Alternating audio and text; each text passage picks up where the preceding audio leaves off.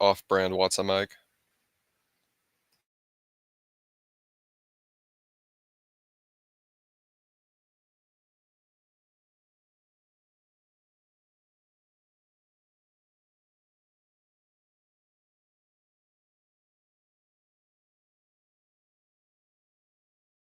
And we're live. Lol. Yup. So I have realized that there's a possibility that even on the pulse chain that gas isn't going to be particularly solved. So now I'm just deciding that I'm going to build a strategy into my bags to where I get passive ETH.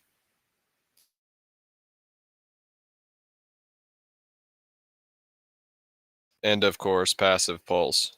But yeah.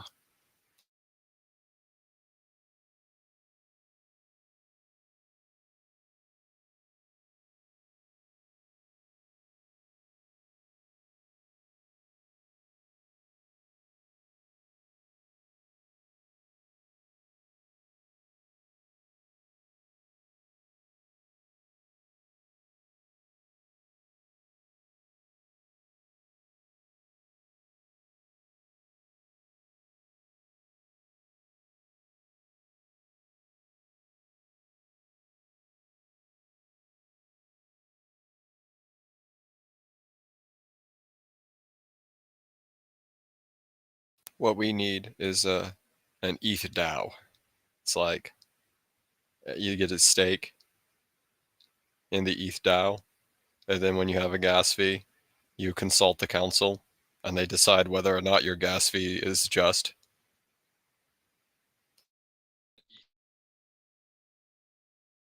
Like, as long as you're staked, they'll bail you out on any gas fee.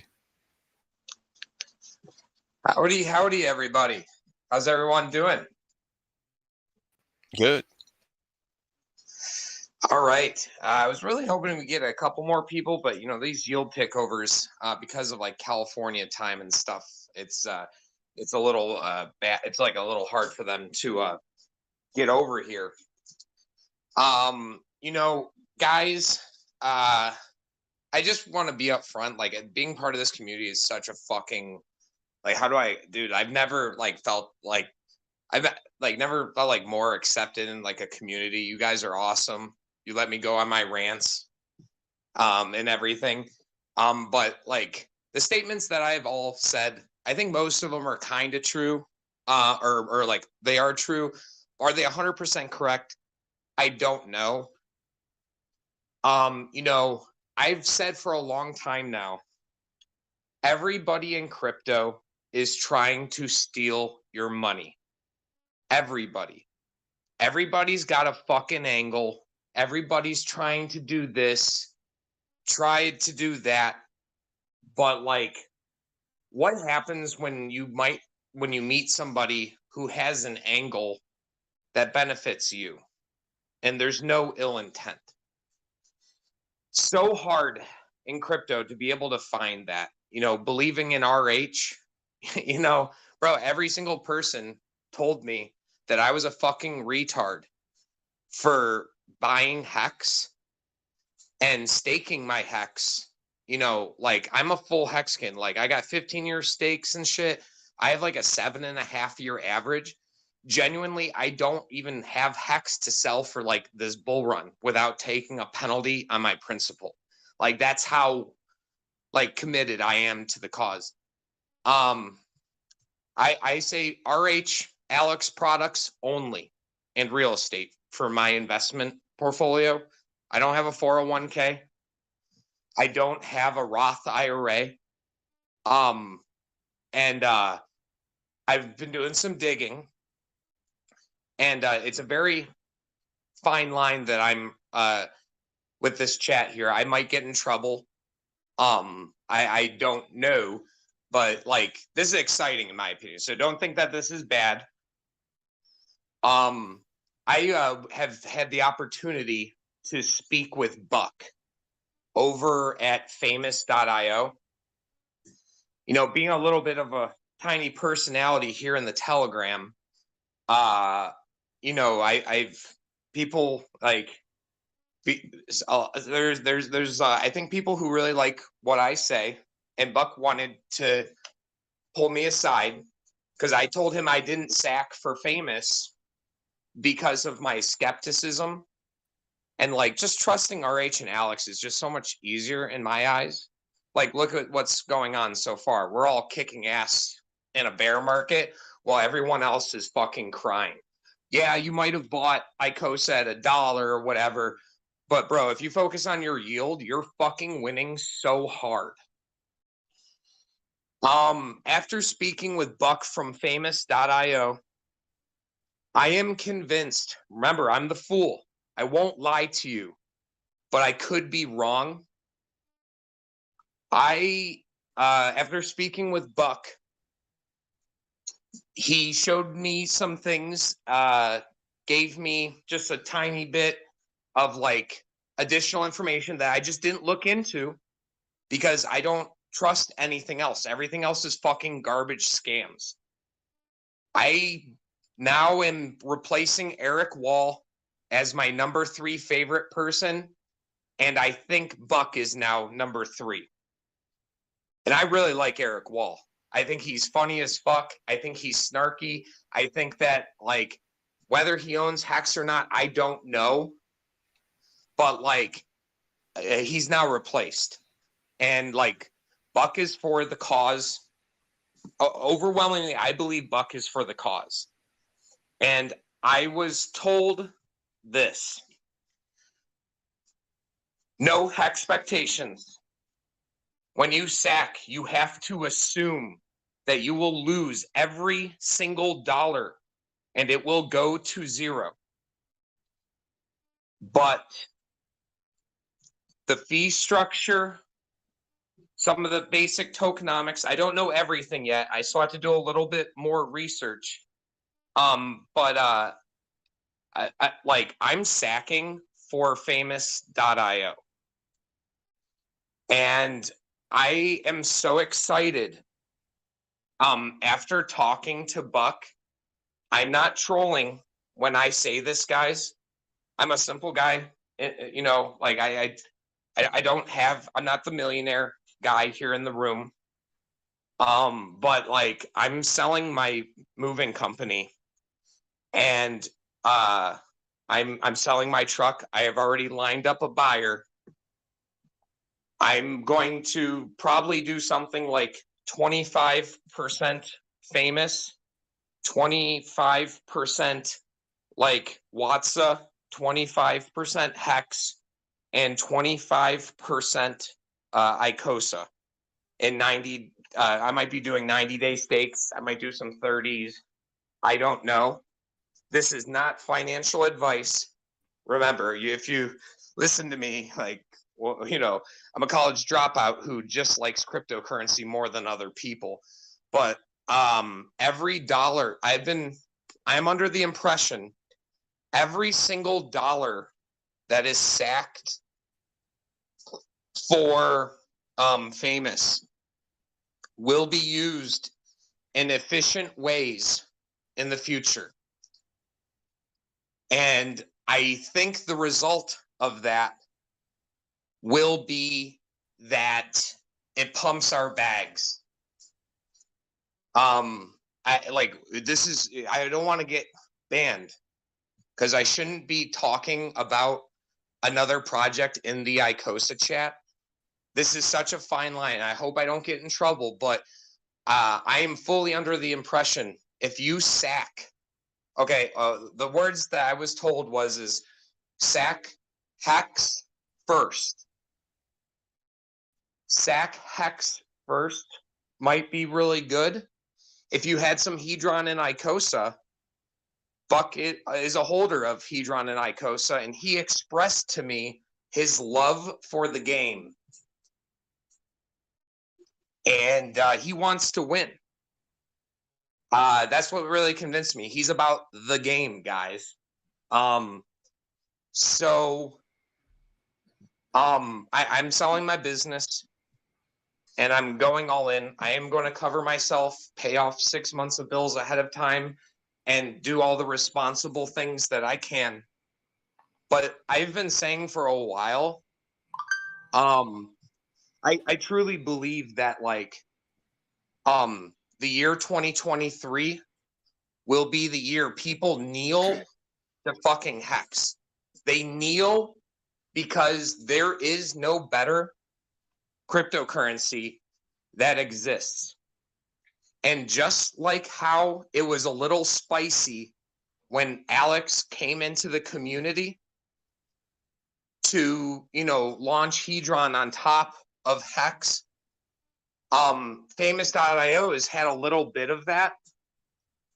I think there's risks, guys. Like you could lose everything, but like famous, like Alex said, is in a, like it is it is a necessary part of the Hex ecosystem, and I'm now convinced.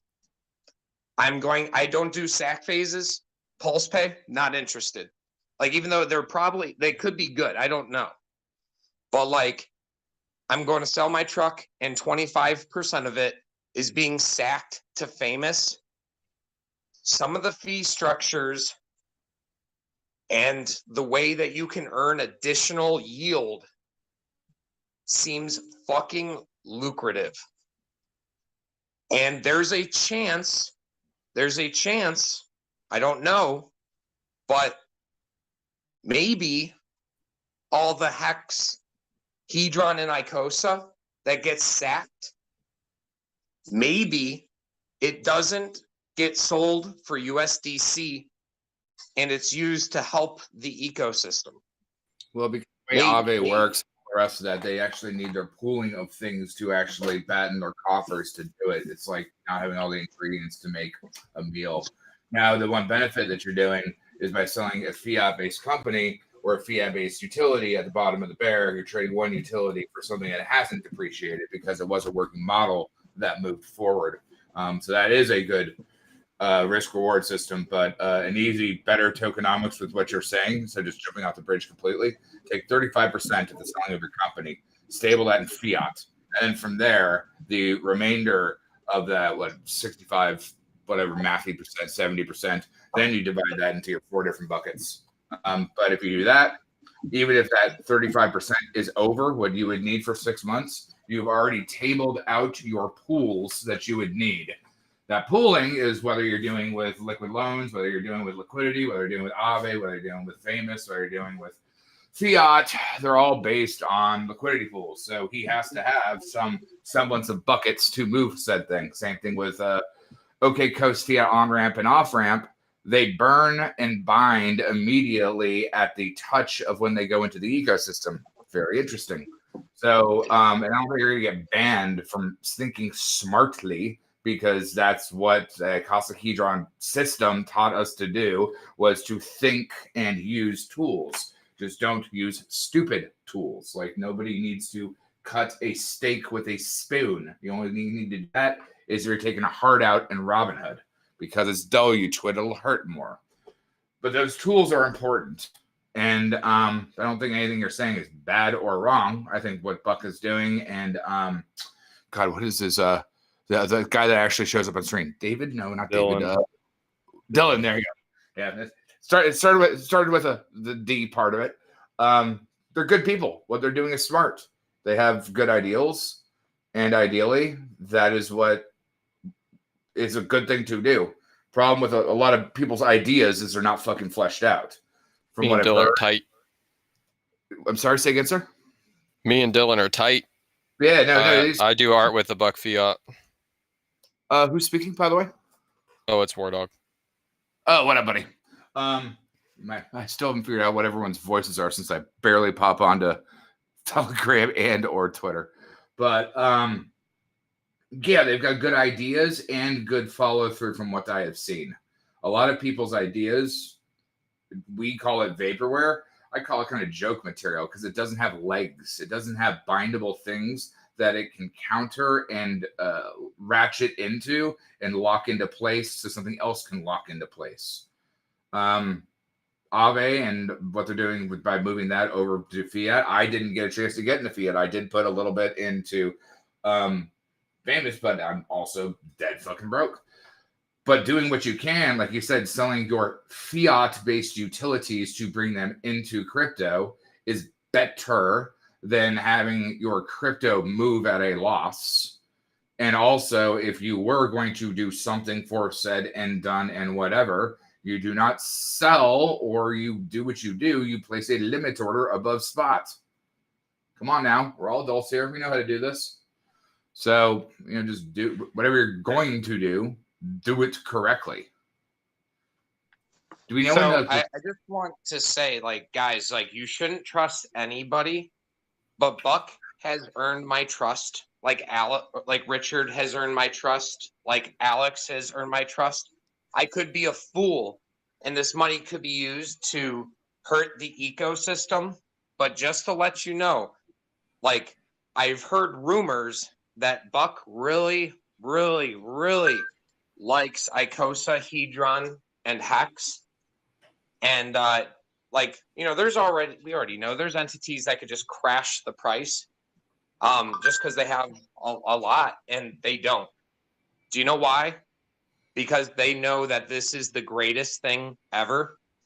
I'm taking some cash, out of my truck. I'm selling my business, guys. This is a big deal. Like, I'm basically going crypto full time. I'm not saying you should do what I'm doing, because I could, like, if I'm wrong, I have to sell my Challenger, and that means a lot to me because I worked really hard over the years to earn it. But like, dude, like, I'm sacking for Famous. I don't know full everything. I asked Buck if he could make it. He's I think he's a little busy right now, but he will be popping into the chat as long as Alex allows it to answer questions for everybody. But Famous is part of vertical integration, just like Hedron, just like Icosa, just like Watsa's. This is a core part of the vertical integration, I'm convinced. And it seems like the fees, like, remember, guys, after this, we have to look around and be like, yo, what's going on with this industry? Well, what was the last bull run? It was DeFi, right? And centralized exchanges with, like, leverage trading. That's very, very common. And this leverage platform, I think, is going to it's going to turn all these dumb retards. Because here's a world that could happen. We hit $1 hex, all right? And, like, people start shorting, and then they get fucking squeezed, like the fucking dumb fucks they are, because you shouldn't short crypto. Don't act like you're smarter than the market. People still haven't learned that. And after talking with Buck, man, we get a part of those fees. Don't underestimate people's willingness to degenerate gamble and just be stupid as fuck and just lose all their money. So, not financial advice, but Watsa's 90-day stakes, nothing that I've said has changed. Hex to $1, bitch, please. We're going to $5. Dude, we're going to $5. Like, fuck that shit. But, like, one of the ways that we hit $5 in my mind is because of Hedron, Watsa's, Icosa, and now Famous.io. I don't believe Buck will betray us, but that doesn't mean that he won't. But he's really tried hard. I wouldn't even keep bringing that up, sir, because that's kind of an irrelevant situation. You either do something for a decision to do something, to commit to do something, and if you haven't made that personal mental note or that dog ear in the book that you're already there, having someone else say, I don't know that he can or cannot, and may or may not, or will or will not, but there is no try, is still I'm irrelevant. speaking up on Buck's behalf, and What people think of me is more important. So I have to just put that disclaimer out there. Like, guys, I could lose fucking everything, but like, I'm willing to put my money where my mouth is. And it's like, I understand the risks. You should too. But like, bro, like sometimes there are opportunities that arise. And I think that it's really worth your time. And I think that if you have some hex, sacking hex is awesome, bro. Like go ahead and sack some hex. If you wanted to sack some of your Hedron from your hex stakes, that's good too. But if you're putting in fresh cash, you know, buying hex at 2 cents and having it sacked, and then having that opportunity for that maybe to not be sold like all the other sack phases will be very beneficial. And I find it interesting that I've been bullish for a while, guys. I know that's may sound stupid, but I was dollar cost averaging when we were at 2.8 cents. And I got 1 like on that tweet. You know, I've been dollar cost averaging every single month. And it's interesting to me, the famous.io sacrifice is happening now, where I think we are fucking close to the bottom. I believe this is the year that Hex takes over, and like having a piece of each part of the vertical integration of the Hex ecosystem could be very beneficial. So I'm sacking, even though I'm the person who says don't sack. Like, be careful what you sack for. Like the fee structure seems like it's done very well. And if he, you know, dude, like, not only do you have token appreciation and stuff, like you have yielded fees. So I want to leave the floor open for people who are new or people who have some questions, and then move on from there.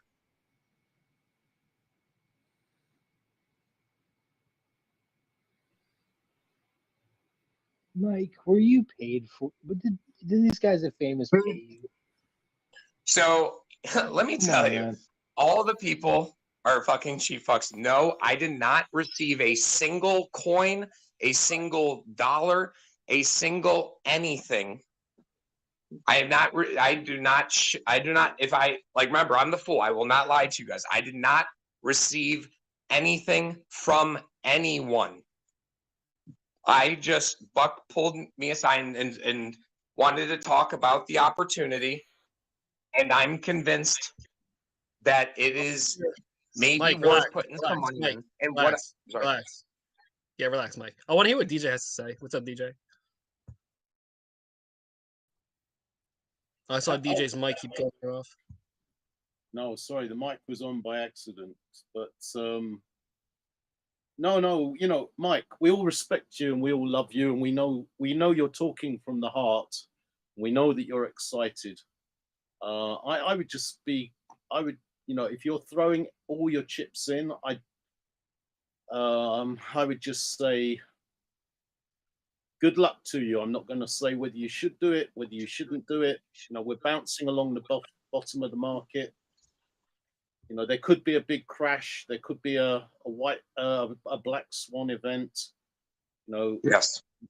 I'm not going. I will sack just for Famous for the rate, but the majority of my truck money that is being used to be put in the market is not being put in tomorrow. I'm going to practice what I preach, and I'm going to dollar cost average the rest of the portfolio. And like, I'm not doing it stupid, but like I am getting like you know, money in, and as soon as it gets in, I'm going to use that money to buy Hex off the market and sack it. And I just want to add another note. I have no proof, but like Pulse Chain, I think is going to melt faces. I think Pulse Chain might come out this year. Like, it might not, but I think now Pulse could be launched this year. And I think it's going to really blow people's minds whether the V3 thing happens during Richard's talk that people pull out of their ass or whatever, like I think I'm actually like fighting FOMO for Pulse Chain because I've said publicly I didn't sack a lot, but like I will be dollar cost averaging into Pulse Chain.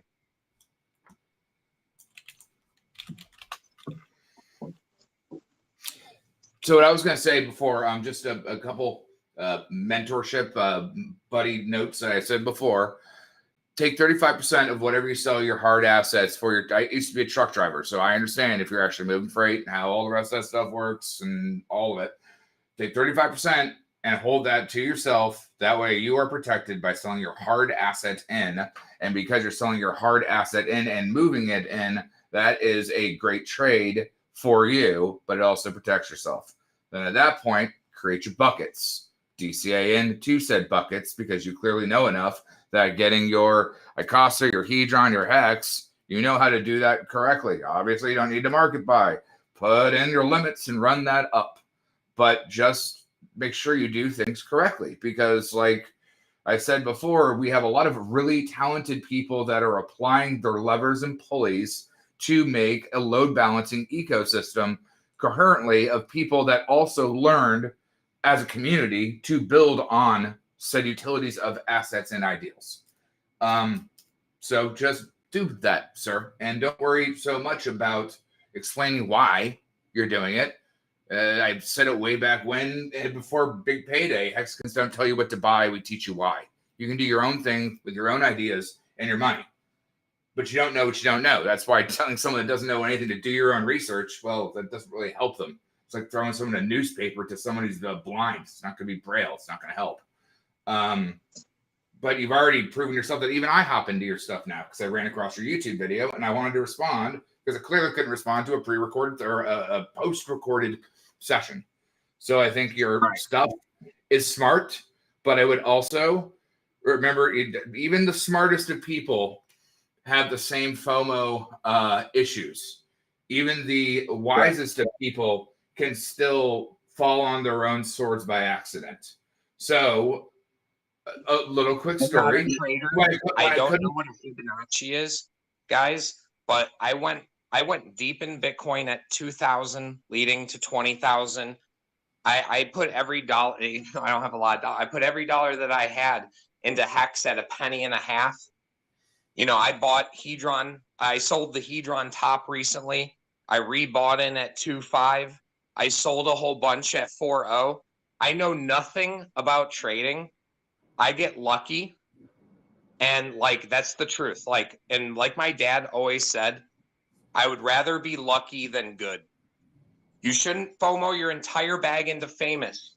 I'm not saying that. Like, set a portfolio. You might regret selling a whole bunch of Icosa and Hedron, maybe. Or you're sacking it, so it's not selling it. But like, if you had some fresh cash, I would recommend, not financial advice. I'm sacking some money for famous, and I'm paying my bills off for 6 months, and I'm going to join the crowd of people who like do crypto full time. And I might lose everything, so you guys could know that I'm going to get fucked a lot harder. No, sir, you're taking the wrong approach. You're literally negging yourself right now. Why don't you take just what you said to the almost middle where you started negging yourself and go get a job doing Uber or Lyft? Go telemarket outbound. Hell, I fucking did it for 5 years. Sucks donkey dick. I can run my business without my truck. I just have to do rentals, but sure, you can be a dispatcher. Yes, you can. You can do all sorts of things. So just reapply your stuff to then at least bring in some liquidity. That way it's not a complete plug of assets in one direction. And then be frugal with what you're doing with hard fiat transfers of what you needed to do. Don't make the restrictional lifetime choices for the decision you have to make. But stop nagging yourself, sir. It won't solve yourself to scream at a wall to be like, I may not live through this. No, if you're going to do it, make the decision to do it, and then take the parachutes that allow you to make a soft landing. So go immediately get a dispatch job. You already know how to handle the freight, right? You know what I mean? You already know what a bill of lading is and know how to. No freight or anything. Well, close enough though. You know what I mean? You understand automotive transport. Yeah, like I can still run my business and still make money, and like all these things. I've definitely analyzed the situation. I know the risks. I know the downside. I just think that like I've been given a wink, wink, hint, hint. Like, yo, sacking some money for famous might be very lucrative. I have not been paid. I swear to God. I swear on Koga's life, I would never make that claim unless it was true. This stuff's going to be cool. It's underestimated, and you know what? I'm fighting a little FOMO here. And I still love Icosa, but like, I think everybody should sack a little bit for famous. Yeah, don't worry, Mike. We'll be here. At least I know I'll be here to laugh at you if you trip and fall and smash your face on the ground. You are a good friend, Mango. See, that's a good friend right there, boys. Fucking Mango. See, I'd throw bananas at Mango and he'd fucking like it. You know, Buck can't make it tonight. I wanted him to, but like, dude, he's really involved with the community. Very, very involved. He will show up another night and answer questions for anybody.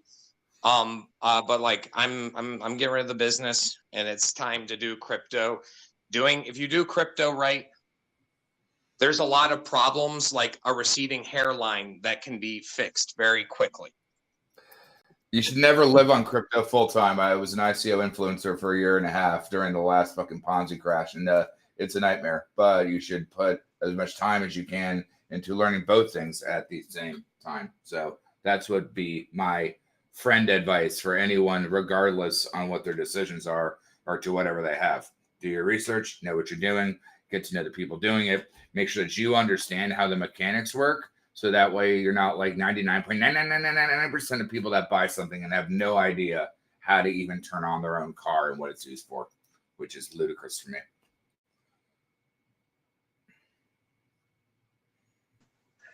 You know, I do life different than other people, and you know, I look back and I'm like, I wouldn't do it any other way. And so like, I think there's an opportunity. No expectations as usual, but like, dude, I'm taking like 25% of what I get for my truck, and I am going to sack for famous because there is like a curve and everything. I'm going to take USDC and buy Hex right off the market, and I'm going to sack Hex. So if you do sack anything, I think you can use USDC, but Hex, Icosa, and Hedron are preferred. Yes, actually, Buck just posted that in his chat right there, all the rest of that. Mike, I do have to fly. I wish you the best, my friend, and don't neg yourself, man. Be confident in everything that you do, and you will walk with your eyes open. When you automatically put yourself down or put the hindrance on that, you're automatically putting your eyes down instead of keeping your eyes on the prize, which is the horizon. Be good, my friend. And Mango, watch out for those damn fucking apples. You know what? That's how Newton fucking realized that gravity existed. I know. I gotcha. All right, well, I'll throw an apple at you next time, buddy. Good to see you. Thanks, Kool-Aid. Be good, guys. I'll jump in a little bit here because this is something I've been thinking about a lot lately, and I'm going to be talking on my streams about too. But I'm pretty much in more or less agreement with Mike in terms of the opportunity that's presented with those of us who are controlling the inflation of Hedron and Icosa. The opportunities that something like a famous offers us is actually pretty invaluable. And the long and short of it is that these platforms are conferring utility to the tokens that we are minting, but in order to do that, they need the tokens. And so they need our liquidity to be able to function. And the incentive for that is the fees that are generated by the platform. And we are in a hyperinflationary period of these systems right now. And since they're all tied to the T-share rate, we all understand how much more difficult it is going to be to obtain our position of inflation within the Hedron and Icosa system. And all that means is that we can lock in a certain degree of the fee structure within these protocols that need our liquidity to provide the services that to function. And so now is pretty much the opportunity to obtain the ability to roll your inflation yield into fee yield. And the dynamic between inflation yield and fee yield, in my opinion, is pretty powerful. And the synergy between them is like the perfect storm for passive income. So, the Hex, Icosa, Hedron, while valuable in of themselves, by being able to plug them into DeFi platforms like this, just amplify their value, in my opinion, exponentially. And so the name of the game now is, get as much inflation as possible in order to capture as much fees as possible, which is just like passive income rolled into passive income, which is like passive income squared. And that's kind of my vision for how I see these things interacting with each other on Pulse Chain. So, yeah. It's the double share rate. Set. Yes, sir. Double share rate is greater than the regular share rate. Thank you, Mike, for educating me about that. So the double share rate? My good friend Watson Mike, he laid it down for me, so I am definitely involved on that level, and very thankful to be able to gobble up hyperinflation and get paid.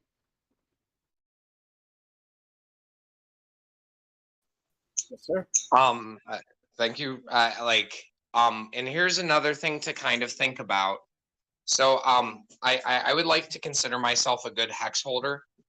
Just because I saw a green candle doesn't mean I'm reaching over to fucking dump. Like, I'm in this for the end game, bro. Like, as the bear market went through, I just staked my coins. All right, it's simple. I staked them for a long time. I'm a crazy person. But like, look at all the expired shares. Look at how your position's growing through a bear market.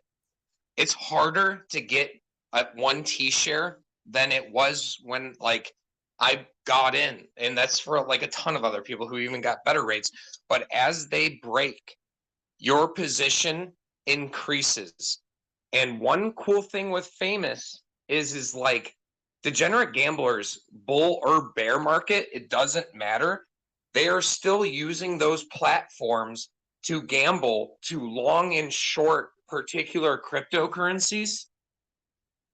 It doesn't matter whether it's bull or bear. Like, obviously there's more fees generated through a bull, but Buck got me excited about the amount of fees that you could earn.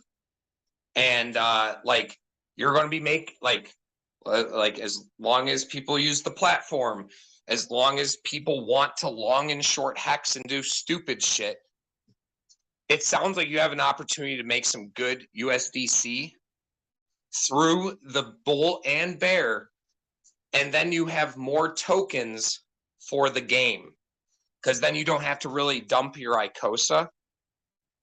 I don't know what the 100% best play is, boys, but like, I think Sloth's already, and a lot of you guys are like Sloth, but like, you'll agree with that.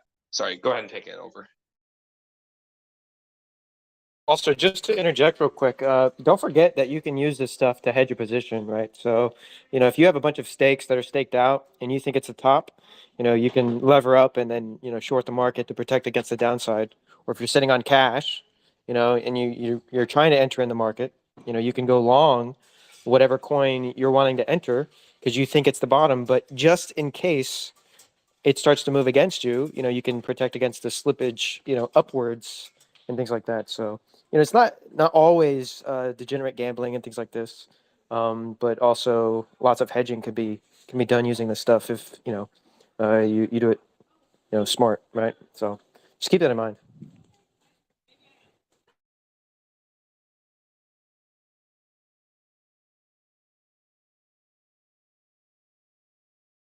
I've said my piece. Someone else take over.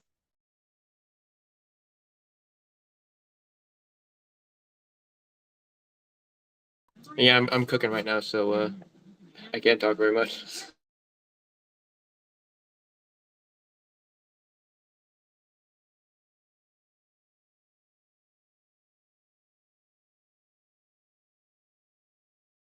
Hex is the store of value for crypto 2.0.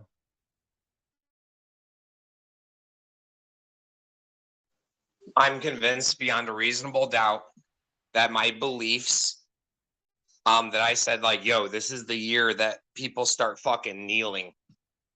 I don't know when. It could be the end of the year. It could be like December. Like I don't know.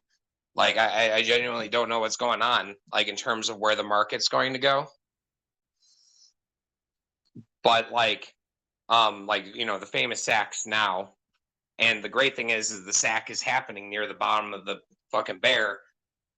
We are taking Hex off the market, and it seems like it won't be sold to me. So we are leveraging our own position, I believe, with famous. Buck is fucking funny, and he really expressed his love for like Hex, Hedron, Icosa, and Watsas. He loves this ecosystem. He just doesn't like come in here to shill his shit. He does it through the channels. But like I think like we're allowed to, if we're going to talk about commie coin and stupid shit and that be allowed, famous is an integral part of Hedron and Icosa.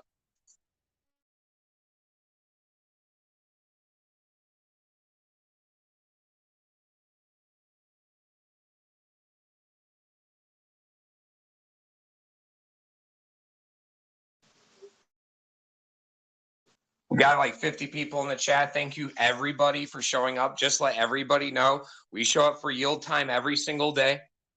If you hate my voice, you might not like the yield party because I'm here all the time.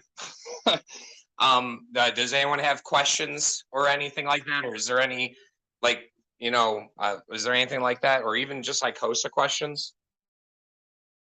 Hey guys, did the SA just sack for famous? Just kidding. But Mike is a promoter thing, so you can ask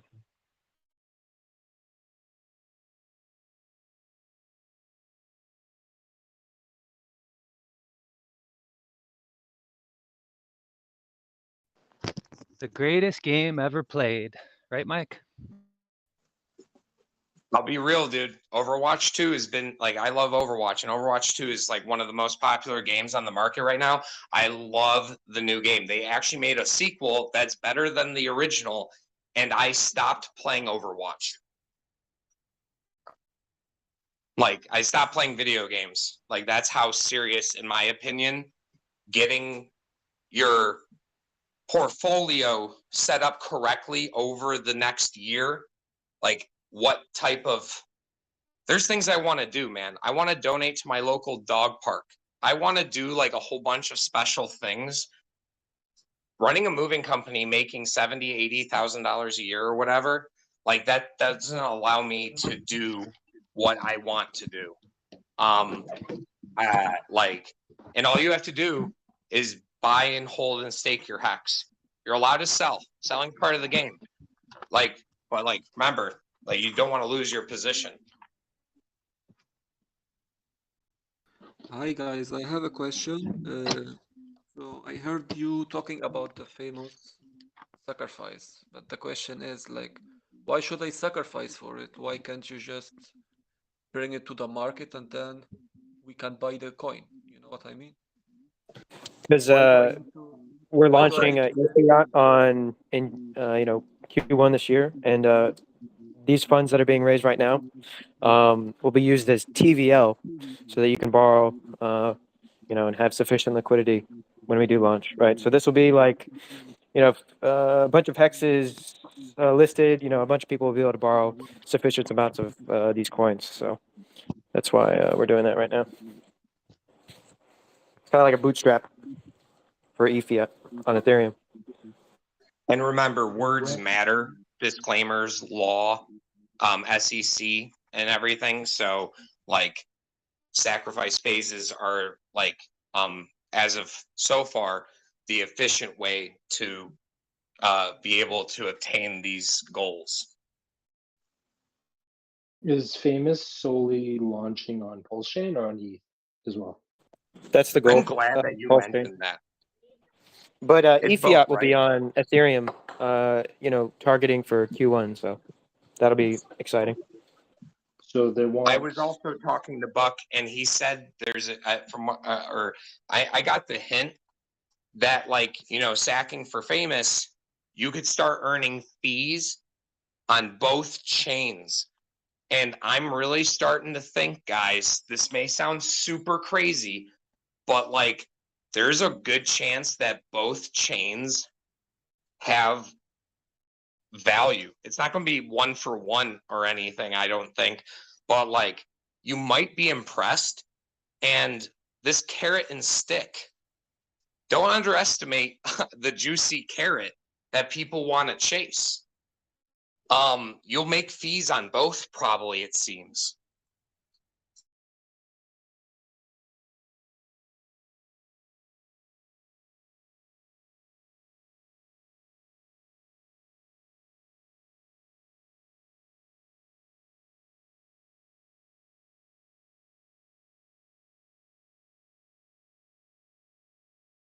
Hey guys, I have a little question for that SEC. How much are the rates per dollar? If you join the Telegram and then you type in !SAC, so SAC, it'll send you to a GitLab and everything. It'll tell you all the information you need to know. Yeah, thanks, man. Until when can we I hope the sacrifice? SEC. Man, it's impossible to speak over here.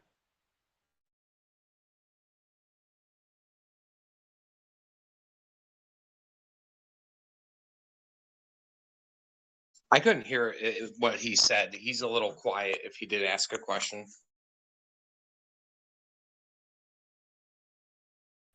Can you hear me? Yeah, you're just a little quiet, but yeah, go ahead.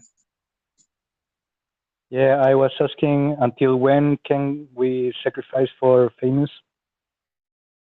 So it's open right now, but it could close in a relatively short amount of time if some large players do decide to sacrifice, right?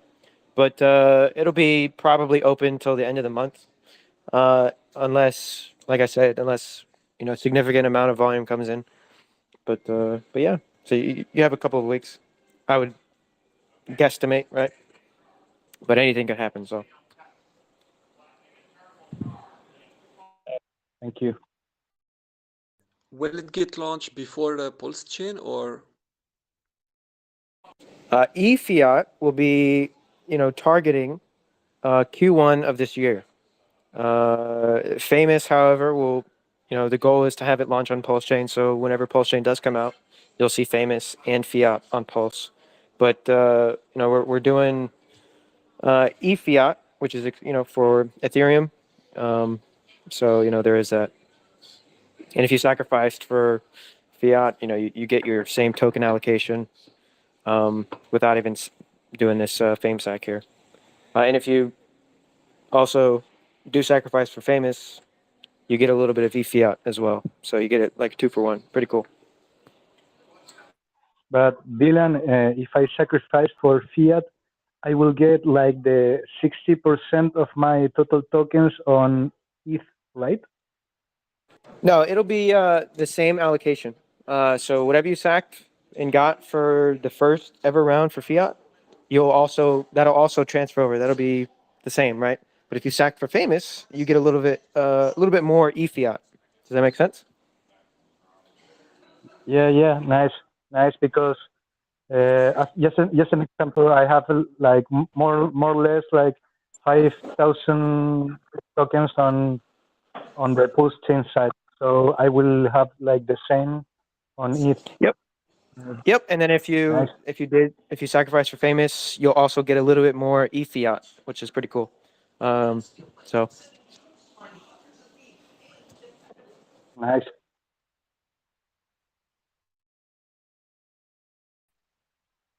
And for example, if I sacrifice right now, just as an example, $100, how many tokens will I get on Famous? You'd have to look at the. You got to run the numbers on the GitLab. Okay. Yep.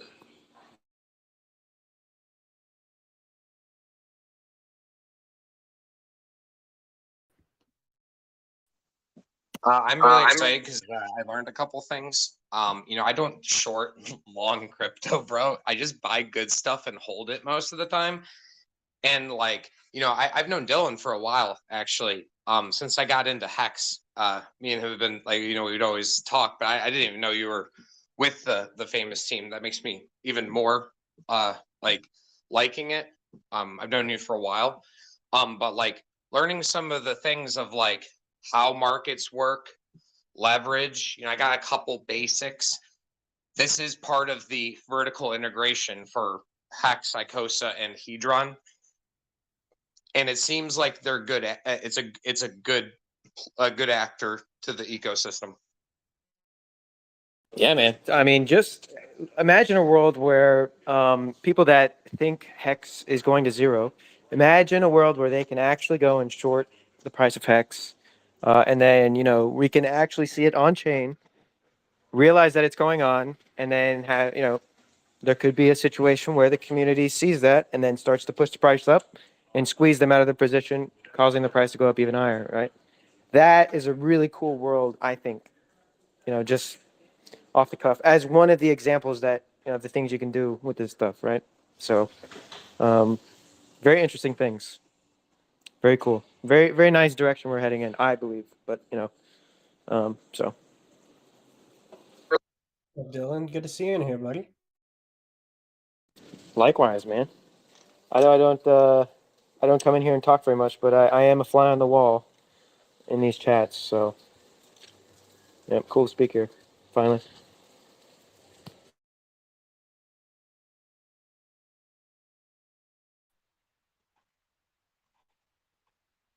Ketoslav, can I ask you something? Yeah, what's up? Yeah, hello. My question is in relation with Icosa. What is best right now to buy? Just an example, if I have like $1,000, what is best to buy it from the market or to make a hex stake for 555 days and sell it to the contract to get Icosa? Yeah, great question. So right now, Icosa is about 36% off of the ceiling price. So if you bought it off the market, you get 36% more coins by buying it off the market versus doing the stake. So if you want more Icosa, definitely buying off the market is the best way to go. Thank you very much. No problem, man. And by the way, I like your videos and your streams in general. Very smart content over there. So thank you very much for that. And I will be looking at your website that will be launched at the end of January. So thank you. This is Cryptoslav. Yeah, what's up? Oh, did I like your stuff too? I just didn't realize that you're a picture of a sloth. I wouldn't expect you to be Crypto Sloth. Nope, this is me, man. This is my original avatar. I figured I'd keep it for Telegram. Cool. It's nice knowing that you're around. Probably check out more of your videos now. Thanks, man. Appreciate you guys' viewership.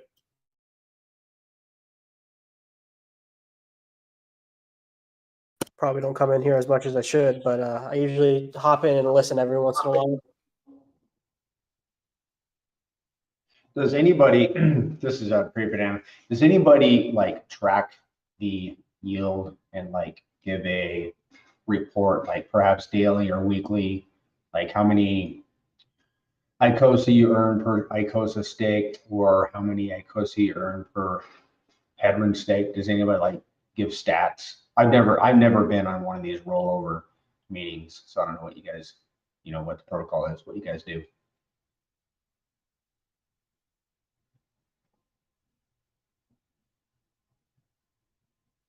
I guess that answers my question. Thanks.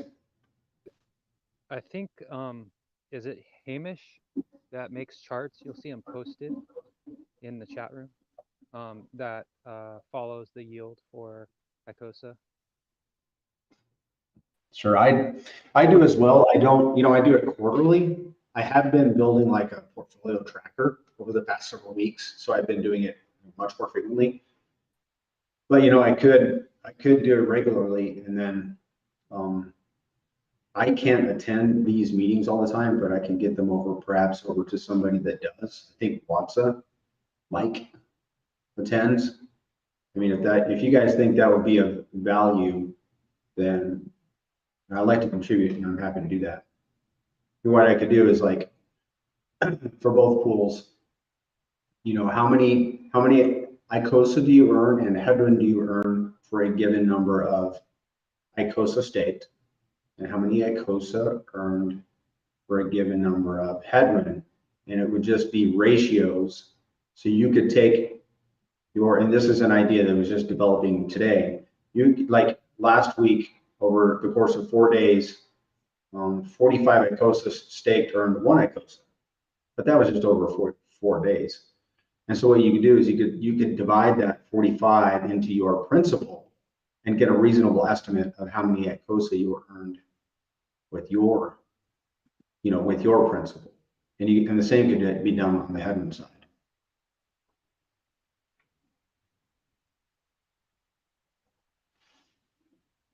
So if you think that would be of value, I'm happy to do it. Just let me know.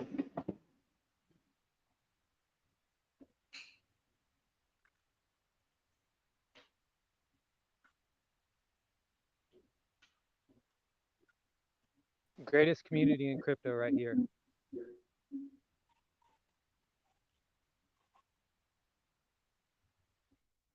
I think I got cut off. My mic came apart.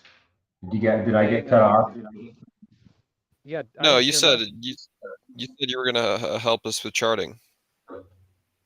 Yeah, in a sense. Yeah. Yep. I can do that.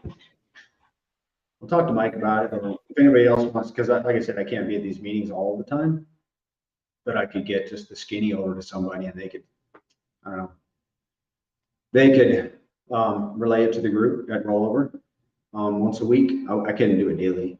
It's too much work. A lot of members here that contribute all sorts of great graphs and charts and information. Speaking of which, Nomad just entered the chat. Hi, Nomad. How have you been, brother? What's up, man? Good, brother. I'm just driving to Starbucks, so I thought I'd listen in on you guys. How are you, bro? Good. Yeah, just Mike's been lighting up this group for all of us for the yield every day, and yeah, it's good to see that we, you know, there's more education out there and people are realizing the gold that's in front of us. Yeah, I have been seeing the chat open. I was a little ill over Christmas. I had the chest infection, and yeah, I have been seeing the chat's been open a lot lately, so that's always good to see.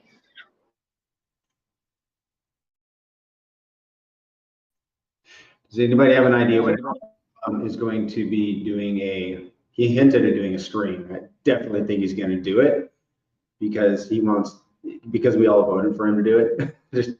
I have no idea when he's going to do it. Does somebody have an idea?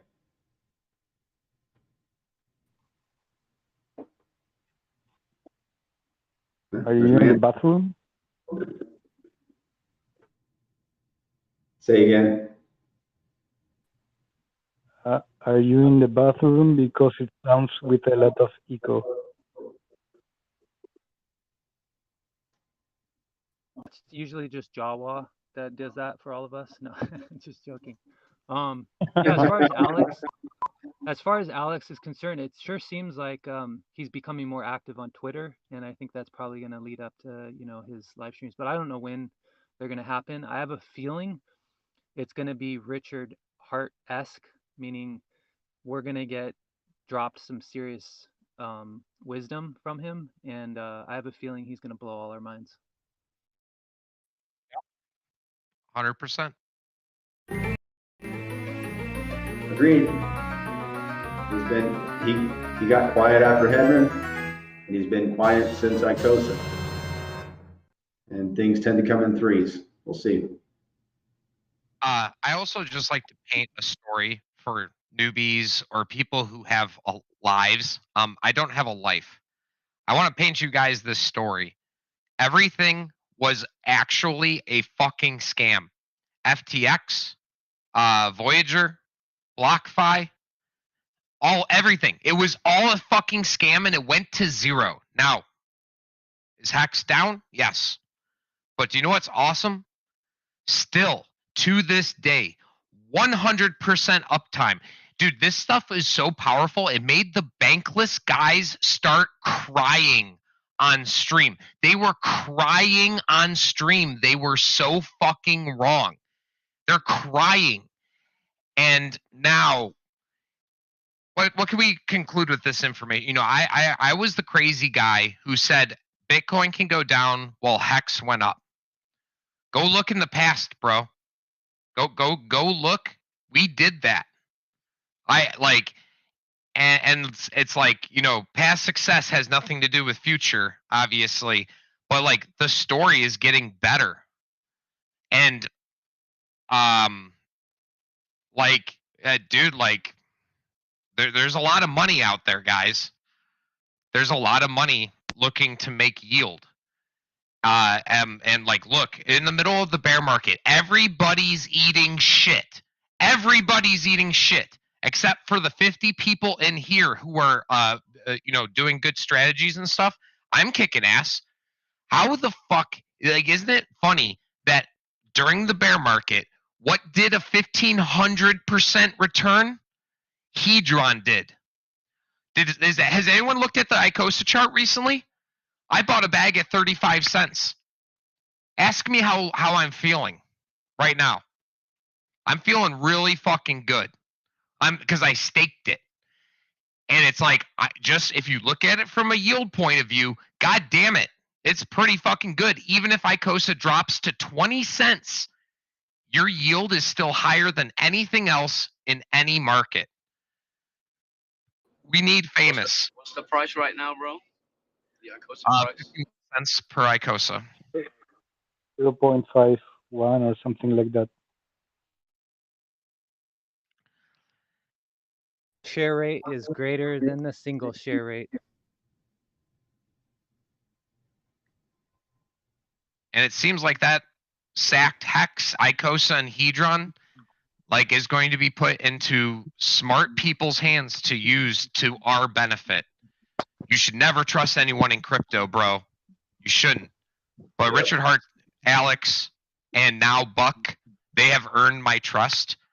And you know what? Like the last time I lost like $1,000 and it was buying Bitcoin Cash. I know I'm retarded looking back, but like I was watching Richard Hart and he was like, dude, Bitcoin Cash is literally fucking trash. Like, why would you ever buy it? It's a stupid fork. Who was the guy who made the code for you to claim your Bitcoin Cash and made the call to sell all of your Bitcoin Cash to buy Bitcoin when one Bitcoin Cash was worth 25% of a Bitcoin? Does anyone know the answer to the man who did that? It was Richard Hart. And I doubted him. And dude, it cost me $1,000, bro. Like, I know to a lot of people that's not a lot of money, but to poor, like, to everybody else, $1,000 is a lot. And I don't like losing money, dude. First rule of investing, dude, don't lose money. I think famous, they're getting some money from me. So I didn't get paid to say that. I'm not benefiting in any other way. It doesn't matter. Like, it's a fee-based thing. If less people sack and I'm in there, well, all of a sudden I have a better like yield position, and then I can play with more of my minions for the game. And that's what this is for me. So Mike, I like the way you talk. Like you shill very good. I hope you also shill Hedron. But I have Hedron staked, and can I sacrifice with my stake because I need to wait 3 months? You know. You would have to take a penalty. And I don't know Not the possible. I will details lose of the all my stake. money. Yeah. I'm taking fresh cash and I'm minting my hex stakes. Or that like I'm minting the Hedron from my hex stakes, and I'm gonna just throw it in there. When someone earns my trust, man, like have I been betrayed before? Yeah, but like I'm not here to shill. I'm here to say like the money will be used very wisely to pump all of our bags, and you will benefit from the fees. The gods have come down from the skies and they have spoken to me. Did you get paid to say that, Mike? No, I did not get $1. Dude, all these guys, they don't want to pay me. They don't want to pay me shit. Trust me. Pinky promise. They gave you coins.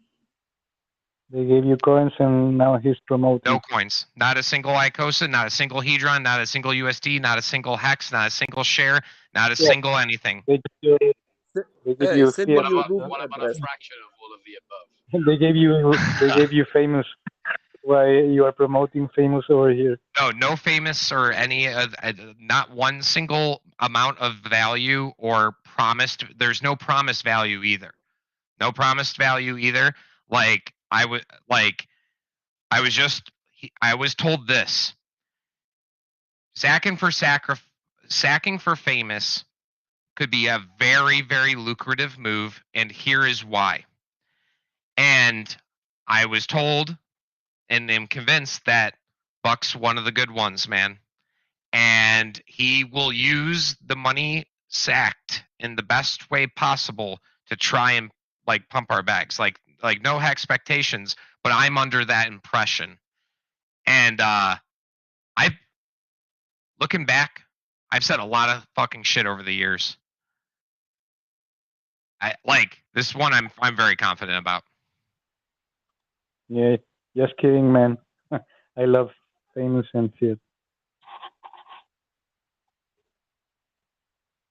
I think you guys should follow Buck. He's on Twitter. He's always in the Twitter chats. I've gotten to talk to him once before in chat. You can ask him any question you want. Like he's a really open guy, and he's always around. But I will be inviting him into the chats later. Go ahead, Bennett. What's his Twitter handle? Let me get it real quick. Dude, he really won you over, huh? You're going fucking hardcore, Mike. Yeah, that's true, homie. I broke the rule, but when there's an exception, you know. He has a bug tattoo on his butt.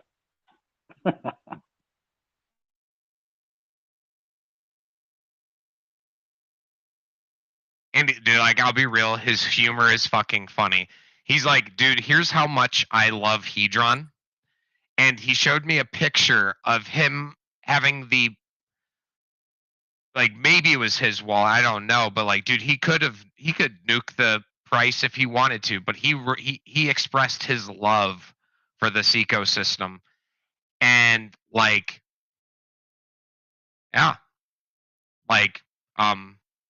if he wanted to, he could nuke all of us pretty hard, but he doesn't. Yo, would you marry? I was in the car. I couldn't talk before, but I heard someone say that the SA sacked as a joke. But within the magic minutes when famous sack first started, the SA did sack a fuck ton of Hedron, I think. And someone could correct me if I'm wrong.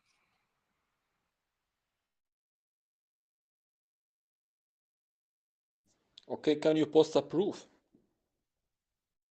You can check the famous sack wallet, and you could see there, I think.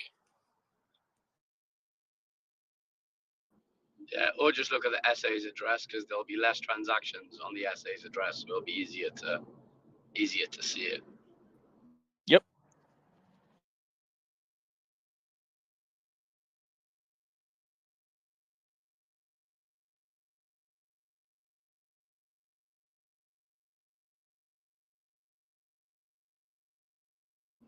And I think as well, like you could just see Famous and all these other things that team are doing. There's just like optionality for the ecosystem, you know. And like hypothetically, even though this isn't the case, let's say Shiba Inu was on there. It's optionality for Shiba Inu, even though that isn't on there. It's just, you know, whatever's included there, it's more optionality for those users. Some users won't even want to do that. They won't understand it. But for the users that do like that kind of thing, that isn't currently available for Hex, Hedron, Icosa, you know, or Maxi, whatever, our ecosystem. So like at the very least, they're offering more options for the ecosystem. You know, maybe you don't like it, maybe you do, but for people that use that stuff and understand it, like that's the first place that's available to go do that thing. And like if you're heavily in Hex, Hedron, Icosa, maybe you don't stake. What a great way to, you know, like add optionality. Maybe you only use it a little, maybe you use it a lot, but at the very least, that's what they're doing. They're offering more options for the ecosystem. And again, just like when Alex built on Hex, and then you see a bunch of other people start to do the same, I think the same will happen. Like now we're seeing like these products built on top of Hex, Hedron, Icosa, but they're not actually built on top of it. They're more just adding optionality for it by building their own thing. And it's just expanding DeFi. And we'll start to see more people do the same, to the point where we just have like a whole plethora of, just like DeFi has a range of things you can do within it, our ecosystem will have a range of things that you can do just in our ecosystem. It'll be like a mini DeFi within our ecosystem. So, you know, like what a fucking bear market, right? Like, like there's more innovation in the bear market than there has been in the whole of crypto, I feel like. And maybe it's, you know, maybe I'm biased because I'm in the ecosystem, but it's a fucking great time to be around, I think. Yeah, it's a fucking great time to grab more bags, man. They are on a discount. We can prepare this whole year for the next one, because next one is the halving of Bitcoin, and maybe this year we are going to see post-chain. So things are in our side. The community has developed a lot of new projects. I think that we are even better now than before in relation with post-chain. Can you imagine what's going to happen to the T-share rate when people start EESing because Hex reached $10? Also take into account all of the reflection that's going to happen when people start making money. They're going to want to put it in a savings account that's secure. And so the reflexivity of all these projects that are built basically from the consciousness of Richard Hart is going to make Hex pump way more than people realize. Yeah, man. And T-share rate will raise a little bit because of the stake that made Godwell.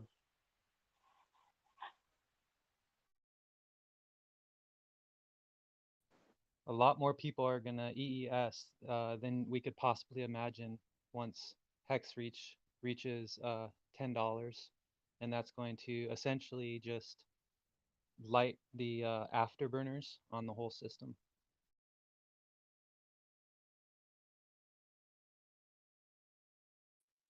You know, I do want to put everybody in this world where Hex starts going up and then people have the opportunity to short Hex.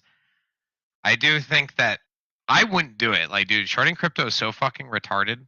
But like, there are some people who haven't learned their lessons yet.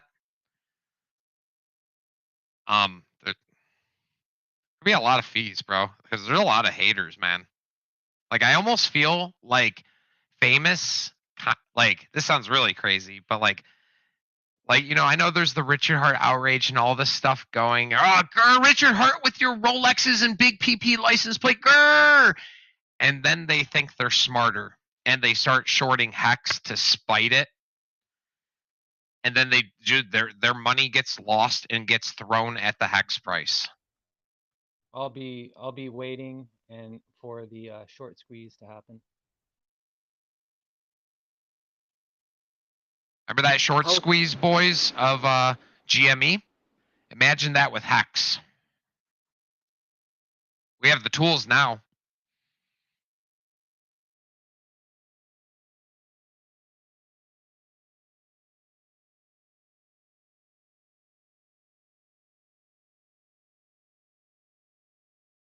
Man, at the bottom of this bear market or close to it, what other group can can we be reminded of the euphoria that will return? Can't think of too many. This group definitely it's here, and that's how we become more mature investors is remember how good it can be when it's low, and then stay grounded when it's high. So yeah, everyone get their DCA plans together. Write them out. You gotta plan your trade and trade your plan non-emotionally for whatever liquid bags you hold. It's good to take profits on the way up, and that's actually more beneficial for chart structure and price and for longevity, of course, of the product. I just want to point out how important Rich's statement is. Guys, remember, like, fighting FOMO, that's how you become, like, I think, somebody to remember. Michael Saylor FOMO'd, and look what it did to him. Now, I am going to sack right away for Famous, but the rest of my stack will be used to casually dollar cost average over the next 6 months. I'm not going all in. I am selling my truck, and I'm still going to be working and stuff and putting money in the market.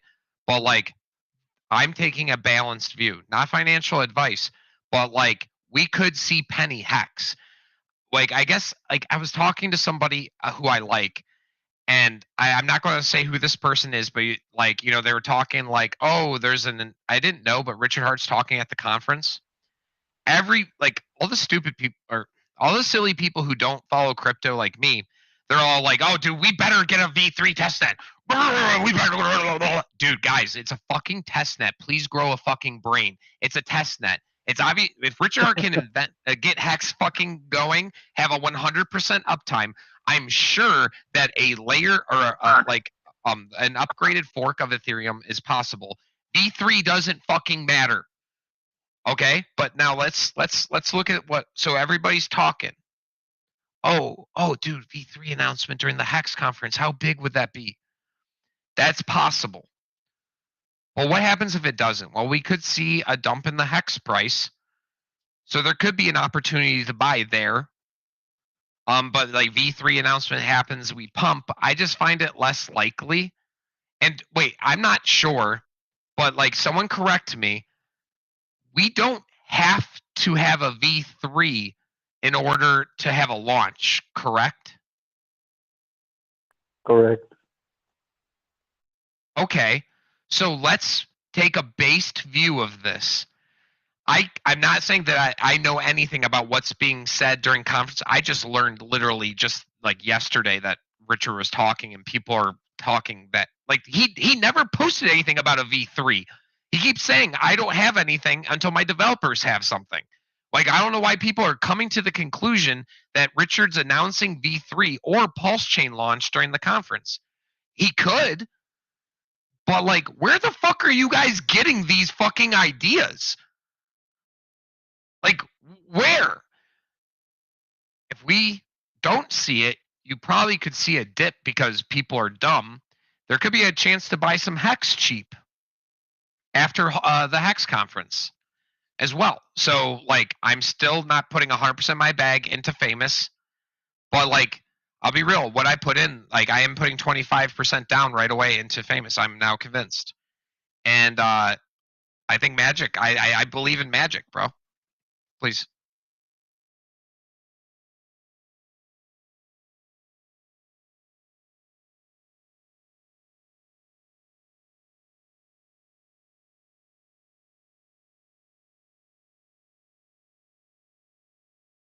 It's amazing the amount of knowledge that we have in our community is absolutely mind-boggling. We have so many smart people. We have the smartest people in crypto. And you know, we don't always necessarily agree on 100%, and that's a good thing. And yeah, I think that you know, we're all here for the same reason, which is education, and to learn as much as we possibly can about what fair money and all of the aspects of fair accounting, um, how they can actually change the world um, for the better. I really feel blessed to be in this community, guys. Like some of you guys are just awesome people. You know, I talk to Executioner. Rich is my buddy. Fucking Kismet and fucking Mango. Like, there's a lot of people I consider friends here. But like, I'm even convinced. Like, I'm not going to speak for Executioner in front of the group, but I believe if I was a crazy conspiracy theory guy, I think that Executioners has sacked for famous or will be not an official word, but like my what I have learned, like I think that he sacked for famous because he you know he's busy with Pulse Pay and he's busy with he had a like I heard like a death in the family or something, and like I think but I do think that he even sacked for famous.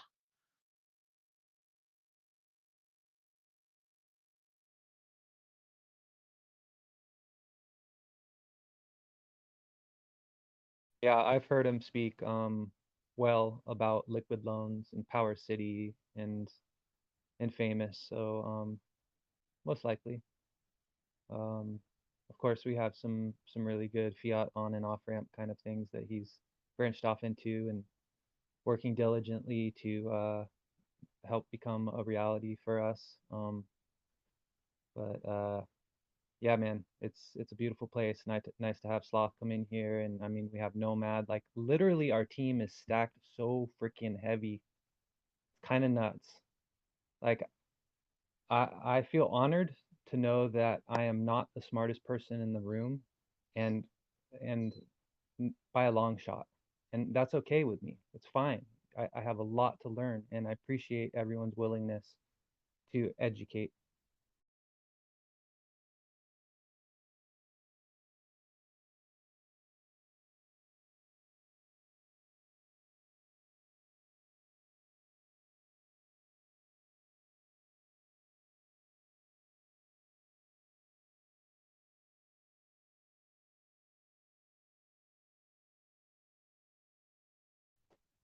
Literally, never has it been truer that the saying of "seek and you shall find." Like literally, if you really want to know the truth in crypto, pretty much all the answers are here, or most of them, the majority of them in the RH ecosystem, and we're on the precipice of getting to be blessed with Alex starting to give us more information, and I'm really looking forward to that. He was so extremely humble in his time slot, um, and just very blessed and honored to be a part.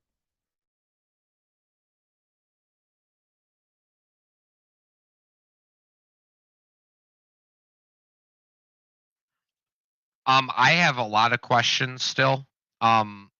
You know, like intricacies of how everything works and all these other mechanics. There's always 1,000 mechanics with um these things. So I am going to be talking to Buck. I'm going to try to get him. You know, he's joined the Icosa chat before. A lot of you guys already know him.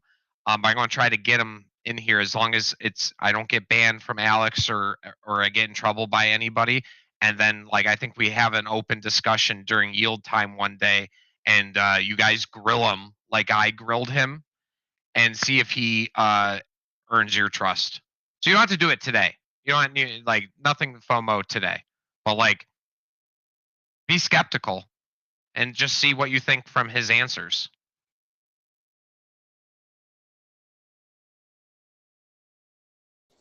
Well, to be honest, like I like to trade a lot, and I feel like maybe I will use the famous when it launched.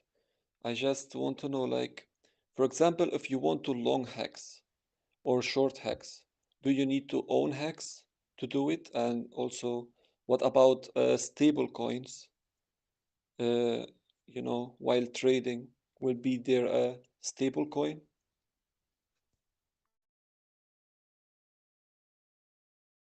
I think we might have lost Dylan, and he has a lot of those. Him and Buck have a lot of those answers. I'm not going to speak. I don't do trading. Like, I was just more concerned. Like, yo, if we sack, like, are you going to dump those coins? That's my main concern. I don't want some like everybody to sack hacks and then it just gets dumped on the market. What the fuck? Like that's like not what I want.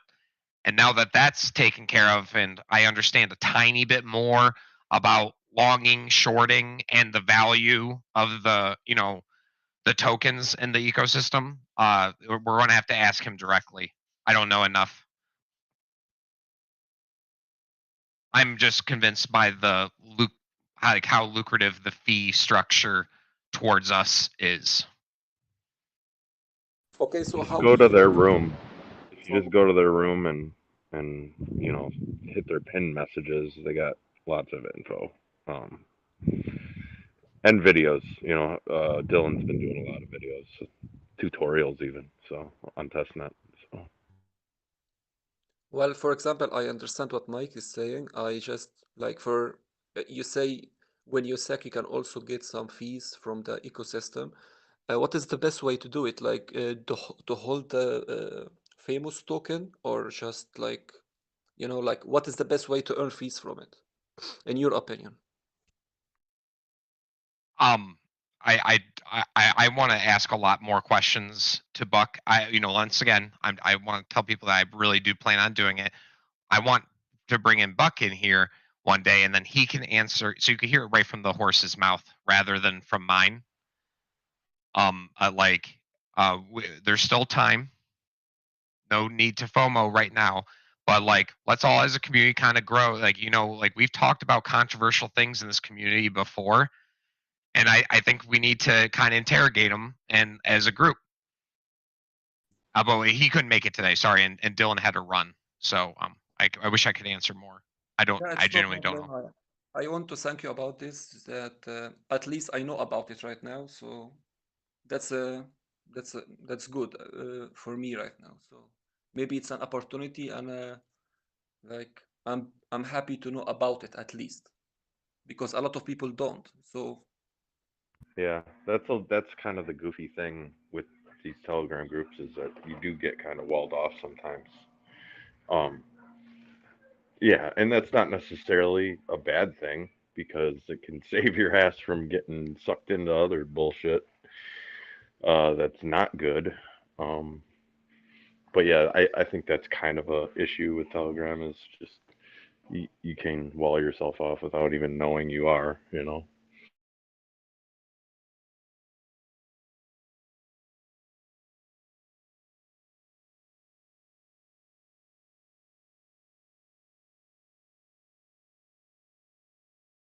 You ain't still getting any of my Wattses though, bitch. Wattses to the moon.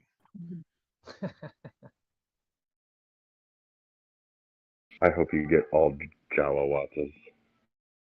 Oh God. Make Oh you God. burn them. If you get a Jawa Watsa, you have to burn it because he said to me that if everyone burns his Watsas, it would really hurt his feelings. So just let everybody know that.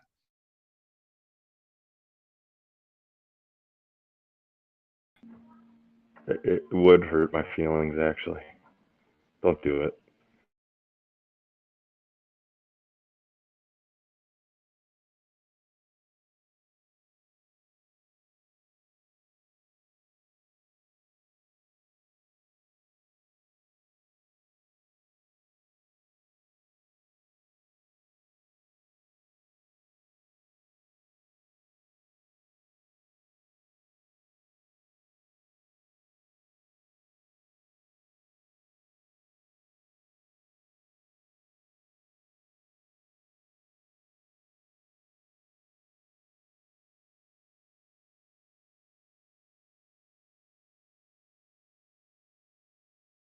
Again, Nomad, it's nice to see you in the in the room again. And I know you have some sort of cough going on, so I'm not requesting that you speak and bless us with your analysis. And but just wanted to send out some good thoughts for you to heal up.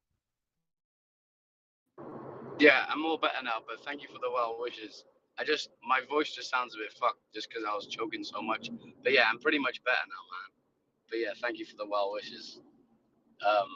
It's just nice to just be listening to you guys, to be honest, and listening. I say I'm better and I cough, fuck's sake. But yeah, seeing Mike open these chats every day and shit, and like, yeah, because like during a bear market as well, everyone loses vision. People start to think, shall I sell? And shall I go into this other thing? And shall I buy Bitcoin? And shall I circle jerk with these other guys that are doing Shiba Inu? Whatever the fuck.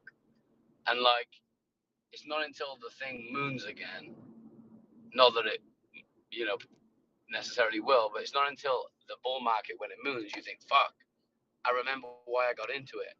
And it's so hard sometimes to just be positive and jump in a voice chat and remember why you got in. And it makes it a lot easier, I think, when there's 50 other like-minded people sharing their thoughts. And like Mike's always, it just sounds so positive. So I think it's such a big asset to the community when people do that. That means a lot. I try to be only truthful. It's hard to keep track of lies. I'm a simple man. I think fast. I can't remember like a lie or something like that. Like it's just better to tell the truth, dude. That's the code I live by. But like I think a lot of people see it. But like, dude, I'm excited. Like genuinely, dude. This is the year these fucking bitches kneel. Ah!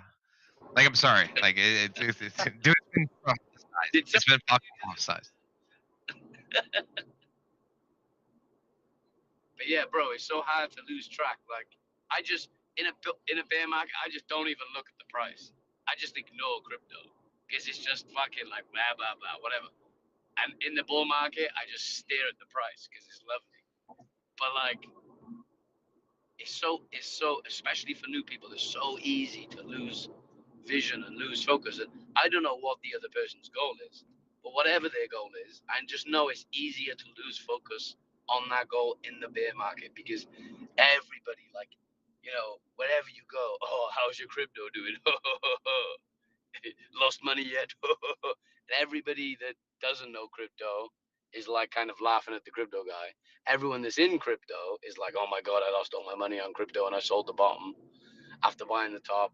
So, you being someone in crypto is not very fucking easy in the bear market. So, yeah, little things like this, like we all fucking say, we have the best community in crypto. Oh my God, whatever, right? You know the meme. But like, maybe we fucking do. And maybe these little things like having a voice chat with 50 people that are like-minded, that are positive.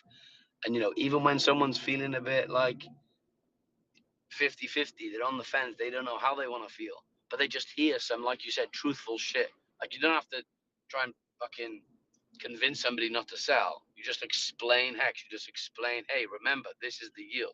This is the smart contract, or whatever we're doing here. But it's just, it makes it that little bit easier in the bear market. So, can't thank you guys enough, really, because we're all walking, talking billboards for each other, right? And the more somebody does it when I'm not, like, the more grateful I am for that, because at the end of the day, every little helps, and each one can teach one. And in 5 years, there might be a whole new set of people here. Nobody even knows the new people that are here. The new people don't even know the old people, but everybody's still learning. Just a sec, I'm just at Starbucks. Does anyone want a Starbucks? A mocha frappuccino, por favor. I like the really girly drinks. What size, sir?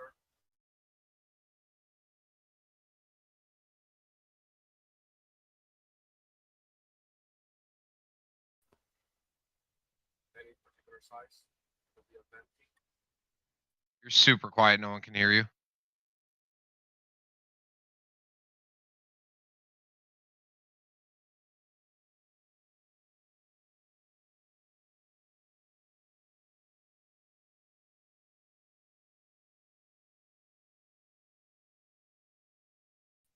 How about now? Yeah. Perfect. I was saying, what size would you like? Would you like a venti? Yeah, venti. There you go. We'll get you a 20. So fucking stupid. Yeah, I like Starbucks. that's right. You can't say large, you can't say small, you can't say medium. It has to be a venti or whatever other sizes they have. Which it's pretty dumb. Yeah, I'm not fond of spending $8 on a coffee. Me neither. I get mine for free at work, so I'm okay with that.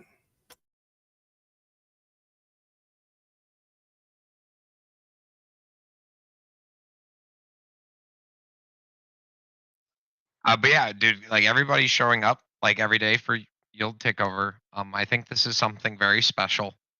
As a community, all of us do enjoy our yield every day. You know, you're staked in Icosa and you earn it. And you get to sell all your interests. That's how the system's designed. Or you can continue to play the game to grow your position. Look at this chat.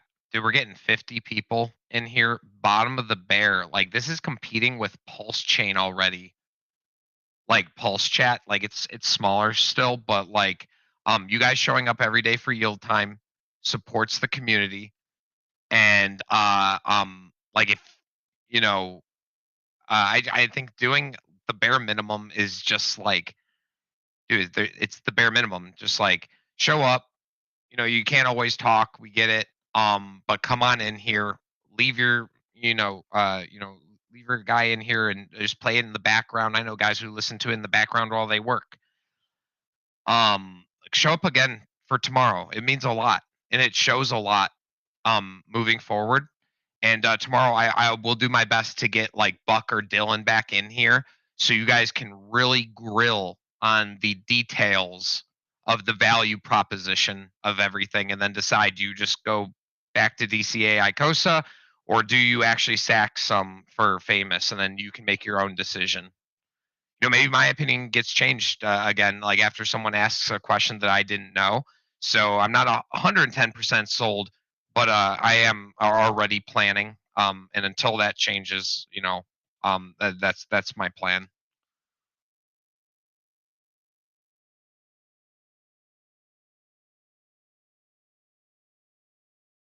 I definitely hear you there with that one. I'm enjoying my yield as well with my Icosa. I love it. I wish I would have had more at the beginning to stake more and get more yield, but I'm loving it. You know, when I get more dry powder, I'm definitely gonna be DCN in. But it's a lovely thing to see your yield grow every week now. Did you know there is a triple D Katie on Twitter right now? Like 240, 250 people. All the top dogs are talking Hex and Pulse Chain right now. I heard about that. So this kind of like I didn't I as soon as like I started posting it, like she started hosting one. So it was like we're kind of like we just kind of ran into each other. So like this yield tick over tomorrow could be even larger.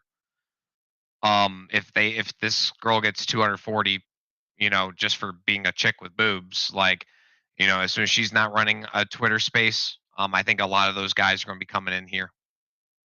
Yeah, triple D. She's got boobs, So, boys. She's got Mike, the here's a boobs. statistic for you, right? We got 42 people in here. Guess how many more people we have than the Pulse Chain voice chat currently? Oh, it's got to be a lot. Imagine if It's one or in the two people. voice chat, yeah, we need a 42 chick more. with boobs in this voice chat. We need a chick with boobs here. We have a dog and a hex symbol.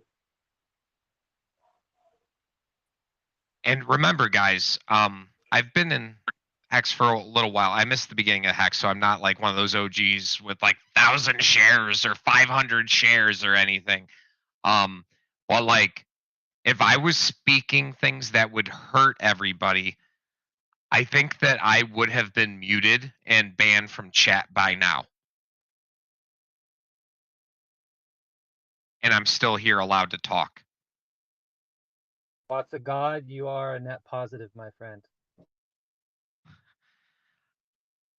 If I can add any value to anybody, like, that makes me happy. I already have my house. I already have my car. I already have the greatest dog on earth. Like, there's other things that I want and stuff, but like, you know what makes me happy? Like, dude, you know, I got my one buddy Brian into Hex early, and his smile on his face going up to 50 cents, bro. He couldn't fucking believe it, dude. You know, he got to buy some things, you know, dude, he's making good yield. He's very, very happy. And like, when you positively impact other people's lives, like, dude, that means something to me, man. Like I don't know, like, am I right? Like, if you could, like, you know, give somebody 100 Icosa or whatever, and then them have a passive income down the road, like, cost you $50, but like, sometimes, like, man, people pay more than $50 for a good feel. I won 100 Icosa. I was going to ask Buck though. Like, I didn't take a single dollar, not a single coin. I swear, I did not take a coin. But I was going to ask Buck for a little giveaway or something. Like, and then he could, you know, maybe do it. Like, I'm not sure if he'd do it. Like, dude, these rich people are all cheap fucks. They're buying Hex at 2 cents, bro. Like, they're like, dude, like, every dollar is a lot of money, dude. Like, that was the only thing that I would ask for. So I'm assuming most of you guys are pretty chill. Be like, oh, dude, give a little Icosa or a little Hedron to a whole bunch of small players or whatever. Like, you know, for the better of the community. Like, I think it's a good value proposition. But like, I'm not going to benefit at all. I'm going to stack my money, and I could lose it. But like, I think there's enough haters in in the world of like to really like make a lot of money on.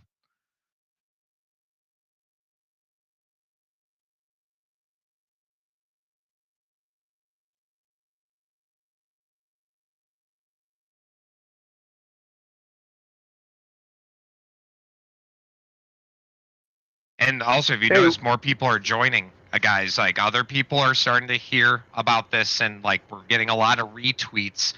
I think, you know, dude, we might have 70 people in here tomorrow, 50 to 70 people, because we are going to repost it, and we're going to bring in Buck and everything like that. So make sure you guys come in tomorrow. No promises that he's coming. I don't know his schedule, but I will try to get Dylan in here as well. And he will ask your questions, and we might have a big fucking yield takeover party tomorrow. Bring your questions, grill, but also support and be, you know, I think having a little open-mindedness about this might benefit all of us. So How much do they So pay what time you? is it? Just 00 UTC, right? yeah, we start the 2300 UTC, and then we go until the tick over. Like, obviously today we're almost an hour past. That's how most of these are going. They're going 2-3 hours. But like, you know, after the yield tick over, a lot of people will like head out and be like, oh, that was a good talk or whatever. And then it's the hardcore people who stay up until 8 o'clock. You know. Yeah. So we'll see if Alex is gonna could come as well. We'll get Alex in, because bro, I didn't even know there was like official yield party until today. I just been seeing the chats, and there's a few people. I'm like, oh shit, they're doing it every day. So today I jump in, and you're like, yeah, yield party. I didn't know this was a thing, bro. So this is fucking cool. So let's get Alex here. We'll get Buck. We'll get Richard Hart. We'll all circle. I'm joking. Nah, but we'll try to get Alex and fucking, yeah, we'll have a good one. But I'm gonna be listening every night now, because I'm a fucking. Why is there? Oh, sorry. Why is there a big yield tomorrow? What's the occasion? There's big shares. There's what? Big shares for sale. Big payout. A lot of Hedron probably getting burnt. Well, so do you A lot have of a Hedron yield getting party burned. every night, Sounds or is good. it just big yield nights? No, it's every day, but tomorrow's Yeah. real. I think it's going to be a Oh, big yeah, payout day okay, because of the amount of shares. So Yeah, I'm sorry. really glad that you started coming in here. That's awesome. But just to let you know, this isn't just like shill famous. Most days, I study Icosa Hedron interactions of the game. And a lot of people have been joining just for the game theory of how to maximize your portfolio, staking Icosa and Hex. I'm not going to go into. I mean, we can if you guys want to. But if you haven't been joining the yield takeover parties, you are missing out on information that you could be using to possibly optimize your portfolio by just staking a little bit better. So I do recommend you rejoin because there are a lot of people. Hedge fund guys are in here, bro. Like there's rich people in here. They come in here every day because some of the things that I notice they missed.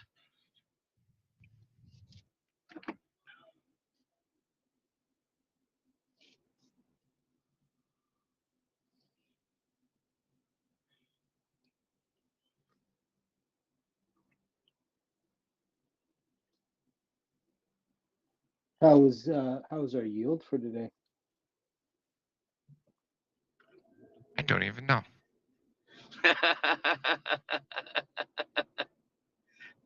That was such a good fucking answer. Dude, there's so many exciting things like going on. It's just hard to keep track, you know. I don't know. You tell me.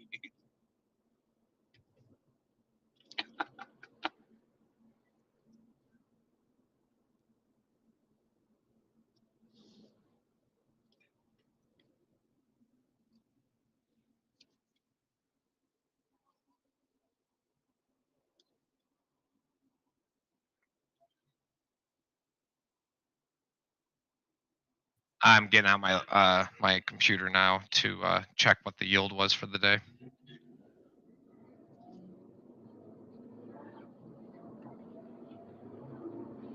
I do think today's a lower day, but tomorrow is one of the bigger days.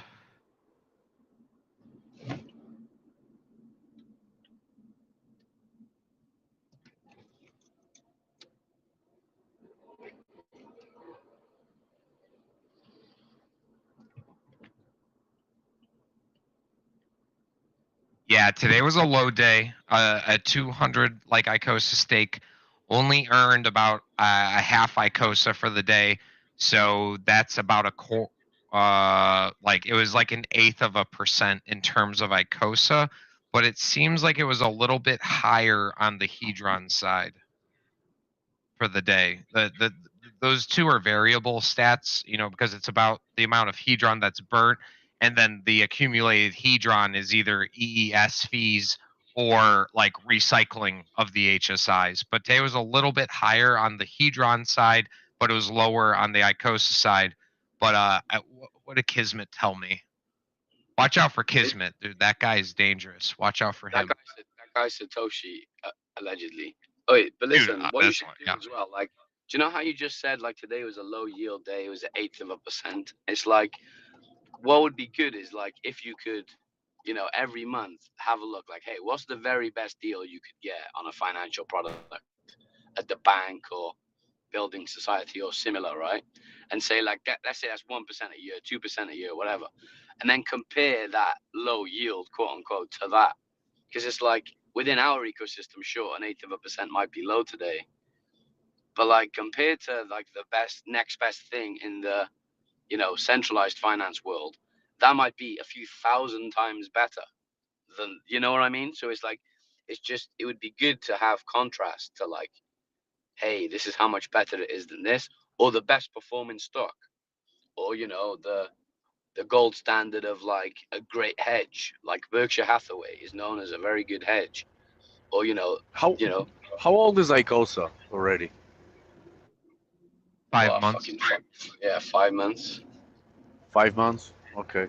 Well, I got probably definitely over 100% return already, just the yield alone. So that sucks, man. Oh, guys, Dylan's here. Dylan, there are people who have a couple questions for you. If you can go into maybe some of the details, they would appreciate it. Sure, man. Shoot. What you got? Did you pay Mike? Did I pay Mike? Nope. I've never paid anybody, sir. That's just a joke, sir. Dylan's a cheap fuck, dude. Like I've known this dude. He's a cheap fuck. He ain't giving me free shit. He actually said no. That was great. Yep. Nope. But yeah, I've known Mike for a while. He knows my my backstory, I guess. Who was the one who had a question? They might have left, but I think there were a few. If you wanted to ask, this is a great time to ask.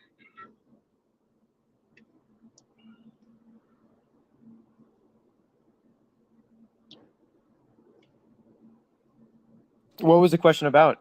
Just in case if anybody else had the same question.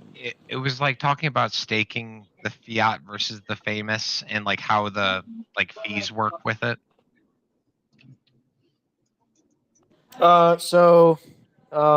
They work in basically the same way. As far as staking goes, they both share a portion of the revenue of the platforms. So with eFiat and with Famous, they're literally the same design in regards of staking. So depositors on eFiat or fiat will get a deposit rate, and a borrower will pay a slightly higher APY or interest rate, and that spread, what's left over, is paid to the stakers, right? So, and then on Famous, it's just a 60-40 split between the liquidity providers and the stakers. So it's pretty straightforward. You stake your tokens, you get a share of the revenue. There's not much more to it, pretty much.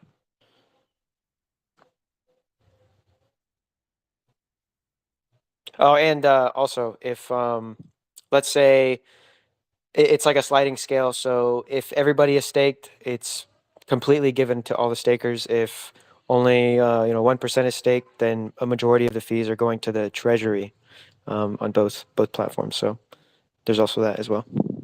For the allocation that is dedicated for the stakers and stuff.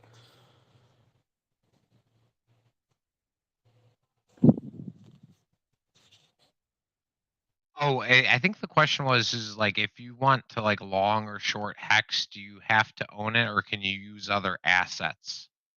Was the question.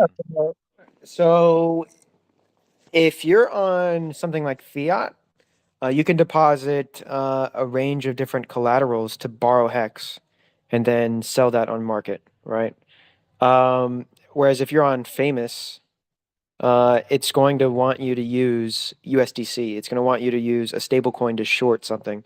And if you don't have USDC, what it's going to do is take the asset that you are wanting to use, and it's just going to swap it on the back end, and you just pay an extra fee, and that'll be given to the LP providers and the stakers. So it's like if you used Hex to short Hex, you could totally do that, but you'll just pay an extra fee.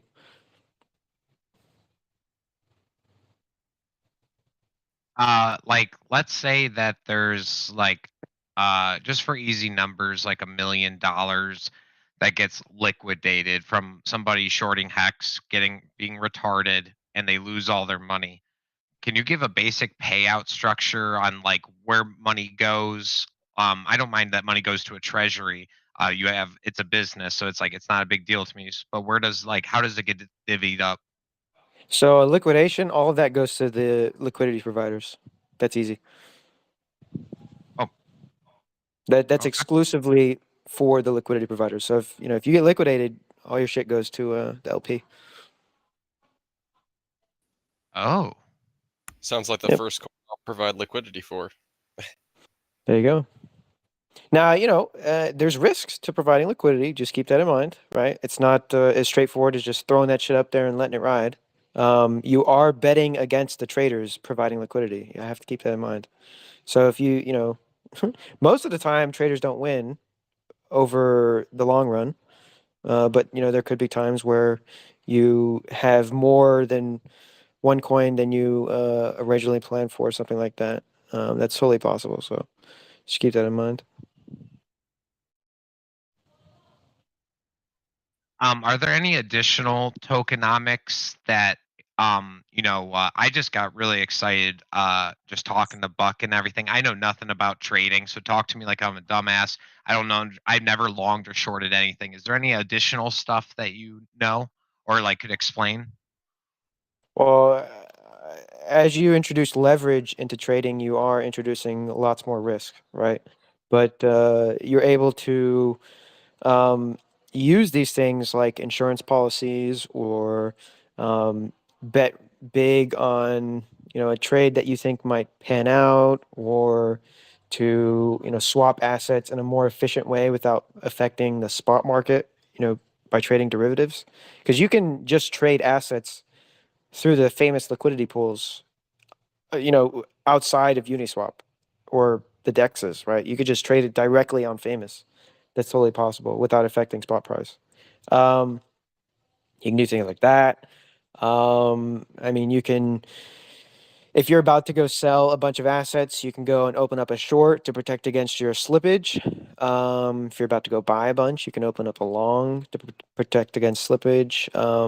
There's a whole bunch of cool stuff you can do with this stuff, man.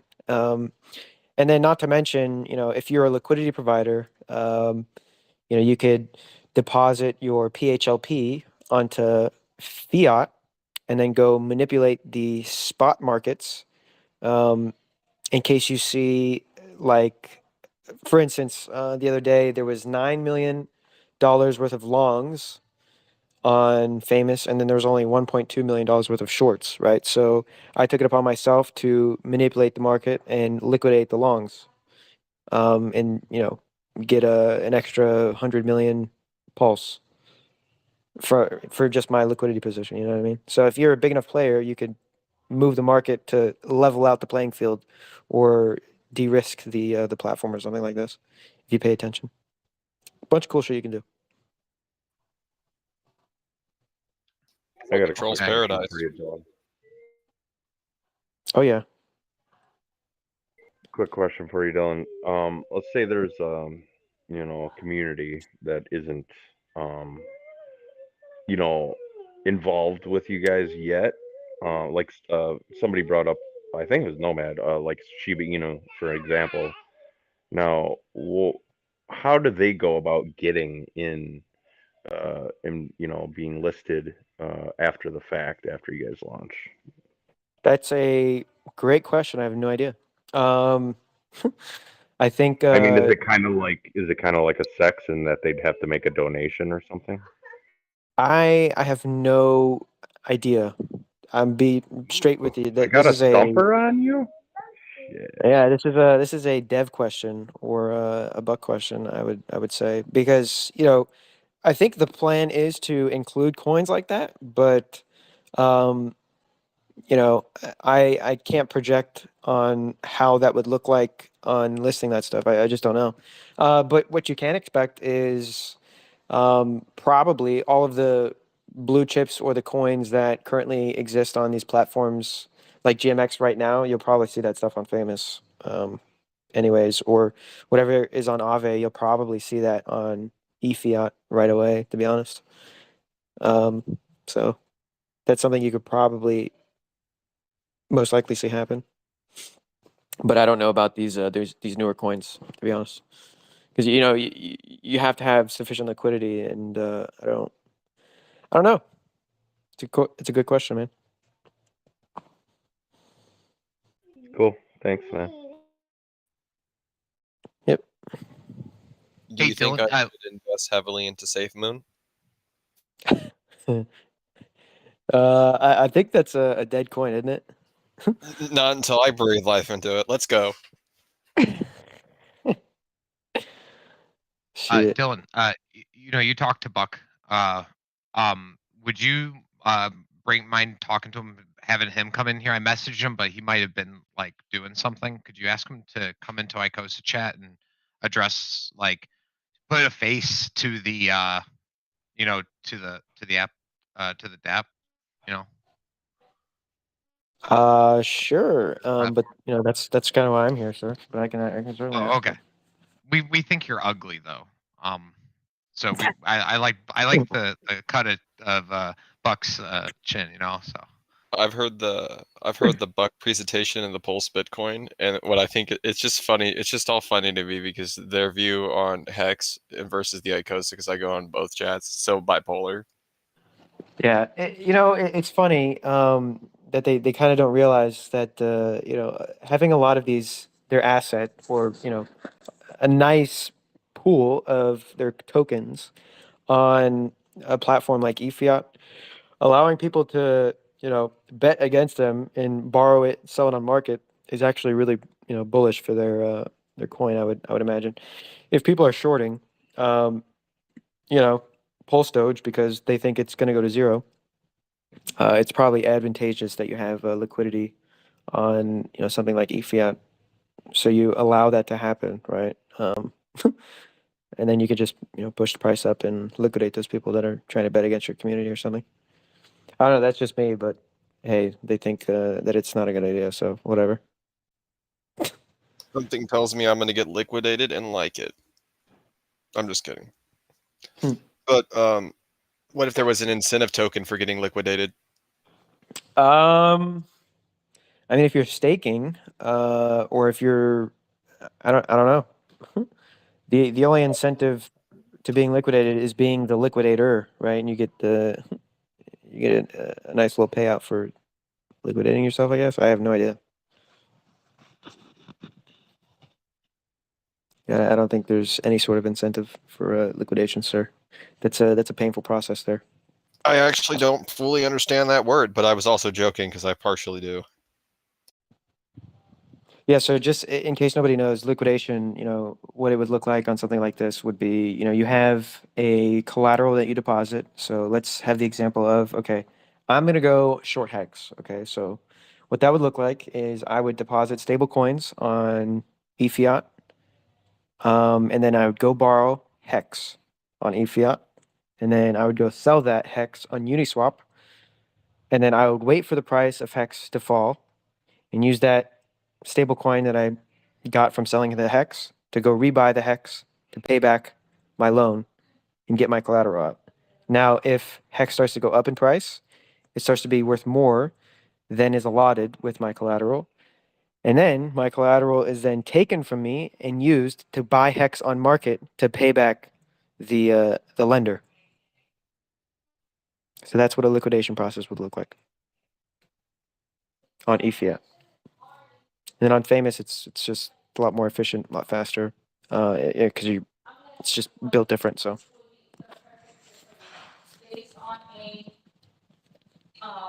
I very much plan to participate in your entire ecosystem any way that I potentially can in the future. It's gonna be here for you, baby. there you go. Hey, are Good work. you did you sack for it, or are you involved in the team? What team? The Famous and Fiat. No, I didn't do that one at all. Well, it'll be fantastic if they did launch off Ethereum like the Texan token did, but no, I didn't do fiat. Yeah, Fiat will be on Ethereum on targeting for Q1, sir. So that'll be exciting. Oh shit! Now that's dope. That's dope. I'll take that. Definitely. I just got through watching what's that, Crypto Bobcat and Rags instead of talking about the Texan token, man. I mean, shit. I'm proud of those guys. They did good. I mean, it's like the first endowment token, really, if you think about it. So yeah, I didn't mean to talk about another token on the chat. Sorry about that. Does But yeah, endowment mean large genital token? Well, I mean, it all depends how large your genitals were. Well, you just said they had a large endowment. It just makes this is how I'm translating. Yeah, that is funny. Yeah, that is funny. Well, I mean, that's a first, it really is. So, What? I mean, Hex brings out the I genius I in still don't these actually know what people, that man. is. The thing is, they try to do a nonprofit. That's basically what it is. It's a DAO, a decentralized exchange nonprofit. Yeah, basic. Okay. It's not centralized. I mean, yeah. But I mean, yeah, it is what it is. All I know is that I got my main three: Hex, like- Hedron, Icosa. So, Yeah, I what's like in the troll middle? physics coins. If something doesn't scream troll physics about the coin, I ain't interested. Like, Dylan has proposed to me that I could potentially profit off people getting liquidated, and I don't even know what liquidated is, but I'm going to potentially profit off of it. Oh shit! That's how Gordon Gekko made his money, right? No clue who Gordon Gekko is, but I think me and Gordon Gekko think the same thoughts. It's an old movie about Wall Street. Yeah. Oh, okay. He must be a Inside cynic Old and a movie. nihilist. Michael Douglas played him. Yeah. How old? It's not that old, man. Come on. Well, I mean, in terms of finance, it is. So. I'm But trying to the become old game what's stays the wrong. same. I'm trying to be the financial system within crypto. That is what is wrong with our current system, only because I can. All right, so you're the Charlie Sheen in this aspect, then. Yeah, sure. Hopefully he made good money. Hopefully he made Do the money. opposite. Yeah, he did all right for a while, and then he got caught by the SEC, and he got fucked. So. Oh, okay. Okay, interesting. And best thing you can do is do what you're doing right now. Ghost That's strategies. He wasn't ghost as ghosty. Like, when you do in troll physics, you got to be super ghost. Yeah, pretty much. Yeah, you have to be unknown, definitely. Well, it's hard to be unknown when you're famous.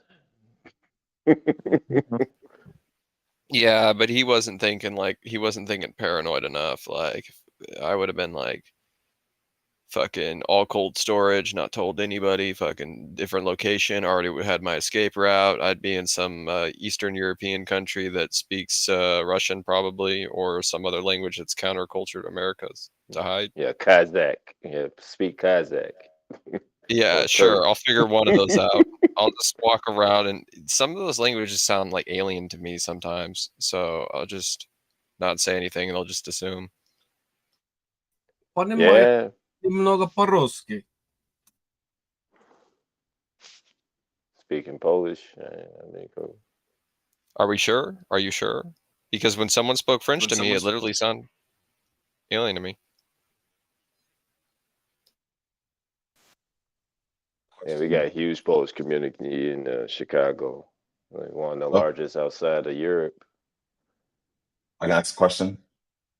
Oh yeah, go ahead. Yeah, I want. I know, like, I don't want to like talk about other coins per se, but like, I want to like see if we can talk a little bit about what the crypto Nate. I want to see what your opinion is about some of the crypto exchanges out there that are like in general, like the crypto community. Like, what do you think about that? Oh, the exchanges. So you talk about centralized exchanges. Yeah. I mean, they're nothing but they're not banks for one, and number two, they're just a medium of exchange to get from one place to the other. That's it. I wouldn't put my assets in them or hold my assets in the exchanges, especially at this point. Crypto's too new for the centralized force. They're still trying to understand and see how they can manipulate it, which they can. So they create their own shit so that they can. So if I'm gonna be the Charlie Sheen of crypto, I need to make a token called Hookers and Blow. I mean, Yeah, I like what. yeah, go ahead.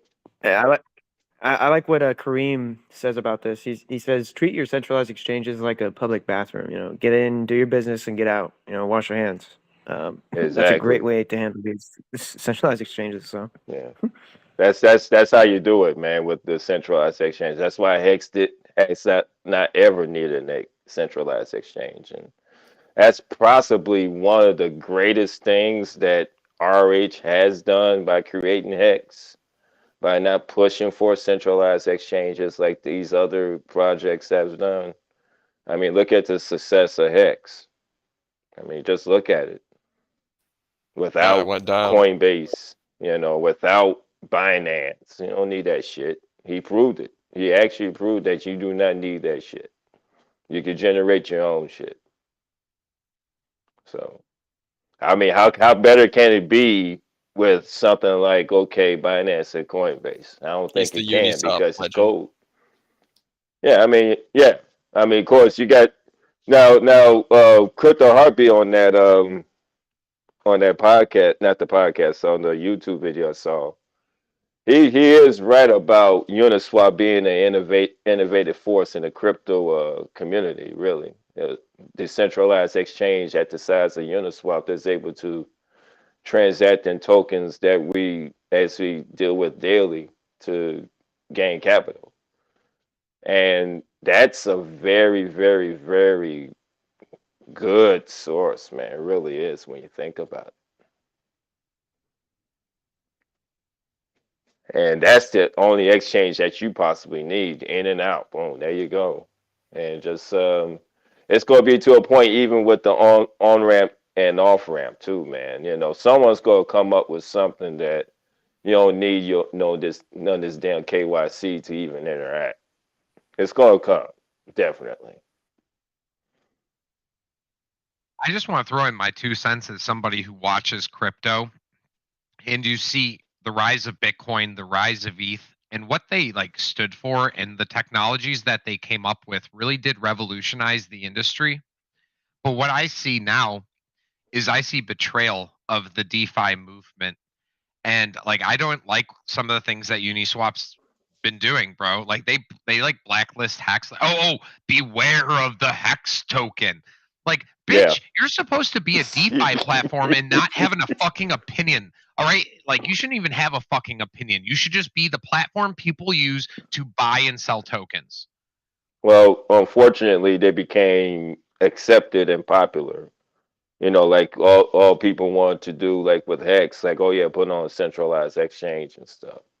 I mean, look at the Uniswap protocol when it first came out. It wasn't none of that. It was actually by itself. Now you probably got people that work for other people underhandedly, and they're making decisions.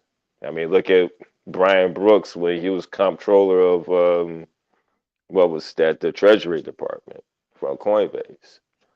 Now all of a sudden Coinbase started, they bought Dharma out, and what's that with the Uniswap, joining Dharma at the time. So of course that was going to get merged in. Now you got Polygon, even with the mix as a layer 2 solution. I heard Yeah, go ahead. I heard some massive news just a few hours ago. I don't even know if it's true. I might have clicked something, but apparently Elon Musk bought Google. Is anyone seeing that? I doubt if he did. See, that was a completely fake story. That's very interesting. That guy is making a lot of money faking people out like that.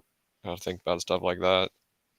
I mean, they probably wouldn't give him the collateral to even buy another entity like Google after buying, what's that, Twitter, without some show of profit anyway. So Yeah, Google as well. I mean, a completely different fucking price than Twitter. Google's big, yeah. big money. And plus, it's AI motivated too now, especially now, dude, with this open AI that's out now. Dude, Google, man. I don't Google's been hiding a understand. lot of stuff. Yeah, I go don't. ahead. Is this like a fake? Is this like a fake paradigm here? Because I just Googled Elon Musk buys Google, and the whole there's a lot of news about it. Are we coping now? Is that what's going on? Did Elon actually buy Google, and we're still in disbelief? I mean, he might have. I'm just saying it would be a lot. That's what I'm saying. That's why I am asking. What's the You see what quoted? I'm saying? What's the quoted price he paid? I don't know. It's maybe this is what fake news is. Got to do like $200-300 billion at that time, because you got two companies. You got Google A and Google B. You got Alphabet, which is A, and then you got like Google. So it's like two different companies merged into one. So Google psyoped.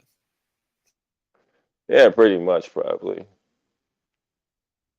But yeah, the AI innovation, man, basically just started at the end of last year. Google is going to be a huge fucking man. I don't know, Trust me, dude. the AI is only going to make the trolls more powerful. I'm already on it, bro. Shit, yeah, take advantage of it. I mean, shit, they updating every day. Seems like, man. Oh, don't you worry, don't you worry. I recently met a dev who has his own in-house AI, and we're gonna make it do some fun stuff. Holy shit, man! And this gonna bring trading even to another level too, man. Even though that that the open AI, I guess, is supposed to be a little shaky with the trading, but shit, people already figure it out. Like, oh yeah, I could work around that, and I just tell them this instead of that, and tell them that instead of this.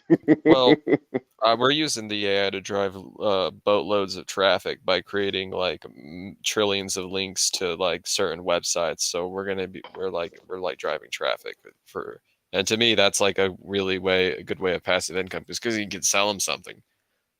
Oh yeah, with the short bits. Oh yeah, definitely. Holy shit. Yeah, we're gonna Yeah. amass like millions of people and sell something because we can now. Yeah, I made these pictures in the AI avatar bot that you see below. You type in random keywords and they make they make a conglomeration or whatever of whatever you type in. So I made some really fucked up suggestions and I got this out. So. Some AI trolling. Nice. I mean, I'm gonna be imagine using what the SEO with corporations it. have, man. Shit. Yeah, I think it was like Down syndrome, huge smile, Pepe or some shit like that. Said Down syndrome. I do digital art hand drawn, and to me, I am not necessarily scared, but I know people who are. AI can only create what humans can imagine. As long as you can at least imagine something humans don't normally create, then you should be good. But those a small amount of people. Yeah, pretty soon. I Exactly. mean, pretty soon, dude. I'll get more work actually because I'm going to be using the AI too. Because I can't fall behind. Like, why if my career is about to get wiped up, I become the robots. Exactly. You gotta learn to adapt, man. Look, 2023, like I But told I my adapt boys. instantly. As soon as Yeah. a traditional artist, as soon as I found out digital art was a thing, and now that I found out the AI is a thing, I'm already there. I just instantly start with that. I don't give There a you shit. go.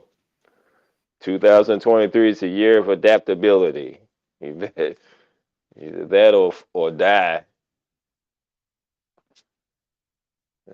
It's gonna be a lot of changes this year, man, on Yep. all fronts.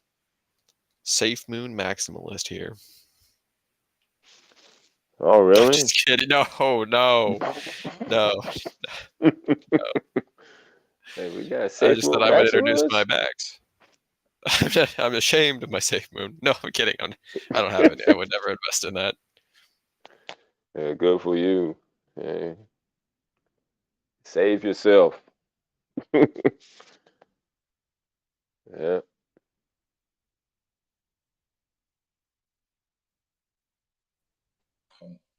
Which one of you guys are the mods? Because I actually had asked that question about the exchange, and I joined the group. I found it on YouTube because we're trying to find like more communities to be a part of. So, but I got banned. I don't know. Like it could have been like one of those bans. You know, when you join a group and you just get banned automatically. So if a mod help me get unbanned, I don't know if I'm banned or not. Which group? For this group. for the Icosa. Oh, What's your username, bro? My username is dwilliams0988. Can you DM it to me? Which one? Who's speaking? No, Oh, the Nomad. All right, cool. Thanks. Yo, Daniel, don't know if that's your real name. I recommend not doxing yourself with your name and picture in this community. Like, it's like, not that there's bad people, but like, I don't There's want bad people to people. know my like, dude, the scammers literally are everywhere, and they want your money. And I would hide like who your name and picture. I already been through the. Yeah, I understand. I've been through the solar coaster and the Telegram, like, you know, Okay, just debacle want to make sure. Just watching out for for a you, long brother. time. That's So all. I've been docked like almost forever with crypto, but I was just trying to get unbanned. But yeah, I understand. Like, people DM you and you just gotta, like, you know, block everybody. I mean, the thing is, even with your name and stuff, I mean, as long as your traffic is the most important thing, your traffic is, you know, well kept within yourself as Yeah. much as possible. That's the most important thing. You know, Yeah, I like people understand. know Like, me I get as Nate messages any on damn way. Discord, on Telegram, everywhere. Like, they try to come after you. Just by you asking a Yeah. question, you just inquiring, like, oh, I just got banned. Oh, I'm trying to purchase the coin. And the next thing you know, like, you're getting a flood of messages. Like, I posted support. How may I help you today? Yeah, Icosa Yeah, support. Yeah, we support Icosa. How may I help you? This is Icosa support. How can I help you today? Yeah, help you. I am Icosa. Yeah. So what brings you with Icosa though, man? Besides the community, because what you're interested with it? Or what brings your interest with it? I was literally, because it's like, you know, the Telegram space is kind of like dead a little bit, just a little, you know, and I like voice chats and I like just people talking about crypto. Like, I am a part of the Pulse chain network and the Hexagon, the Hex community. So you know, I heard a lot of cross collaboration of conversation here just now about Hex and Pulse chain or whatever. Yeah. So, you know, I guess I ended up over here, but I wanted to just, you know, hear people talk. Like, I want to be on Discord. Like, What about Dog Chain? you know, Dog chain. What do you guys always laugh at my favorite coins? Hey, Nomad, I just text you. I just sent you a message. Yeah, I If you just get, tried to see unban that. you. Join All the right. group because I can't unban you unless you're in the group, even though All you're right, going to so be let me banned. try So again. just join the group All and right. you'll be banned, but then I can unban you. All right, so I got it. That's probably what happened. I didn't put in the security thing. Yeah, so do that. I'll try again. All right, I think I'm in. Yeah, there we go. Oh You're yeah. unbanned. All right, thanks. No worries. But yeah, if you post links, it's just going to automatically ban you because it's like the combat automatic response. Oh So yeah, you're aware. nah, I understand how certain communities work. I really don't post links unless I see other people post links. Because, Yeah. but yeah, I like talking about, like, you know, like, I like talking about the greater, like, unless I'm going into like a DJ play and I expect like a voice chat to get like do more research, like these type of coins, you know, talking about Ethereum, Bitcoin, and like where the, you know, the bigger market is going, like for crypto. I like to be a part of those conversations. You know, I saw it on YouTube, like it was a live stream, so I was like, I joined the group. What I do is I like to get in before the pump and dump on a small group of content creators that know they're bugging their audience, but I'm secretly in on it, but nobody told me. I'm just kidding. I've never done that. But I've thought about it. I made some pretty big gains off of one of them one time.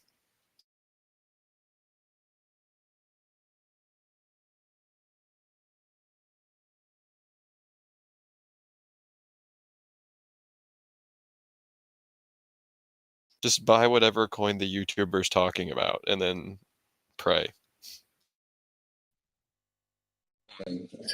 Like I like how new like different, because everything stems from like Ethereum and the Binance coin, the Binance chain, where they have like the meme coin and like that type of space. So like, you know, sometimes you just want the fun of crypto, you know, like I just heard about Bonk coin like randomly. I don't mean to talk about it, but it's just so random. Like, I'm not even a part of the coin. It's just like the way it happened, it's like, oh, Solana got this, meme coin. So it's like, for example, Cardano has a meme coin, or Bitcoin, or another blockchain has a meme coin. It's just like it makes it fun, even though it's risk. So that's why I like the meme coins. But then I'm realizing 2023 is about like utility coins, and it's like you need to get more seasoned with crypto rather than just taking too much risk. Well, the thing with coins with nice utility like these ones is that by holding them, you can get your returns. You don't have to worry about the whole, is this coin going to go tank? Exactly. And Right. that's why we last for so long, man. Especially like with Hex. And thank God Alex did come up with the idea of both Hedron and Icosa, especially Icosa now, man. Icosa's a beast. It really What do you is. think about like is Icosa connected to Pulse Chain? Like, what's the significance? Like, why Pulse Chain hasn't even come out yet? No, I mean blockchains. Knowing RH is almost a perfectionist. I mean that's why it took almost over 2 years for Hex to come out. Oh, He wants to So I release mean, at the bottom of the bear market. Yeah, that's so true. I mean the thing is also is that he just wanted to work the way he wants it to work. That's his chain. Even though we did invest in it, but that's his prerogative to like, hey, I want it to work like this, and I'm not gonna bring it out yet. So it is what it is. But at the meantime, we got assets like Icosa and Hedron and Hex. And especially if you staked in Hex with a ladder stake, you all good, man. Shit. You all good. Do a waterfall over here, and it's really good. Really, really good. Mm-hmm. Like shit, we're in a stage seat, man, looking at the shit show, literally, Hex stakers. We really are. Because we understood the product and what was going to bring us, and we just stuck to it. Then we got the guys that actually made things around Hex, like the Maximus Right. DAO and Hedron Icosa. I mean, Do you more think Hex profit, can make a baby. comeback? Like, because what the bottom was what? Well, Hex is going to make a comeback for sure, the T-shares.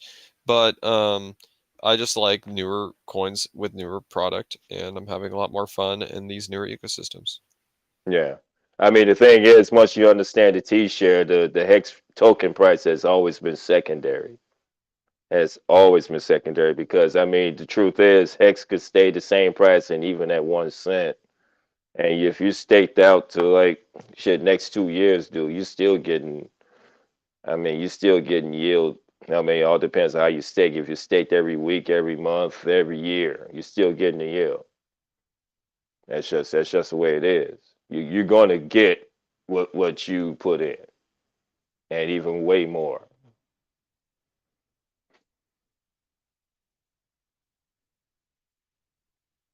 And then you got Hedron with your damn Hex stakes too.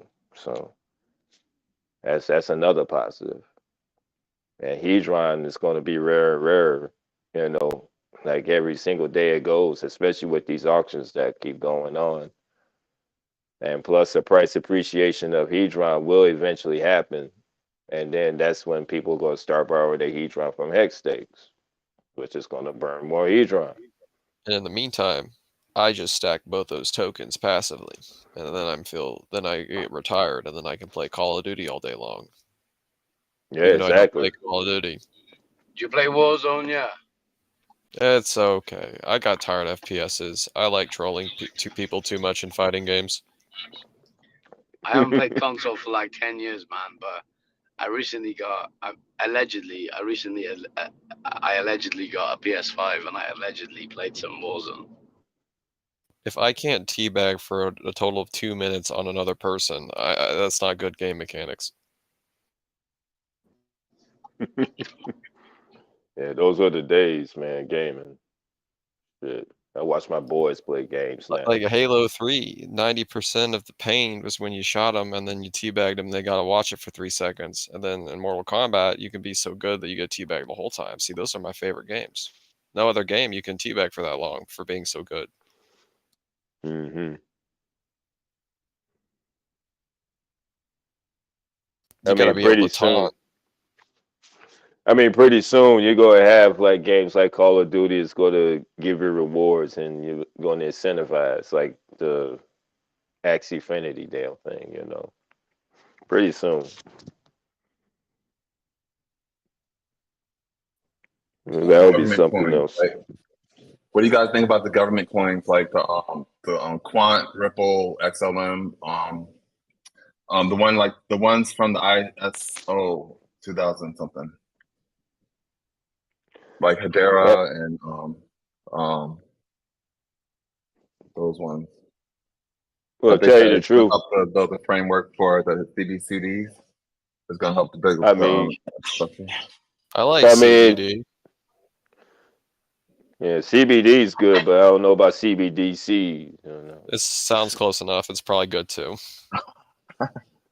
I mean, the truth is, brother, you know, as far as cryptocurrency and digital, say, currency, like a CBDC, because that's not money. That's just currency, just like the dollar is going to be. I think the It's most FedNote. important thing that you can do is ground yourself with assets like Hex, Hedron, Icosa, Ethereum, you know, Bitcoin, whatever you need, because the thing is they can control those currencies the way that they need it. But the truth is they can't stop the blockchain. They just can't stop what has just went on. They realize it. That's why they're creating their own shit. And the way that they control it. But And the here's the thing thing, though, is, the and truth that's what I'm is, saying. yeah. Yeah, The what I'm truth saying is is, the way, like they need, like you said, they can't control it or they can't change the blockchain or whatever. So my idea of it is by my research into those things as well, because I like to just be open minded to just all crypto really, just to see what's innovation. But what I'm saying is like they would need like certain crypto blockchains to help them, you know, get where they need to go. Like you said, that's what you kind of said a little bit just a minute ago. yeah, Ethereum. I mean, look at the WEF. You got all the damn, what's that, people from Consensus, you know, fucking members of the WEF. And, you know, some of the Bitcoin guys, they WEF and shit, you know. Yeah, they know what's going on. They know that they need some type of privacy also, some private transactions for them to do. To make that shit all, you know, restrictive, they can't do what they need to do. So, you know, they know that for one, they don't want to, you know, control these blockchains, and number two, they can't. I They mean, finally have accepted that they're yeah. stupid. What was that? Russia came to the conclusion before the invasion of Ukraine that, oh yeah, we can't do nothing with Bitcoin. We can't control it. So fuck it. Y'all could buy it. Y'all could do whatever Exactly. you need to within certain parameters. When are the people who think they can control speech realize they can't do that either? When are those people going to get unstupid? Eventually they'll become unstupid and realize like, oh yeah, that's why it's free speech.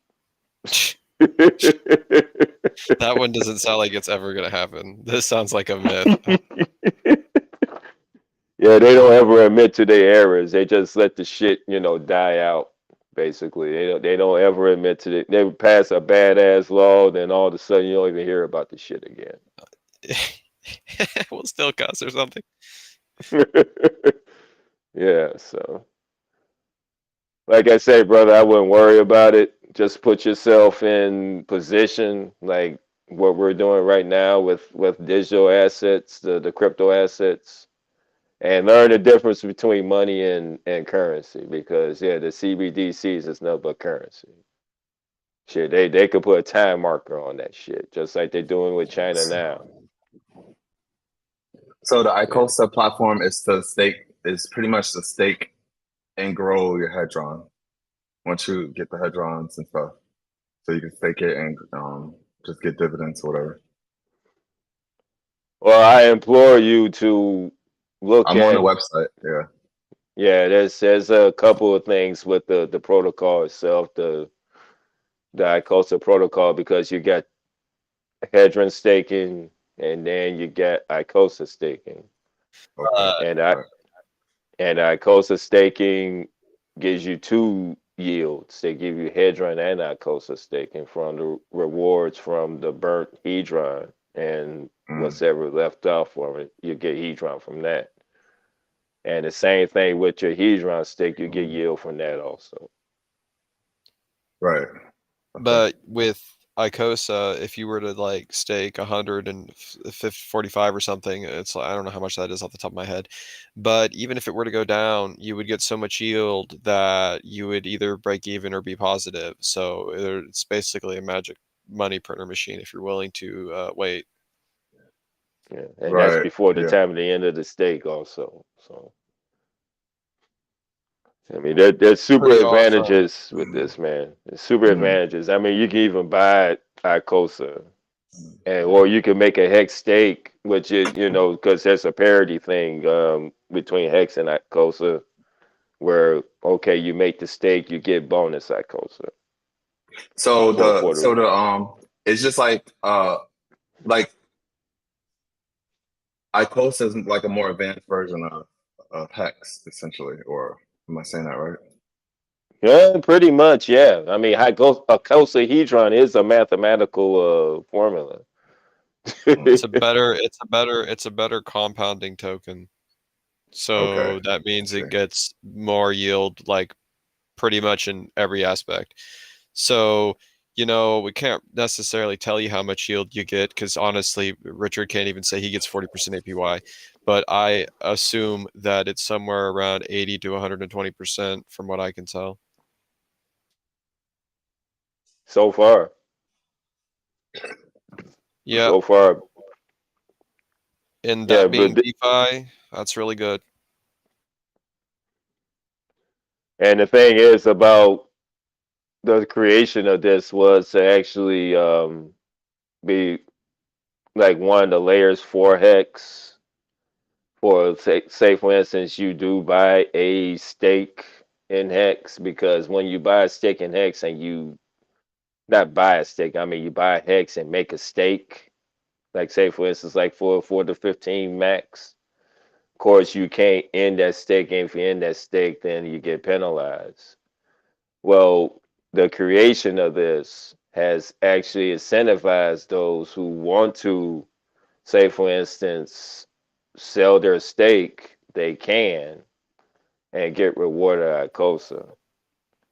And yeah, there's 3 pools, okay?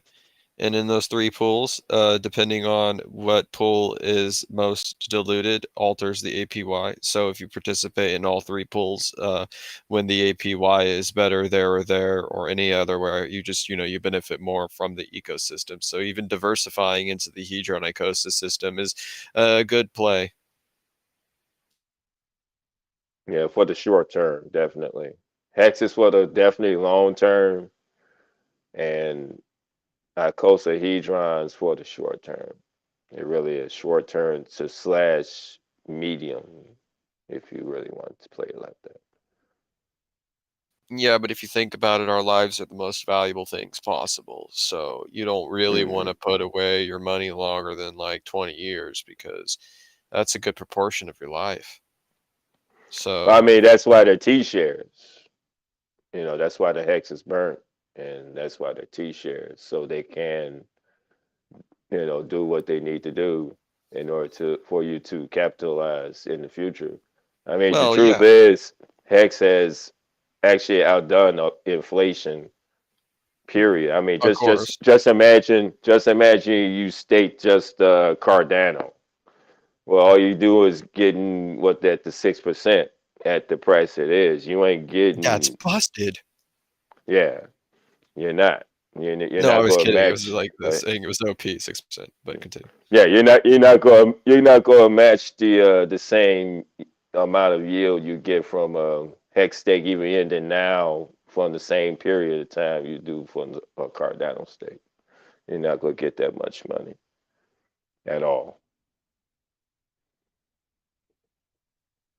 T-shirt by design is great, definitely.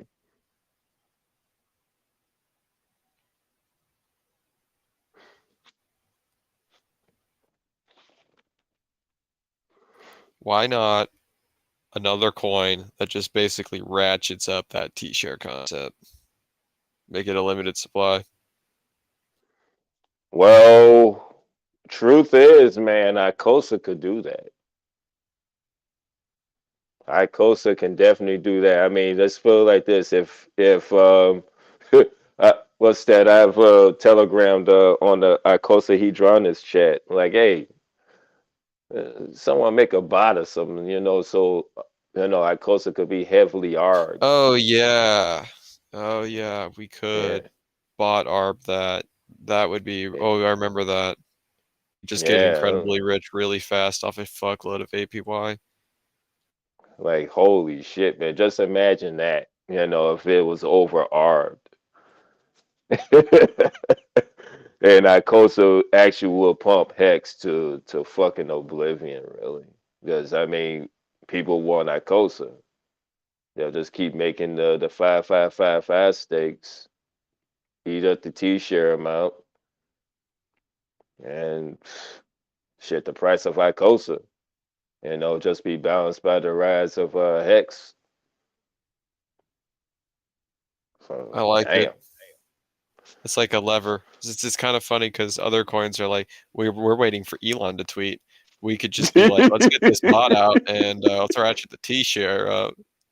Yeah, we ain't got to wait on no middleman. We look, Icosa, man. It took me a little time to like figure out Icosa. Then I was like, damn, you know what? This could actually fucking just like rocket fucking Hex if you think about it. But the only thing is, it's the HSI market. The HSI market has to be continued to be successful, which it has. I mean, shit, what it burnt like about 8 trillion Hedron so far, or something like that. I mean, like, damn. Well, it's a good. Well, it's gonna keep continuing because there's always going to be people who have incredibly long stakes who decide to go have a look over at the Icosa pool, and then Yeah, us hexagons will see HSIs on the cheap and we'll scoop them up. So because we'll eventually understand the value of the HSI. and which takes a little more Hedron to burn. Man, that damn Hedron, dude. I think this year right here, you're gonna see a big change in Hedron starting before the fifth anniversary of Hex. Because I think I need to scoop me up a HSI. I don't know. I think I need it. I don't have one, but I think I need it, and I think I need a Watsa. Yeah, I'm gonna have to prepare for the Watson. I'm saving up for that. Definitely.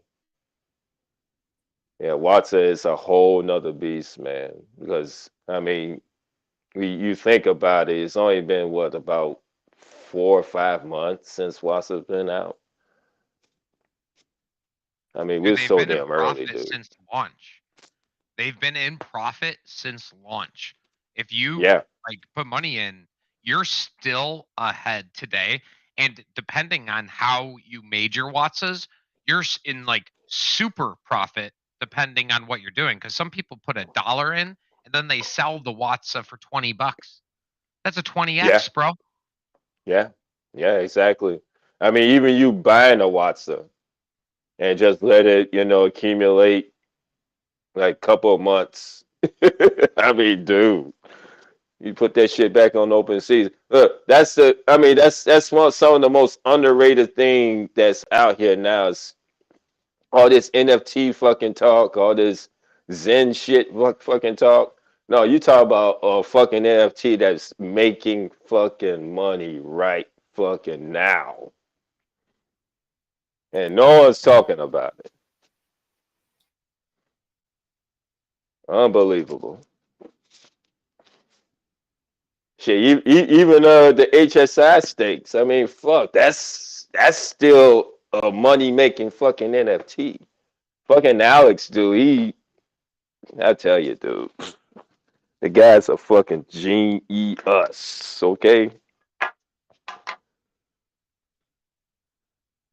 Straight Like up. I'm sacking, but like I'm definitely buying more Watsas. Somebody wanted to sell me and they had a whole bunch of ones they wanted to quickly sell, so I'm gonna try and work out a deal for those. I still think like once I don't know when artwork comes out, but like bro, when it does, that's gonna be I think there's gonna be a nice little quick and also guys remember that if there's if there are EESs going on in all the pools, Watsa's based on the dollar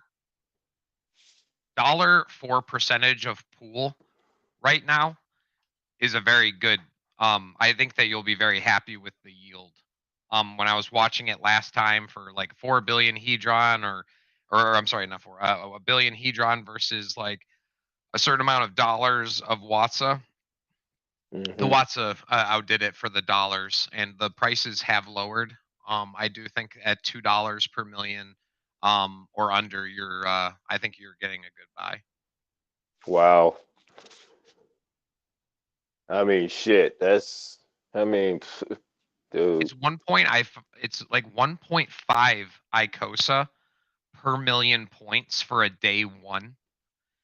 Right inside of it alone, most of them are they have enough yield to cover like almost the mint. Really? Yeah, or like the original mint price, like it's getting right to that edge, especially with us at 50 cents. I could double check what the exact number is for a day one. Yeah, you got Zen shit actually pumping up the gas prices now. So Don't you ever mention that snake. I said Zen Yeah, shit. Yeah, but Zen, that's what I meant by Zen. It's a snake coin. Yeah. He's a Yeah, I did it validator. in a He's single pumping the wallet, coin. and I refuse to mint a wallet. And like, I'm sorry if it's not like RH quality stuff, I'm not interested. They just make a bunch of tokens that nobody wants. Whatever. You got some believers out there, man. You really do. I'm not one of them, really. You know, I see what they'll wake up. Oh, I'm up. Shit, I don't look. I told people about dreaming. Wake your ass up. I'm up, dude. Look, You know I what's got my not an triangle. attractive investment? Hmm? Becoming exit liquidity for Zen users who minted it. That's exactly what happened. Someone said NFT thing launched. That's Like that's exactly just what happened. not. That just does not sound attractive at all. I'd rather get dumped on by a select groups of hexagons. Fuck, you see what the dumps do. I mean, especially when they emergency end stake, shit, you get the fucking penalty. And guess what? Also, like 6 times out of 10, they don't even fucking mint their Hedron. So that's another plus. So hey, there you go. Get your ass out of here.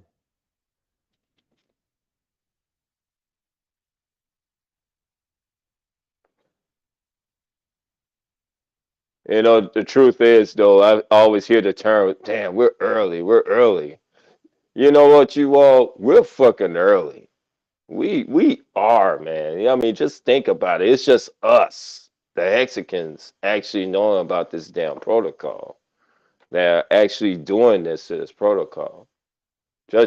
I mean, just look at it. Just look at it, dude. Well, when the others catch on to the ease of accumulation and high yield, we're just gonna be like the floor price.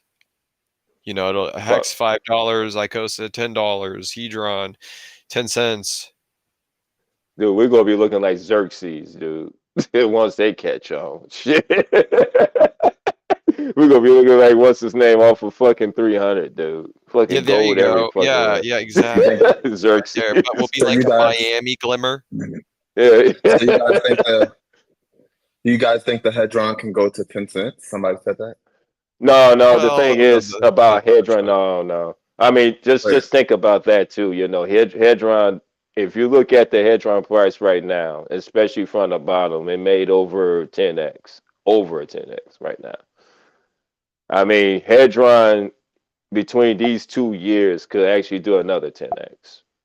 Easy because of the burns and the demand for more T shares on the HSI market. He meant to say 10,000x. No, 10,000x will be 001. That'll be 10. Yeah, I know. Yeah. 10 cents would have been bonkers. But Yeah. 10 cent. Holy shit, dude. We run the fucking world. We'll kick the WEF out. Yes. Yes. Like, you ain't got shit, motherfucker. Get your ass out. I am decentralized. God. Heck yeah, we run the fucking world there, dude. Just off of Hedron alone. And that means Hex will be holy shit, dude. And then Icosa with it. So that's that Hart's Law, man, with these 3 assets, dude. How do you That's spell the that. Watsa? How do you spell the Watsa? I was trying to type it.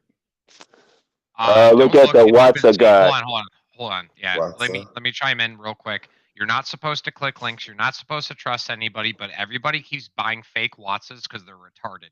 So this is the proper link. I'm posting it in the Icosa chat. Now, do not use the search bar. Do not use the recommended. And when you buy a Watsa, you make sure that it ends in the contract address EF48.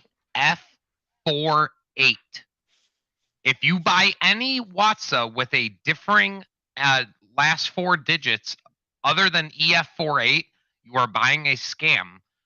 So be careful. If you want, you can post it in chat and be like, hey guys, is this a legitimate one or not? Running rate right now is about $2 or less per million for the ones that are for sale. If you can get one under $2 per million, I think that is I'm buying at those prices. Okay. So Yeah. like I think it is genuinely. Wow. They fucking scamming numbers. fucking NFTs, dude. They scamming our fucking NFTs, motherfuckers. You said those numbers like they were tattooed on your hand. Like you just like look down at your wrist at the contract. Dude, I kind of trade the Watson market. There's money to be made. And right now the market crashed, so I'm buying. So but the other thing is what was the other thing I was going to mention? I'll think of it later. If you have questions, I want to give the best input that I can.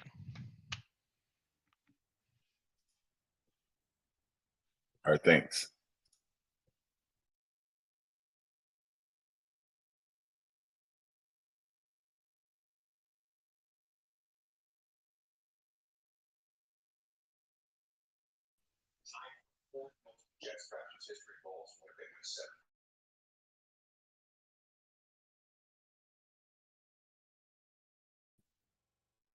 Watson are connected to the Icosa? I mean, I know it's probably not the yeah.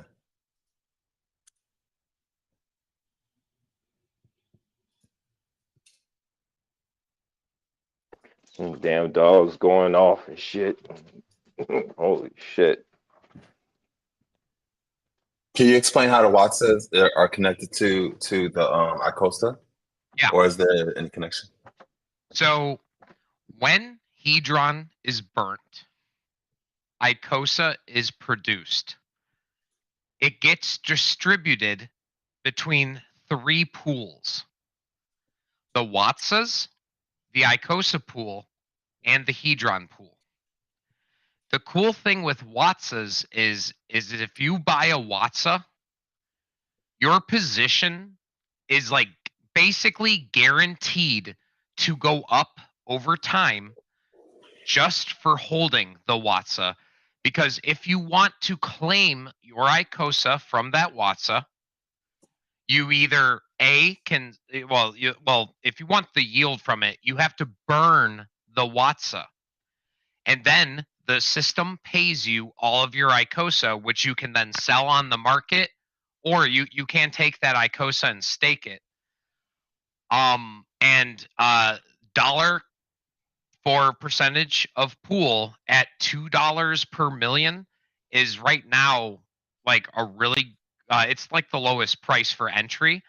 And as things start happening in the ecosystem, I have come to the conclusion that all pools are going to be good, but there's a special place for Watsas inside my heart, and I am a person who hates NFTs.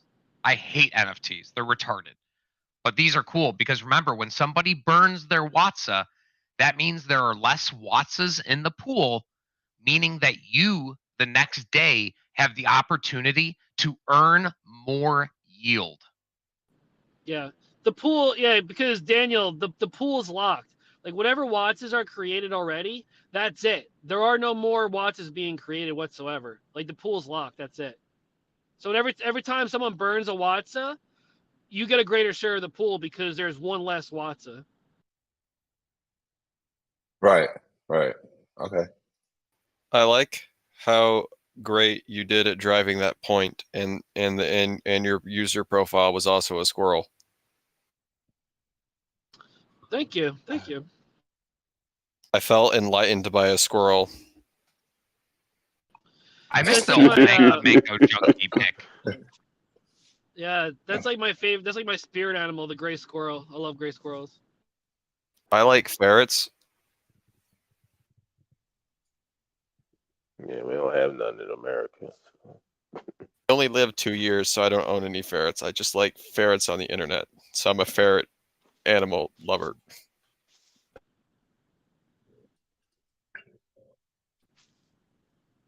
Another close relative, which is even more fierce than the ferret, is the actual weasel.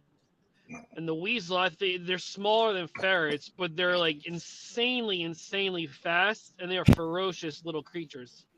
How long do they live? Not sure, can't tell you. I'm not going to own an animal that's going to die in 2 years. That's like a tragedy. Yeah, you don't want to do that.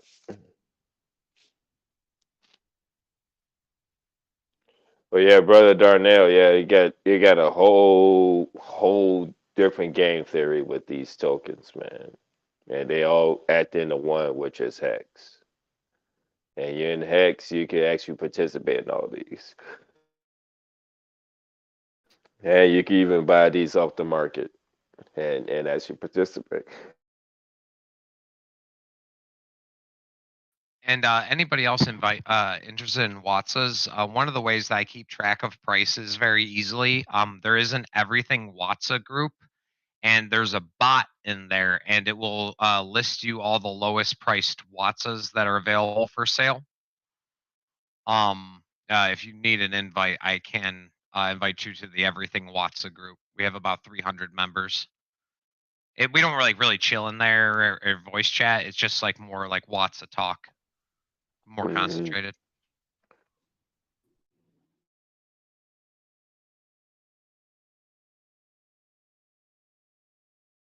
I'm not shocked, but I couldn't imagine how you could manage a whole nother chat based off Watsa. I think that Watsas are very special because of the concept of scarcity versus number of buyers. They are. It is a very interesting crypto, and I am not surprised that. But I also think it's funny that you have two chats. You Watsa God Mike, and they have a chat about Watsa, and you have a Icosa chat. Is there a Hedron chat, and is there a secret Hedron chat? Not Well, too it's not really secret. secret. I give you the link. The many levels of Hedron. There's the compounding and then the hidden chats. Yeah, you got the Hedron bot too. Don't forget them too. Yeah, Watsa is going to be. I mean, I would have to say after this year, dude, we're going to look back like, holy shit. Like, man, I can't believe I even did this. And I've looked through the blockchain, guys. I've been having a lot of spare time, and I've looked through the blockchain. There is a concentrate, the people who minted Watsas saw the value ahead of time, and I saw wallets that had like $40,000 invested in Watsas, and they broke it up within like 50 or 200 million points. And there are guys who are hoarding these fucking things, and I will be frank, I am one of those people. Watsa God Mike, who would have guessed, right? I was about to go, yeah. no. Surprise. That's There's another in my world. 21,000 Wattses. There are 100,000 stakers in Hex. 21,000 Wattses. Of course, Watson God Mike would know this. Well, these are important stats when you're making financial decisions. These are the most important, you know. Of course. I love it. You know, I like how you know so much about this, and I love it. It's great. Well, this is why I'm like going all in, dude, and I'm selling my business is because, like, dude, at this point, if you do crypto, right, like, you might as well do it full time. And I would like to think in some respects that I'm maybe adding a little value to people. I hope. So. Well, you are. Yeah, you are. Especially, I mean, on the chats and, you know, Telegram, Twitter. I mean, dude, the things that we say, you know, can influence others, you know, one way or another. Either they ignore it or they listen. So, I mean, we're listening now. I'm damn sure always been a listener. So, I mean, just think about it like this, dude. When it comes to these damn things, you know, like with the Icosa, Hedron, Hex, Watson. Now you got this open AI that's came out. Like, dude, this 2023, like I told people, it's gonna be a year of shock and awe. It really is. It's gonna be a lot of surprising shit, man. It's just gonna drop your jaw. All the Positive or useless negative. people are going to become twice as useless. I don't think I'm going to be shocked. Well, yeah, that's where adaptability comes from. If you're not able to adapt, you're gone. Oh no, they'll still be around. Don't you worry. They'll be outside your No, house listen. begging. No, you won't People are stop gonna that. be gone, dude. Straight up, they gonna be gone. They'll be outside of Walmart. You'll see them. You'll have a hard time getting through your day. They gonna be invisible, dude. They'll have brown Nope. rag shirts, and they'll be like, "I need your stuff." Hmm. Yeah. It's gonna be those too, definitely. And at a point, if you get to that point, there's no catching up. That's the thing, man. That's the thing about the so-called American dream. You come here with $1 in your pocket and be a billionaire, I was with never a all the believer, work and stuff. and I was Me born in the either, state. Yeah. Yeah. But now, shit, man, they say, wake up, motherfucker. You better wake your ass. Ain't no dreaming no more. Let me tell you guys, like I've seen some stuff that I can't talk about, man. But like Yes, you can. Nate, no, I can't. Okay. And I can't give hints of what I learned or what I saw. Is it But NDA? the conclusion I can come to, year 2023, people will know, and they might even hate the name Hex, and that's a good thing. And then two, I think that I underestimated Pulse Chain. I did not sack a lot, and I still think staking my Hex was like probably like one of the better plays, but like I now relook at my entire viewpoints. I have to dollar cost average into Pulse Chain because of the things that I saw.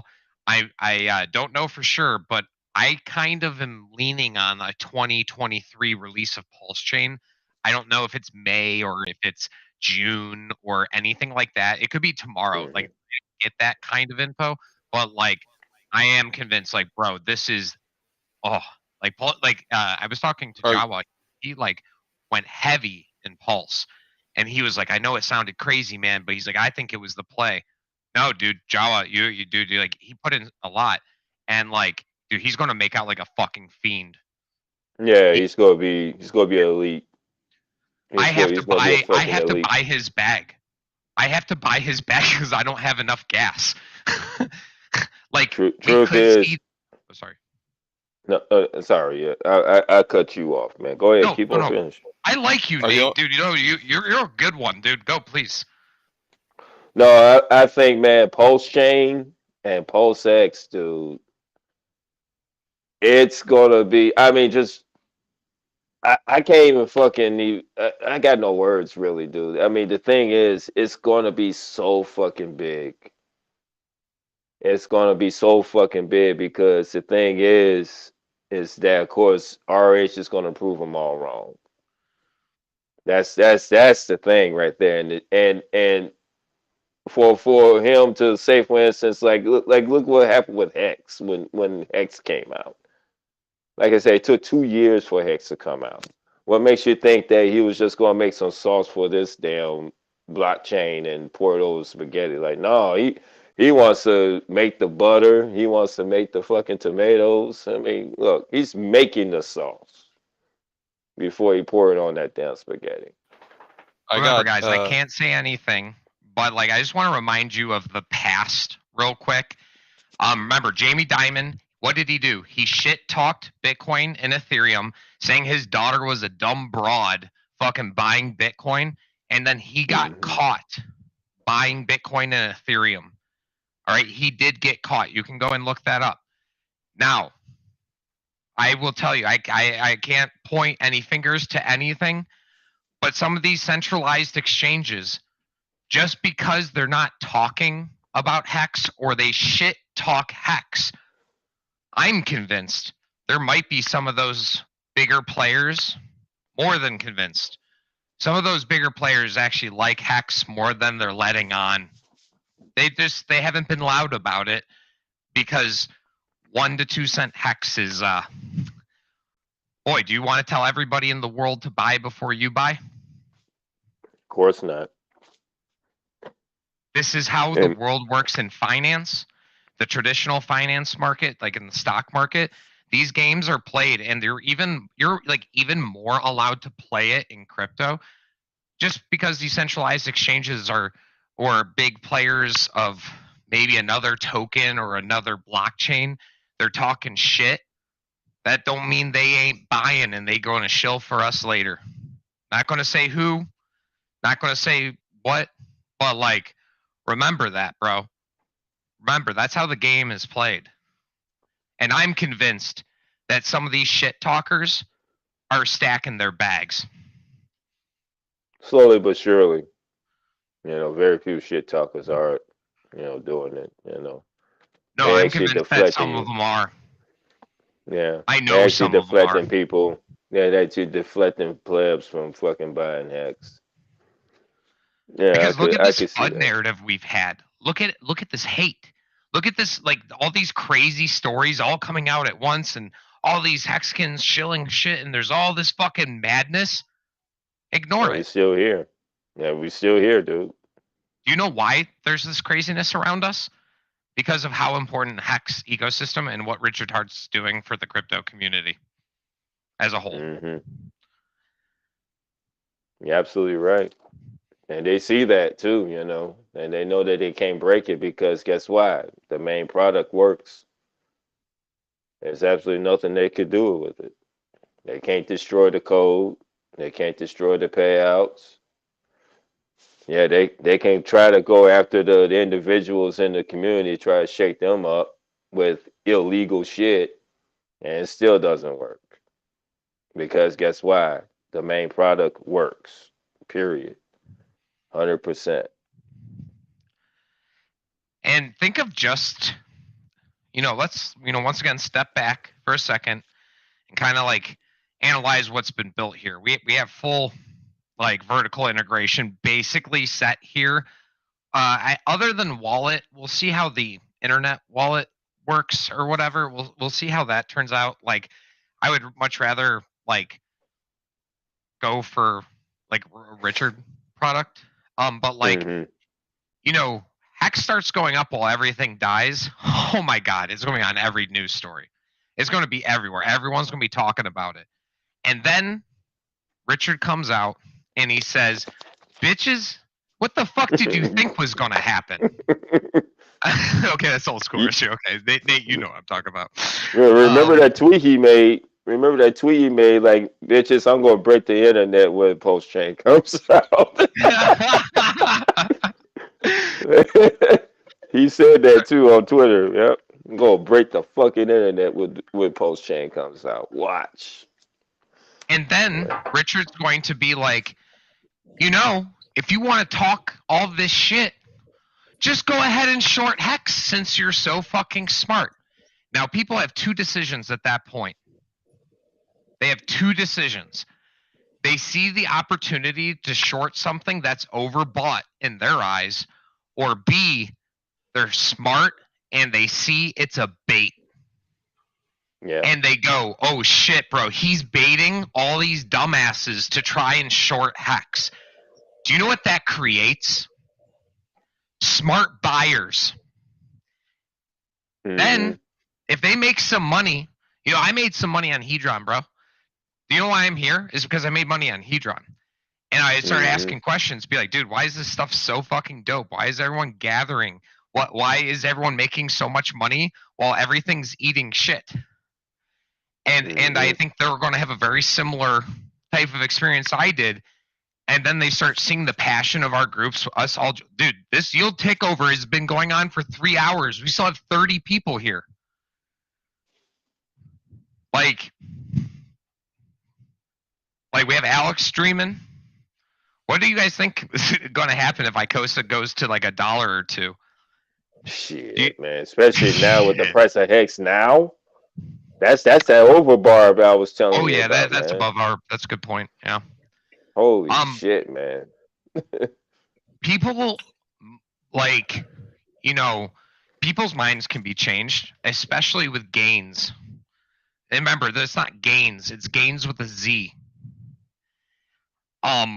Remember, dude, like green candles can start popping up.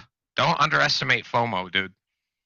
But you, as a listener in the chat, I think being calm, DCAing, and staking your coins, I think we'll all look back and be very, very happy that we were unemotional about it. We more looked at it at a logical point of view. And that's correct because I mean I remember what's that Moon Boots did a post man talking about, oh man, if y'all would have sold the top like let's say Hex at 45 cents and now Hex is at 4 cents, y'all would 10x y'all, you know, arbitrage. You know, I tweeted back, I'm like, dude, I'm staked. I'm already. Me too. I always sold the top, dude. I sold money at the top. I bought my car. I bought the things I needed. I'm staked and I'm happy. I like my Hedron 10x multipliers. Hell yeah. I mean, shoot, dude, it's an opportunity. And not only that, the concept of it just being totally decentralized, totally immutable. You ain't got to worry about no one editing shit. It's all yours. I mean, dude, RH has started that. It really has. Now everyone wants, you know, to do their contracts like that. Like I said, Texas Talk, they just did it. What's that? Post, they doing it. Alex, he's doing it. You live and you learn. You learn to live. So with Hex, like if I buy Hex, right? Do I have to like if I buy like with the DCA, buy Hex, and then I stake it, can I add to that stake, or do I have to create a new stake when I buy more Hex? So in Hex, don't ever add capital to a stake. I can provide the math for you, but you as a new player, I would just recommend you take that. But in Hex, He said Hex. Yeah, right. But in Hex, you can't add capital at all. Right. Once you So make you have the to create a stake, new- you're committed to it. I So you would gotta make make a a new new stake. I know. And plus, there are two ways of making a stake now with the Hedron protocol now added. But we're going to talk to you about just the basic way of doing Hex. You buy Hex, and you accrue the amount that you want to stake, because also per address you can make as many stakes as you want. You can make 1,000 stakes if you want on one on one address. You ain't got to do it like per address. That's one thing too. You can make a ladder stake if you want to. So it's the amount of Hex that you have to make the stake that you want, and you can stake that Hex from, what's that, 1 to 5,555 days. That's your choice. And also, there's also another dynamic with Hex, which we had to learn on our own, which is the T-share. And the most important thing is with understanding the T-share is that every stake that ends in the Hex ecosystem, it actually ratchets the T-share price and rate up, which means that if you're staked at that time, you get that reward every single day. And then you get a payout every day from either the penalties that are made and the accumulation of the T-share rate. So that's why, like, say for instance, our staking model is totally different from any other staking model. That's why we profit so much from those end stakes from those T-shares. So I just want to always bring up like mental mindset when you're looking at Hex. This isn't like a normal cryptocurrency at all. This entire ecosystem. Do you know why Michael Saylor doesn't panic sell his business? Because that's his source of income. And with Hex, the longer you stake, the more shares you get, which means the more Hedron that you yield every single day.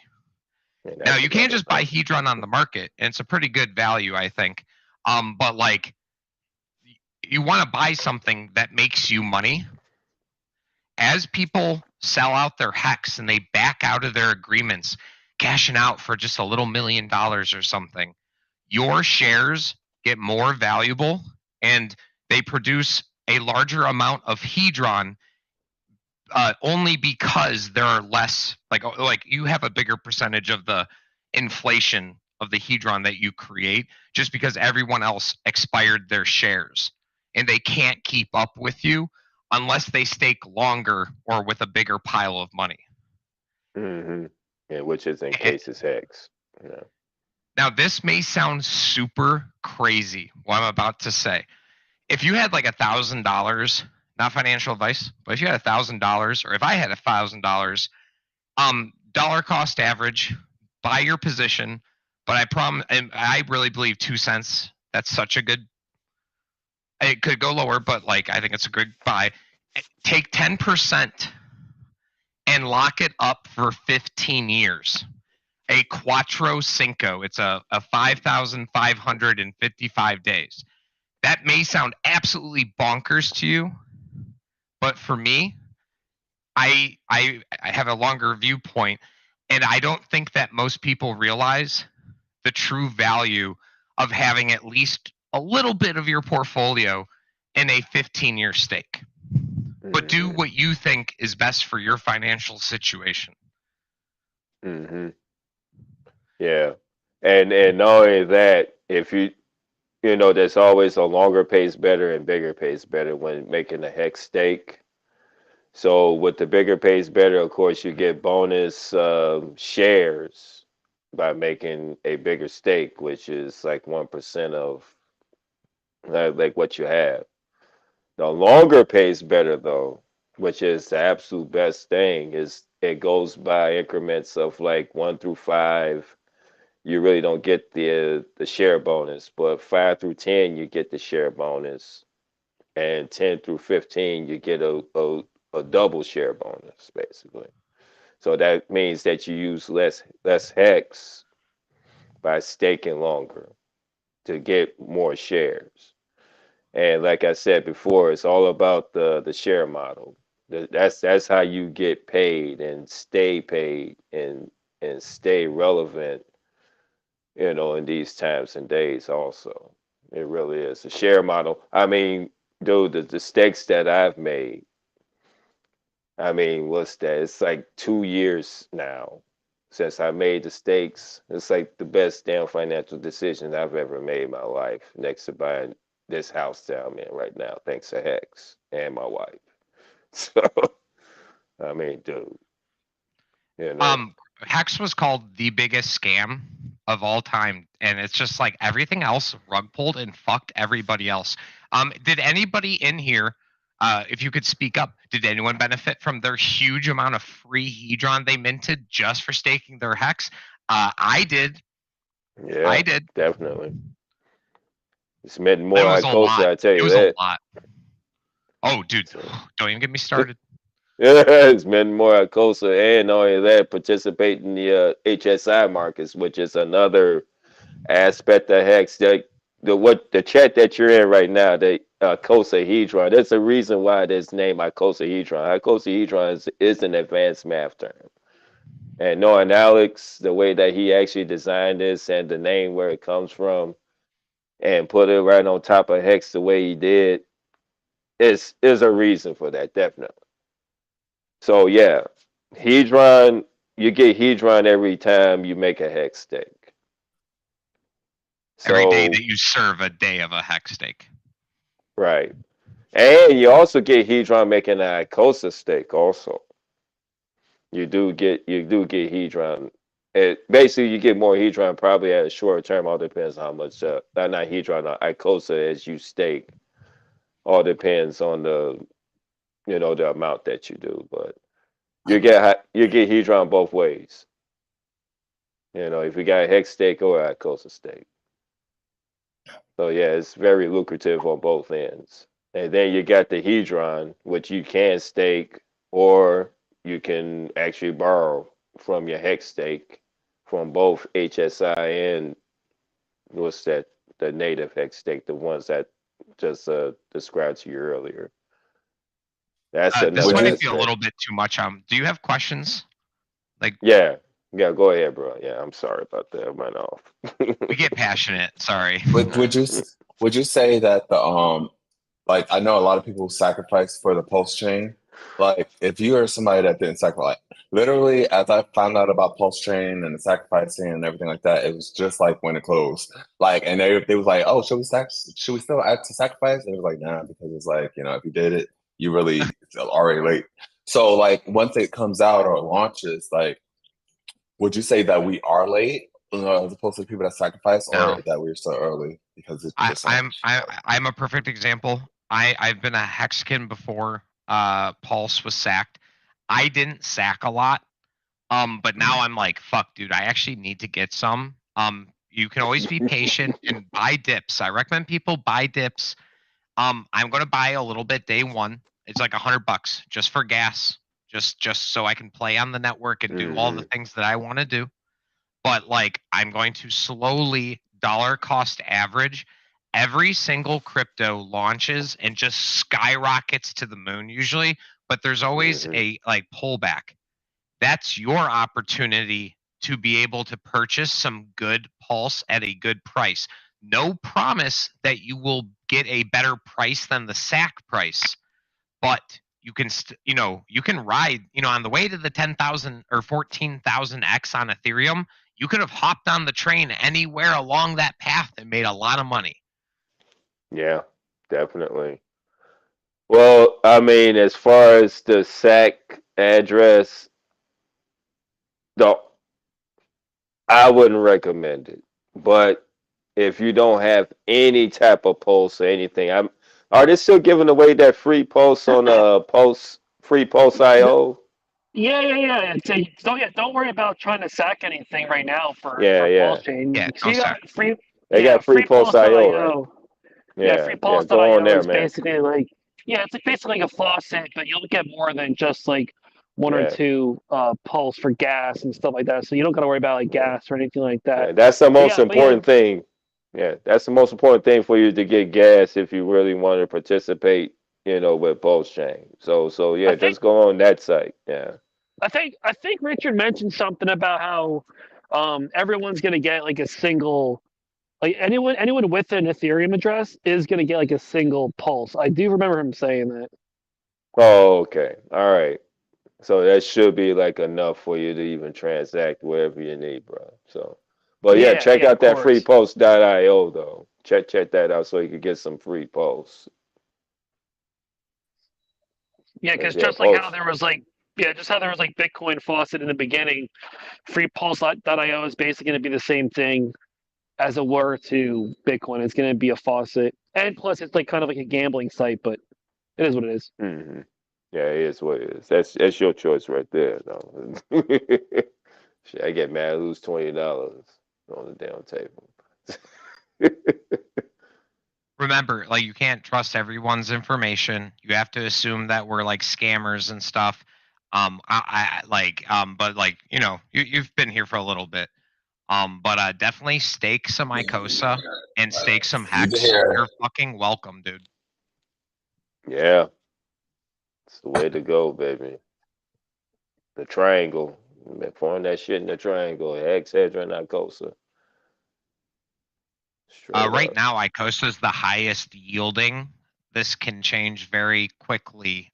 This entire ecosystem is very dynamic, but I do like in about 5 months, almost every wallet has been over 100% returns. And right now, Icosa is at 50 cents. I'm not joking when I say $5 or $10 easy.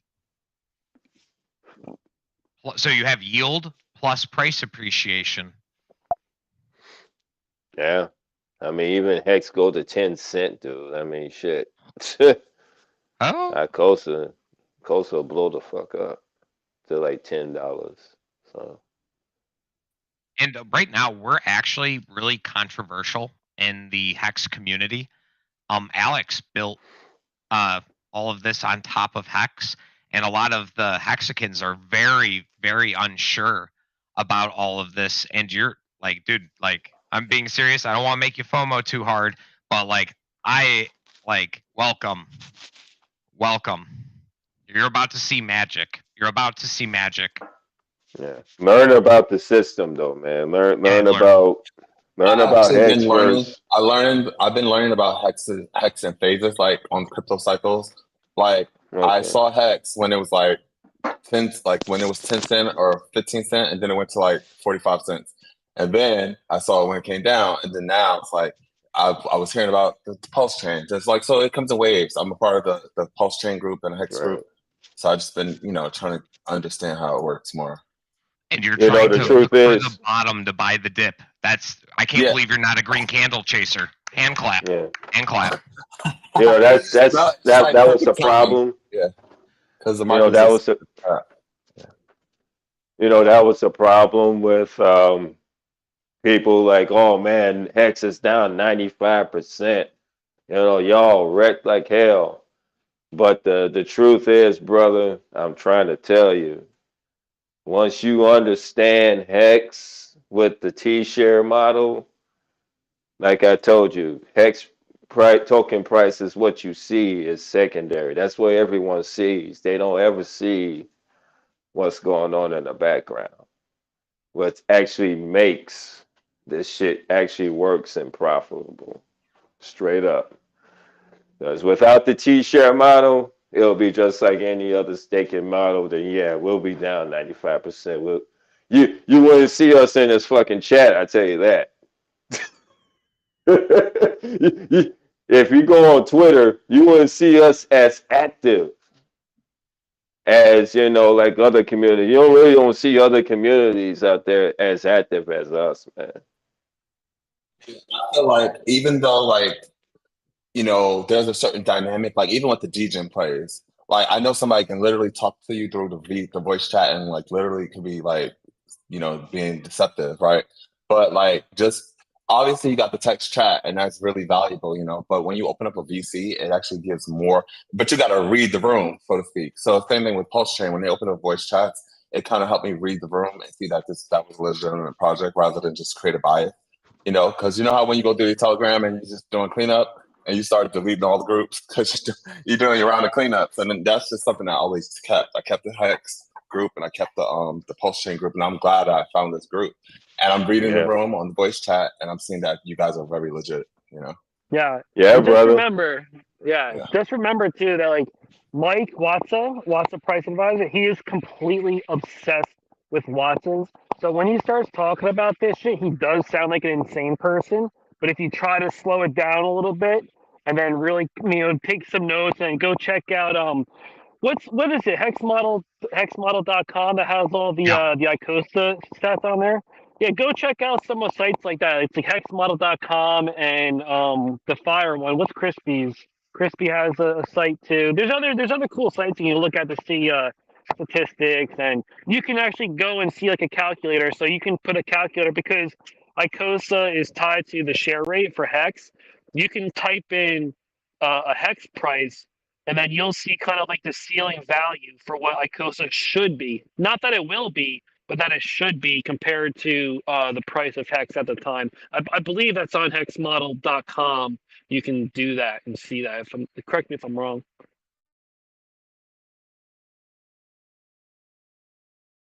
Yeah, I don't. It's hexfire.io for crispy stuff, but like the hex model is god tier information. It's a lot of charts.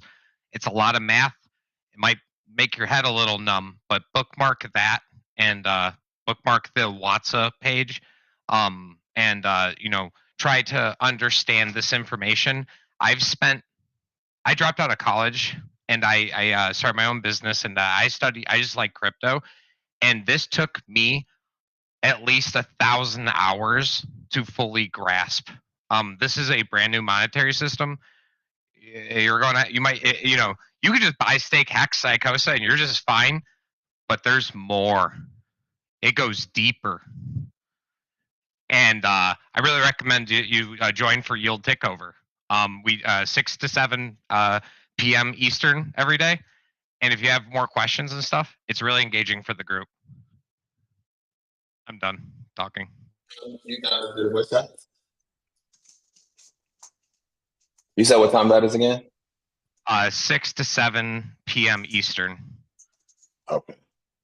Yeah, we meet up every single day, and me and people like Nate will go and answer new people questions, and I bring a lot of game theory to the Icosa staking game.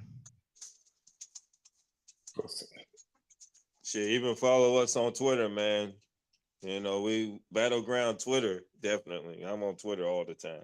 Every now and then I pop up on there. But yeah, bro, we everywhere.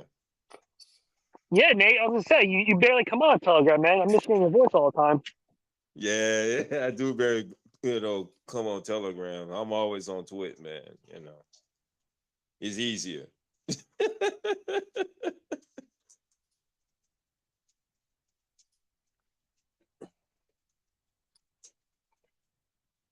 Well, yeah, bro. If you got any questions, shit, we here definitely. We'll help you out. As much as we can. Got any questions? Just ask. 'Cause yeah, this is why we're still here. Like what? It's been like over 3 years with Hex. Been paying out every single day and everybody single day, no matter how big or small the stake is. And now you got all of a sudden these layers, like with Hedron and Icosa, paying motherfuckers every day. Oh, I just looked on Twitter. So the Icosa could go all the way to $60. What? Wait, and then one says over $3 and over $60. All right, ceiling price. No expectations. You got to have something to shoot for. That's why everybody asks. That's complicated. Yeah, the most important thing is that you want to put your assets where they need to be for you to create the yield, which is the stake. You need to stake your assets. So pretty much when you stake it, it's just like you're gonna get your return back anyway, and then you're gonna keep earning. Yeah, basically that's depending on free market. Yeah. Sorry. Okay. That's definitely what we done. Yeah. Yeah, I mean that's why it's always good to just find something that's already been proven and been around for a minute. It's kind of hard to get into a project that just launched because it's like it launched, pump and dump. But I see that you guys, you launched in October, and yeah, you're still here, And Hedron's even older than that. Oh, okay. Yeah, Hedron's like over a year old, I think is it? Like almost a year or older. Yeah, I think it's like 8 months or something, 8-9 months or something. Yeah, we're there, man. We're almost there for anniversary. Yeah, I heard these whispers of something like maybe we have our own little meetup, maybe. Maybe in the future. I'll be real, bro, if you buy Icosa and you stake it, you are allowed to sell your interest and I still think the price could rise against you, even with you selling. There's always a buyer on the other side of the Icosa side, but there's always dumpers. But like stake some Hex, stake some Icosa. You're allowed to sell your interest.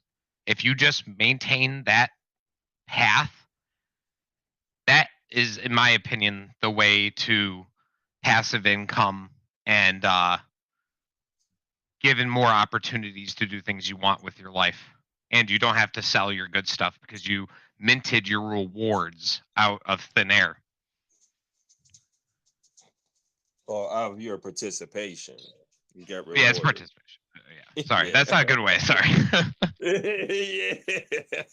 Like so because this is what I understand about ecosystems sometimes. Like in times past, like some ecosystems like work against each other. Like, so I know you're saying it's ecosystem, so it's pretty much like a collaboration. Well, not necessarily collaboration, but it's like the Hedron and the Hex is working together with the Icosa that's going to eventually work together with Pulse Chain. So they're all going to like be with like for each other, or are they going to like hurt each other? Like, how does that?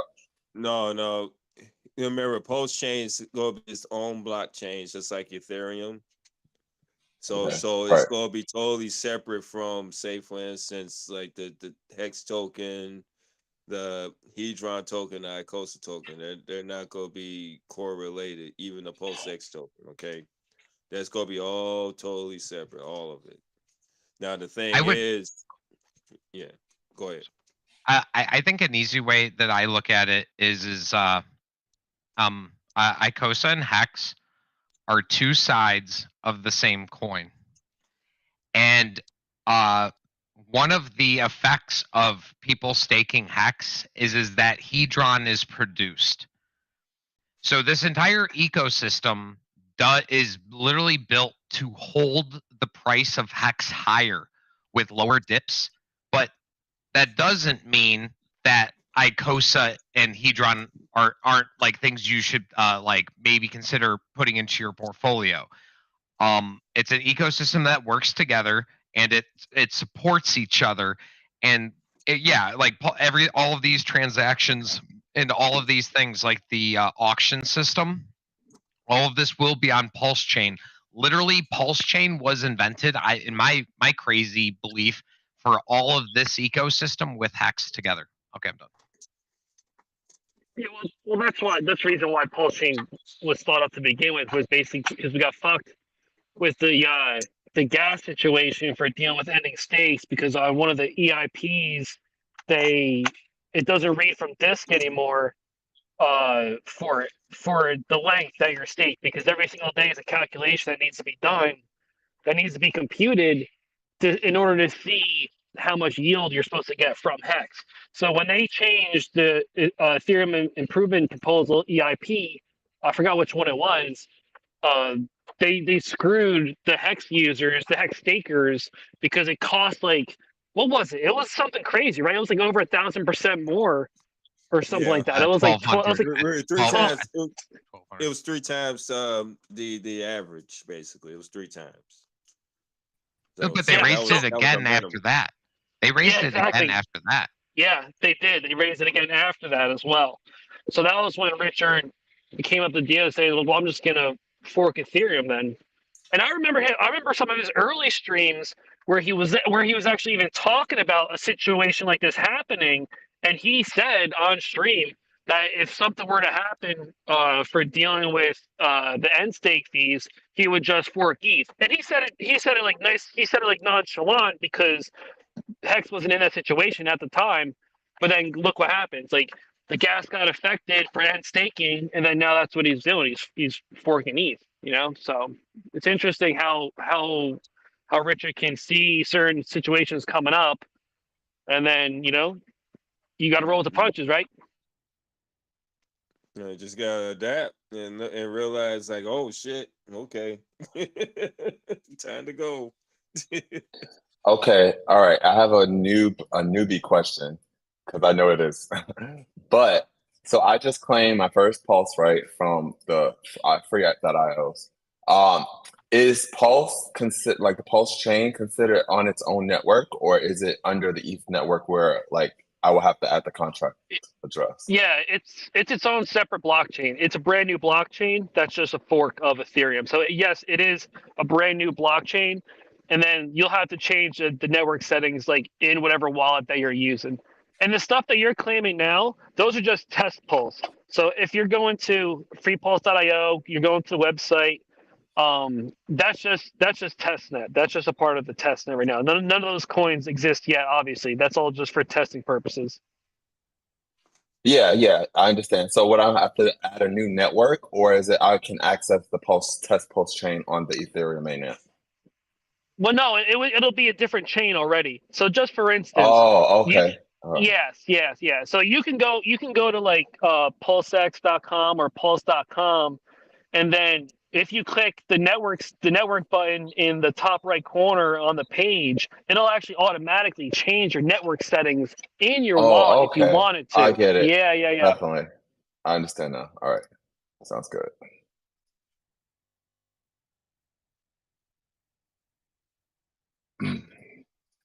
But yeah, definitely. As somebody, like, my opinion is I'm going to sack some for famous and everything in fiat. But like, if you don't like own Hex and stake Hex and like have Icosa and stake Icosa, I would ignore the rest of the noise and really focus on those two things. Watsons are amazing too, but like you need to have Hex and like Icosa staked first in order for you to really move to that next level in my eyes.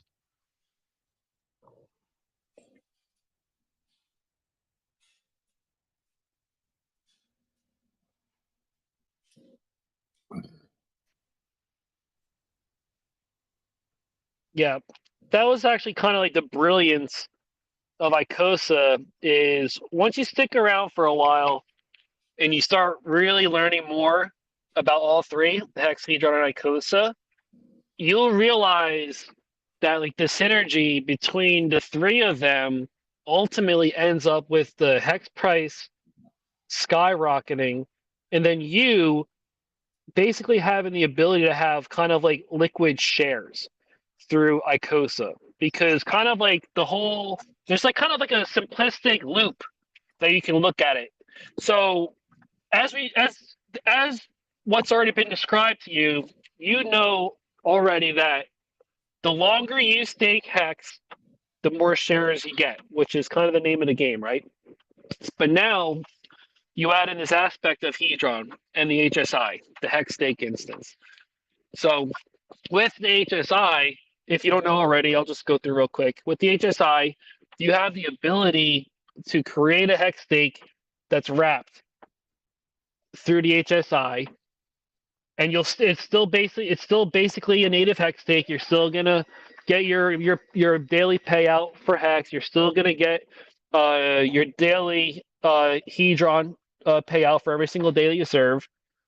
But now with that, it kind of gives you an easier option to stake that HSI, the Hex stake, for Quattro Cinco, giving you the max amount of shares with the ability to have a liquid option for that stake. So obviously you stake something for 15 years, there's some type of emergency.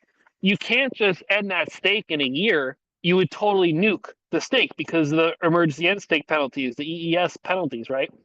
So now with Hedron and the HSI, it gives you more of a flexible capability to kind of get out of your max share rate HSI, your Hex stake, with an optionality to sell it on OpenSea or do a private sale with someone to sell it, right?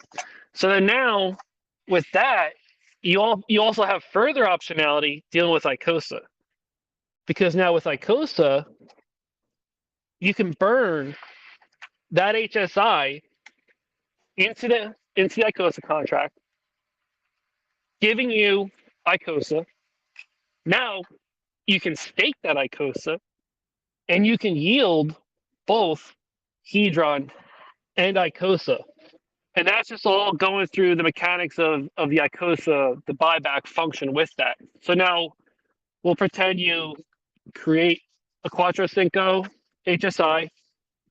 And now remember, since it's a Quattro Cinco, when you sell that HSI to the Icosa contract, it burns it. You're going to get a 10% bonus on top of that because it is a Quattro Cinco. So you're going to get more Icosa because of that fact. So now you're already maxed out with your share rate. And obviously, yeah, it all depends on how much how much an actual stake was for. Like, where we'll just say 10,000 hex.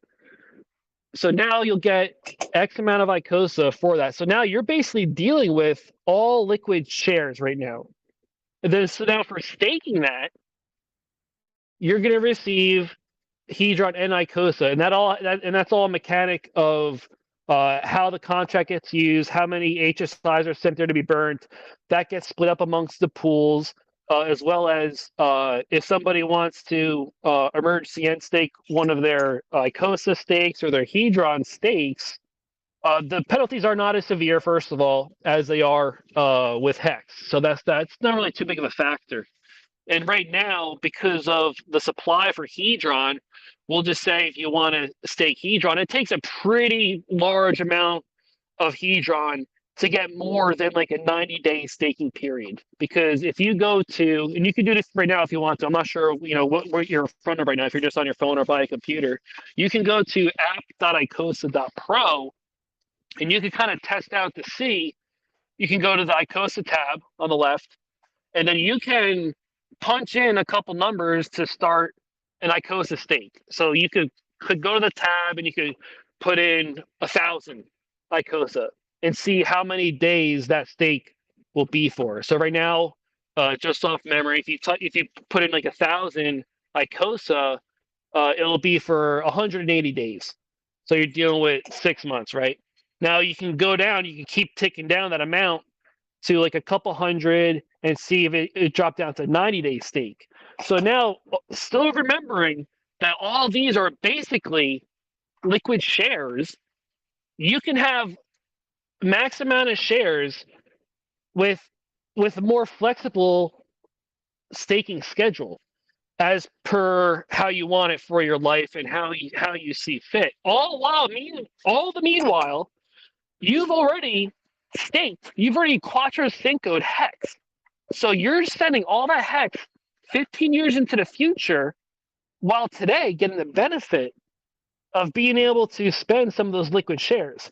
Now, I'm not sure how much you pay attention to the space as a whole for us, for Hexian community, but some people don't like the idea that we're able to, get out of the so-called truth engine, because Hex is a truth engine. Like, you do have to abide by the contracts, that you set for your own self, right? So some people aren't happy with the fact that with Hedron and Icosa, you are creating a liquid way to get out of that truth engine. Some people love it, some people hate it. It is what it is. What are you gonna do? But the whole genius mechanic behind it is that we can buy whatever amount of Hex we want. We can lock that motherfucker up for 15 years, sell it to the contract, and then we can stake as we please. We can not stake as we please, and essentially, you'll have liquid T shares. Essentially, so it's really fucking cool. Like, once you hang out for a while and you're hearing it being Is talked about more often. Is the 180 days the max length of the stake, or you can No, increase it? It varies. Three, It 360. varies. Yeah, it varies. I 360. think I think the max is like 360. I think right now, you got to go to something like close to 20,000 Icos. I think in order just to get like a year stake length. It's a lot of fucking Oh, Icosa. okay. All right, I see. Yeah, it varies on the size of the pool. Yeah. So the more participants, the less the days, like the Hedron pool. Those days did drop down from the earlier days. I think that has to do in response to the actual liquid supply available. I think that's what it does. If it's a larger liquid supply, the days drop down. But if it's a smaller liquid supply, the days tick up. Like it's a longer stake length However it is, it's like either way, it's like vice versa or something like that. I think it all depends on the actual liquid supply. Yeah, that's another factor there, definitely. And also the stake that you want to sell, the HSI stake that you want to sell, you have an opportunity to buy it back with Hedron in 90 days. You just got to have the right amount of Hedron to bid. So Yeah. it's an HSI auction. That's how we get our yield through Icosa and Hedron. Yeah, because if you are on that website, you can go down to the bottom part on the left. It says HSI auctions, and the top part are the auctions that have not started yet. So they're waiting for someone to put an opening bid on them, and then the section on the bottom are the ones that are currently in the process of being bid on. And there's timers on the ones on the bottom section. You can see how much time are left to which ones where the auctions are actually happening right now. Yeah. And that's how we've been getting our yield, man, through them HSI markets, definitely, man. Absolutely. Yeah, I'm not sure if you're. Yeah, I don't know if Sorry, you're yeah, aware I of all want to that. say, yeah.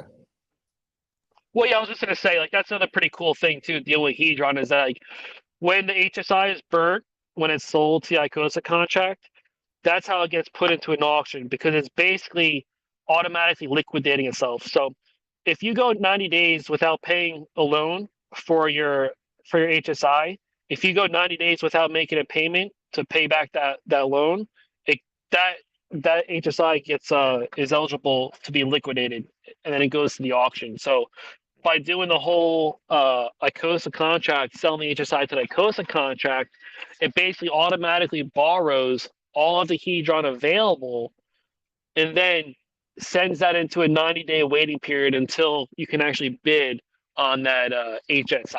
And then when the HSI goes into auction, you can only bid on that HSI with Hedron. So therefore, that's like a really significant burning mechanism for Hedron itself. It's pretty fucking genius. I gotta say, like, Alex is a fucking insane person to think of this shit. Like, it's fucking crazy.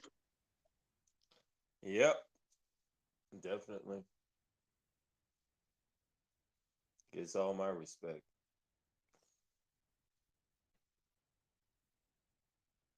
And that's another thing. Like I guess I think I said that earlier about the HSI advanced function, which you could actually with your HSI hex stake, you have the Hedron inside that hex stake. You can actually advance all that Hedron at once, which is borrowing it, of course. Yeah, But then yeah. you have a period of time of paying it back. I think 30 days. And if you don't pay it back in 90 days, then it automatically goes into the auction block for that stake to get bidded.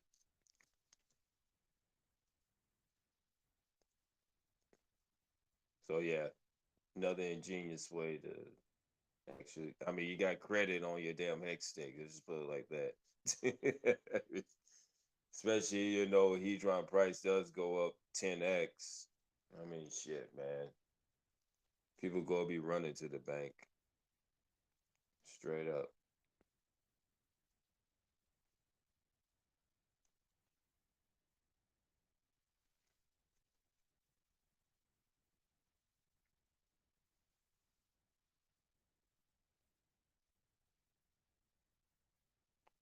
Hey, brother, things happen for a reason. You stop by here, getting educated on some finance, some real finance. Yeah, I definitely will have to do more research and like just be in this group each day to connect all the dots properly, because I've been hearing a lot about the hex, then the post chain now Icosa, so I can and like the Hedron and the HSI, I can connect all the dots, but the actual ecosystem that actually can work together. You can go on YouTube also, look up Crypto Soft and Maximum Broadcast. He does a damn good job too. He's heavy in the Hedron Icosa too. Right. And as far as Hex, there's still some old content that's on the YouTube channel. that will educate you. I mean, dude, we got so many sites. Well, hexnoob.com. That's a good one. That gives you like all the links.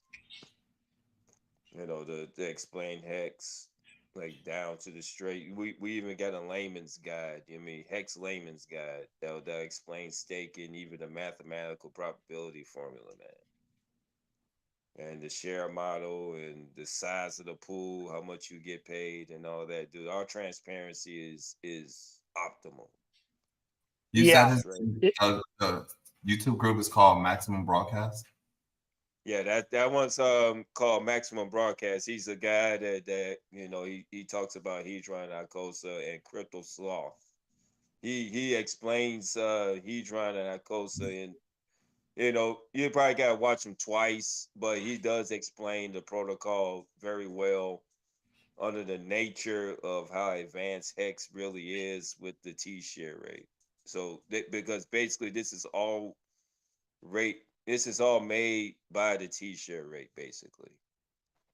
So the it gets a little technical, but you got time, man. Because look, shit, it took me damn near 3 months to realize like, oh shit, they're T-shares.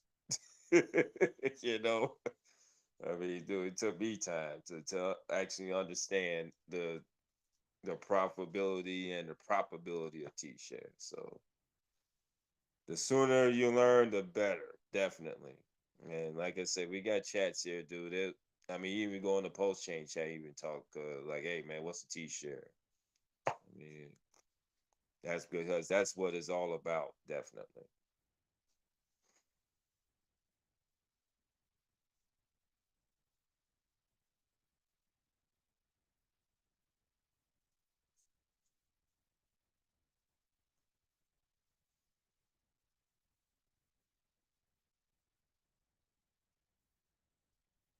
And so, did Alex show up on the Hex conference yet?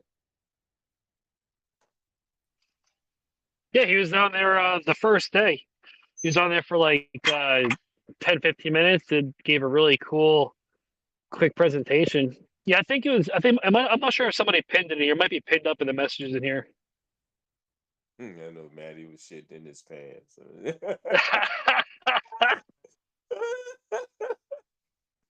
Look, I like Maddie. He's cool as hell, man. You know, we talk every now and then too. Dude, but yeah, I knew you was shitting in his pants because he knew the backlash he was gonna get. Like, dude, you ain't showing fucking Alex Alex, up. yeah. Like, shoot, them and the Maximus Dow guys, shit, like Dip Catcher, like shit, they should be like the last ones on there, man. Shit, without them, man, fucking Hex price might be, of course, all flooded out. Shit, they did a lot to get the Hex price to this point, especially Icosa, man. I mean, fuck all those 5555 stakes. Papa Boner's presentation was legendary. Oh, really? Yeah, Is his that was is good. that sarcastic or is that serious? Because I know Papa Boner. No, I'm dead serious. Really good. Oh, okay, cool. But you definitely got to go back and listen to it. Yeah, Papa Boehner, man, he funny ass guy. He remind me so much of like Woody Allen or some shit, man. Just funny as hell.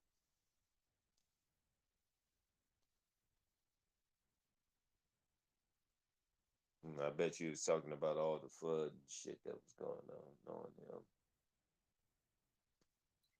It's mostly security.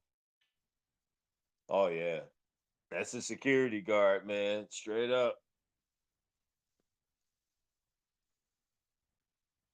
Especially getting everyone on hardware wallets and stuff. That's a good thing. It really is.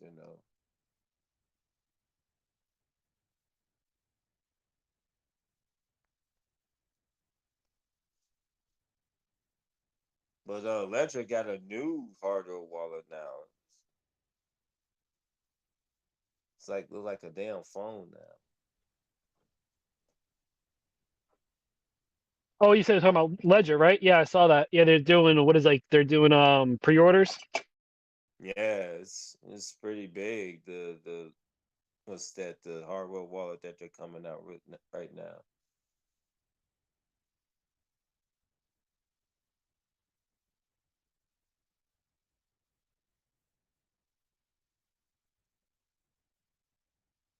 Now, when you order those wallets, you have to use your email address and all that shit. I'm not sure. I know for me for the Ledger, my Ledger I bought years ago. My Ledger was in 2017, and I honestly I don't even remember how I bought it.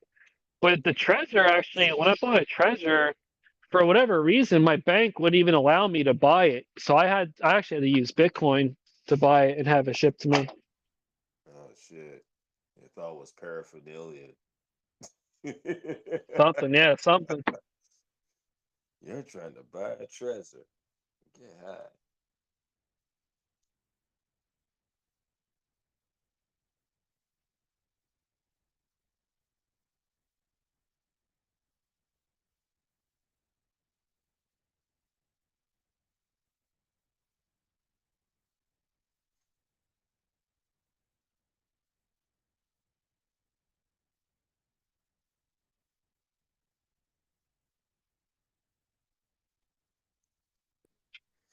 Yeah, that's gonna be kind of like a magical moment when people realize the best way to treat Hex and Hedron through the HSI with Summit to the contract for Icosa, because there's going to be a point when the value of Hex gets so high, and Icosa is going to run tandem with that, to where if someone actually wants to borrow at that point, all they have to do is sell some of their Icosa yield for Hex, bought yeah, for Hex, buy the Hex, and then lock that Hex up for Quattro Cinco in an HSI, and then you can just borrow from the HSI itself.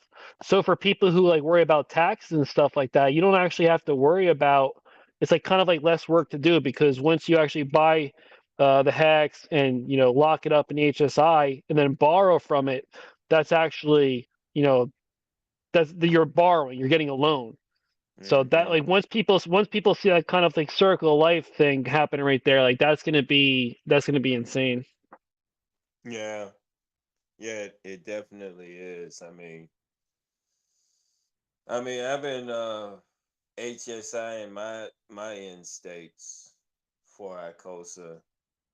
I definitely been doing that until they get to the ARB that last time I did, and I'll start back doing it. But yeah, I definitely been doing it, man, 100%.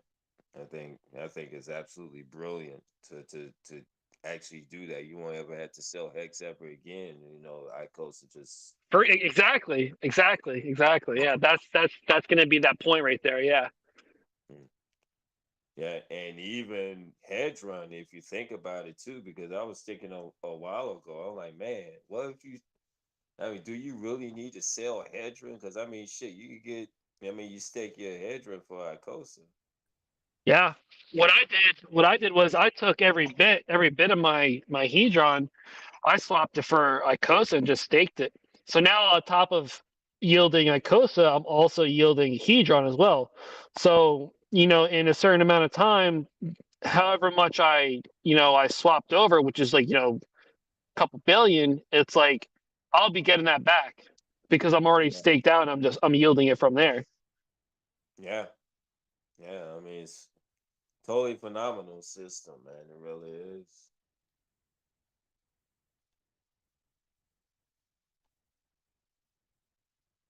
And then like what Dave Huey posted was like what 8 trillion Hedron got burnt so far.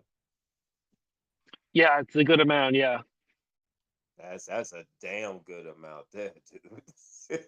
and by our participation, and really the SA hasn't burnt any in that I guess in that accumulation, if I'm not mistaken. I think that was all from the HSIs. So Yeah, I technically, don't. like 10 billion Yeah, hedron. he did. I think. Yeah, honestly, yeah. Actually, I don't even know. I think there was like two burns done. I think the SA did two benevolent burns. Um, maybe just one. I could be wrong. I think it could have been two, or maybe he did a third one dealing with Poly when the code got messed up with Poly. I think maybe that's Yeah, what it was. Maybe as kind of like a pat on the back. I think or something like that. I think he did. I think the SA did something to help Poly out. yeah. But I don't know if he included that total with the HSI burn because that'll be two separate events. That'll be very interesting. I think the total should be about 10 billion hedron burnt so far, man, in just in months. Not even a full fucking year, dude. Or trillion. Yeah, trillion.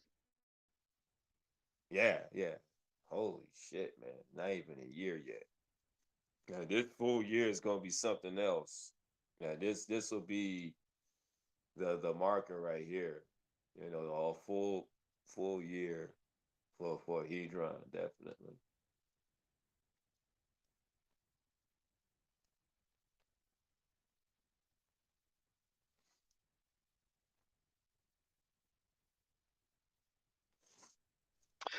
Dude, this whole like this whole last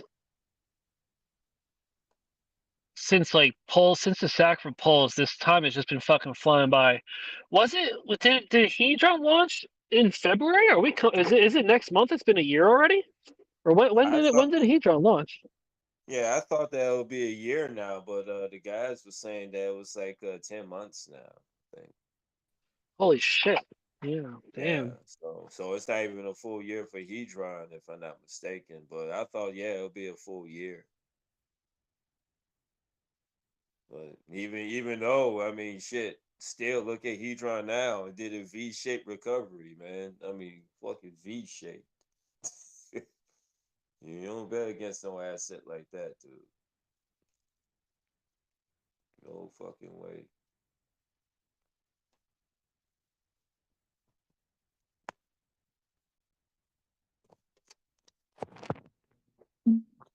Like I said, we still super early, dude. Like super duper early.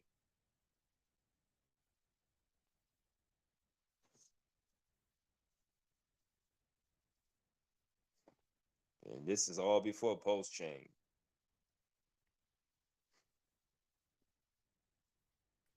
What do you think? Do you think the Fed is just going to keep it calm with the interest rates, or what do you think is going to happen there? You see any kind of signs? Do you pay attention to macro stuff, or not really? I think, man, as far as the interest rates go, the thing is about the alphabet soup news, they throw trinkets out there, like, Yeah. hey, other banks are asking the Fed to pause rates, rate hikes so they could catch up. So after that news that came out with that, and that wasn't front page news, of course. Then all of a sudden you didn't hear Powell saying like, "Oh, I'm going to raise rates tomorrow," this and that. It's like it was like he just like just stayed low for a minute, without publicly saying like, "Oh no, I'm going to raise rates anyway," which he say he's going to do anyway. But the thing is when.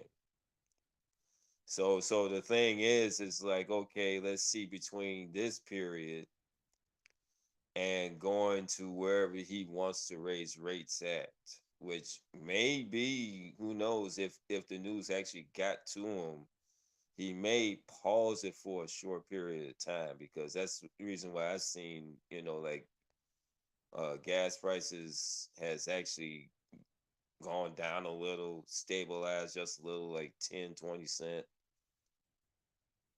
And even as far as food, it's kind of like, hasn't really, kind of stabilized and went down like 10 cent. Sound like they're actually going off the news because they know that, say for instance, all these damn layoffs and stuff that the certain industries are doing, eventually going to affect the economy because I mean the thing is there's not enough people working at all really to No, even not at all. sustain. That's the elephant in the room. No one's actually talking about the productivity. I mean, shit, I'm work. I got a job. I know people around me got a damn job, but the thing is, it's help wanted signs everywhere, and you need that type of productivity. But they're not even telling you why. Why is there such a work shortage? Oh yeah, such and such. He quit his job. He went somewhere here. He went somewhere there. But yeah, they went somewhere. But the thing is, that means it's still the same number of, people working there if he Yeah. went somewhere. So why is there such a, reduction of workforce? But they ain't telling you, about the 40, 50 fucking percent of people that, they are no longer here.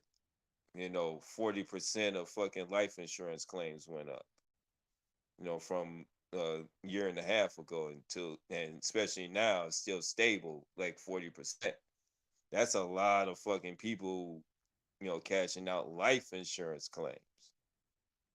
So they ain't talking about that, man. Shit, we had two guys at work. They're gone. And I think a part of how the numbers are calculated, Hmm? a part like I think that you're right. Like they're not really including the numbers of life insurance claims, so like people are not even here. But also it's the fact that they're basing it off of industries. Like how you go to school and you're like this is your industry to do work, but then like you find like pretty much they lay off people that are in their field of work. So that Mm-hmm. determines how the jobs go up or down.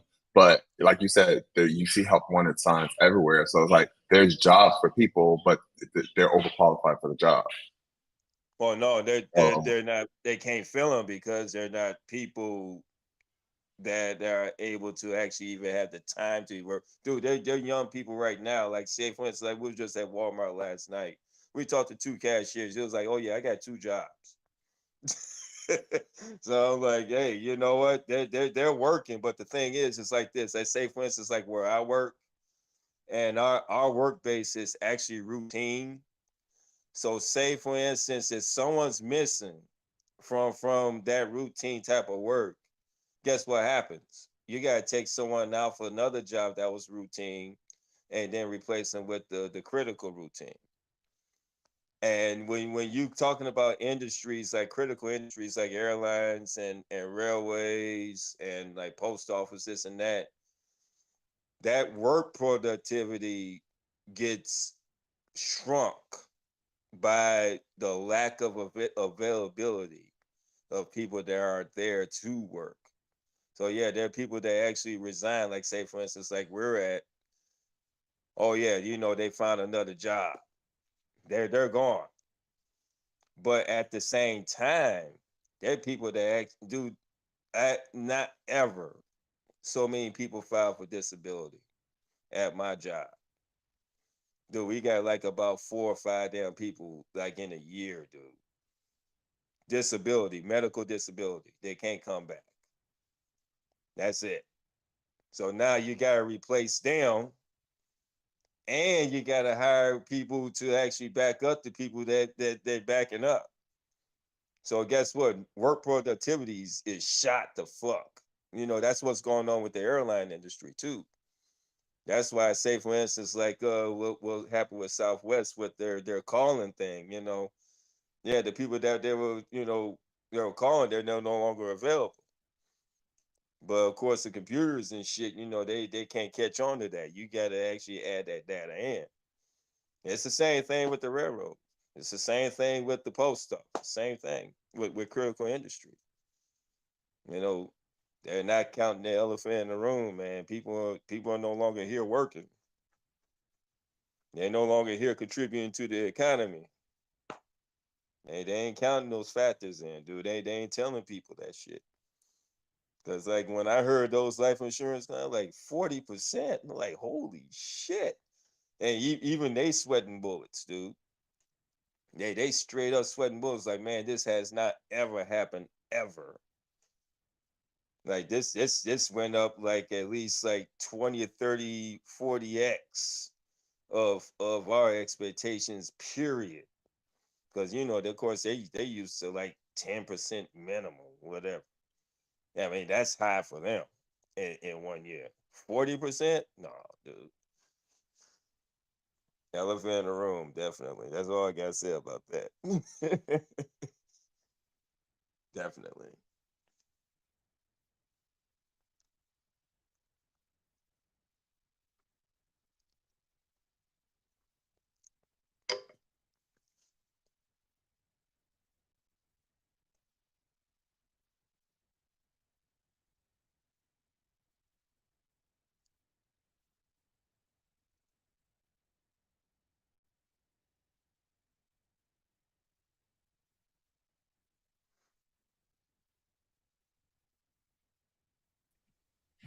I mean, the thing is, it's like the whole market went down together. I think it probably will take the whole market to go up first, like as a whole, like stock market and crypto market and Bitcoin and then Hex. Like, I mean, I understand, like, but when you think about it, like when we talk about coins individually rather than talking across, like, cross overlap, like it's really how it's working right now. Like the crypto is really following the stock market. So if there's going to be a recession based off the numbers reported accurately or inaccurately, it's like the crypto has really been following the stock market.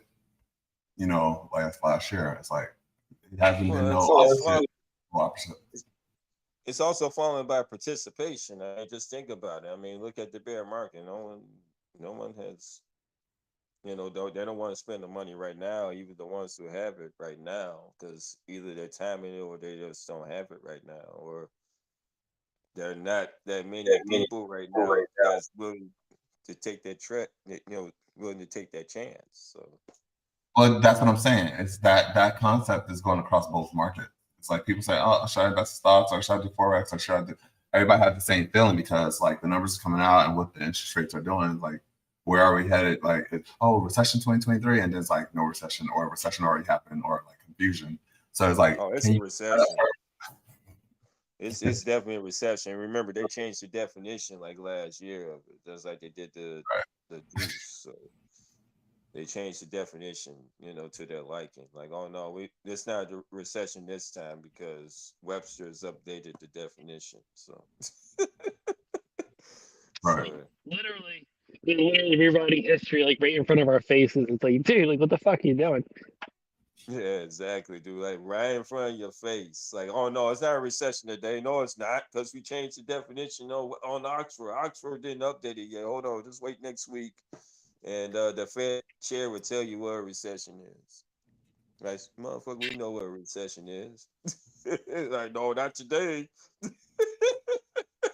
It's like even back when they changed, I forgot what year it was when they changed the definition of inflation, and Peter Schiff was screaming about this shit because it's like it's just inflation is an increase in the money supply, to whereas they changed the definition to basically the velocity of the money supply compared to the actual inflation of the actual supply, like making the supply larger. Yeah, exactly. So they think that, by changing the language instead of the meaning, it's like the fix. Well, of course it is. And you know that we're in a fucking recession. You know this. You and I both know this.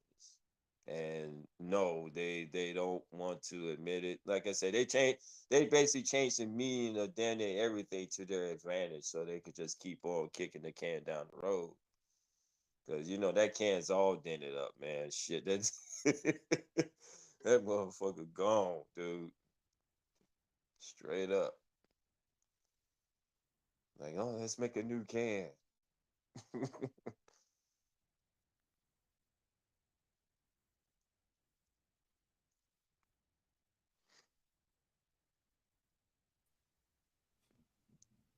But tell you the I mean, truth, that's kind of like how I'm looking at it. Like, if that is the fact, like, we're already in a recession, like they're trying to deny it, kicking the can, creating new cans. Like it's the same concept about where crypto is if it's already been following the stock market. So if you can evaluate that, people are skeptical about, putting it into risky investments. Not necessarily, it's like we know crypto's future, new technology, blockchain, XYZ is the fact of like, well, do we really know where the Bitcoin bottom is?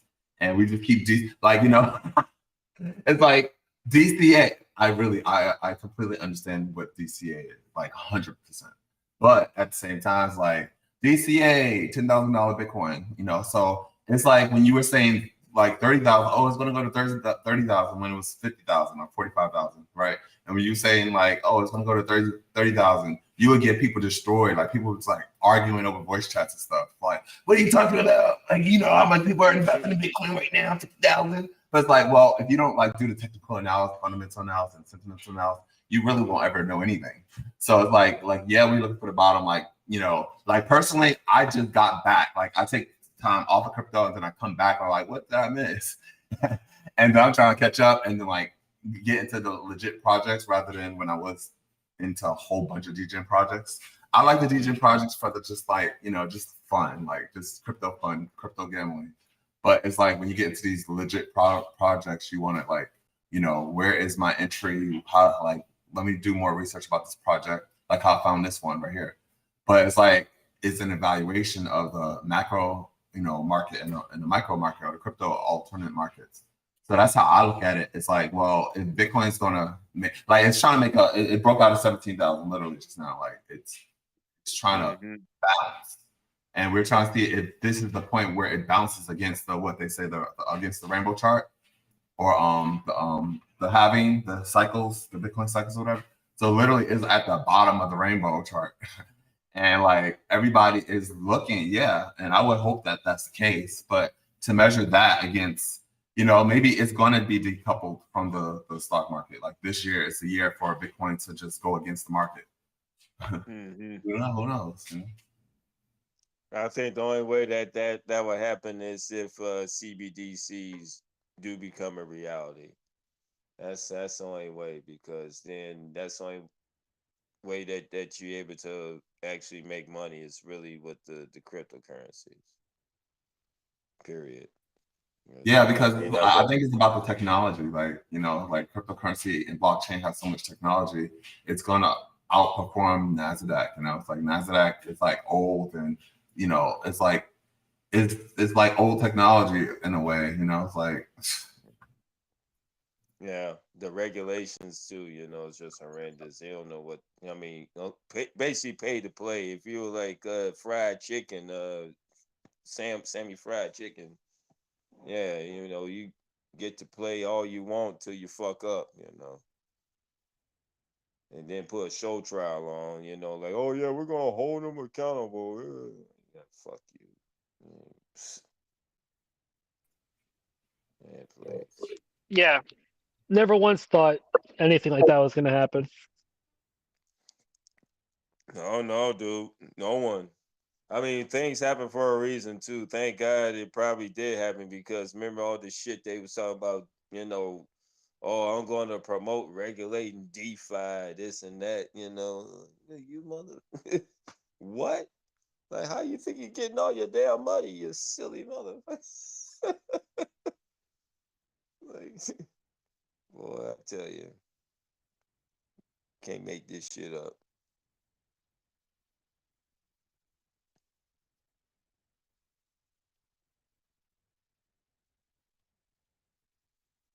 Yeah, the markets are going to be very interesting this year, though. It really is. Like I said earlier about the Fed, if it's true that central banks around the world were like, hey, ease up on this raising rate shit, and see if in the next couple of months if that's actually true.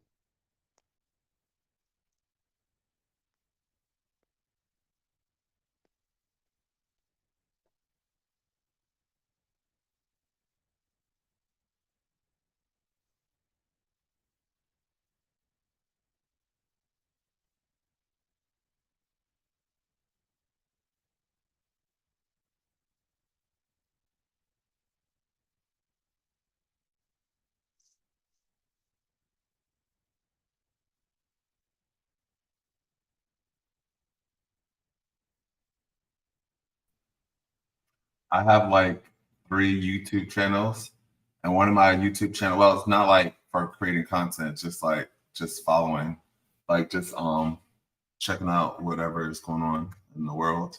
So one of my crypto channels is just for crypto. Like everything I subscribe to is like all crypto and like the markets and stuff.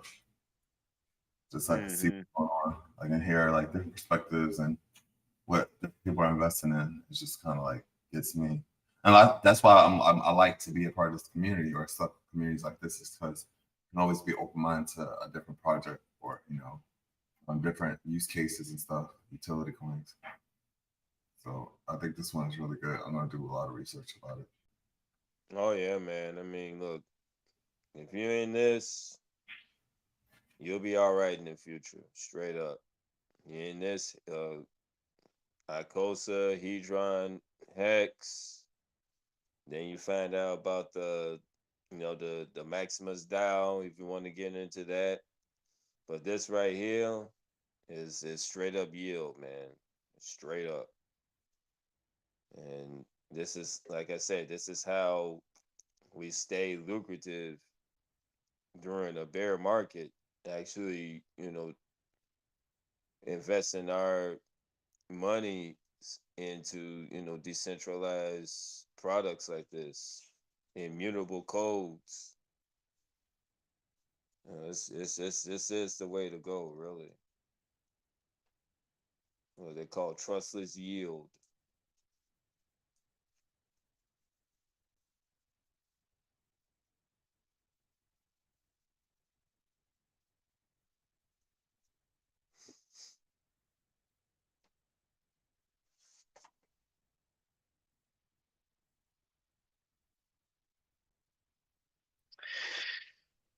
Yo, Nate. So like with Twitter not censoring all like the actual doctors that are coming out now, or they've been trying to come out for a long time and just talking about how, like dealing with like the COVID shot and stuff.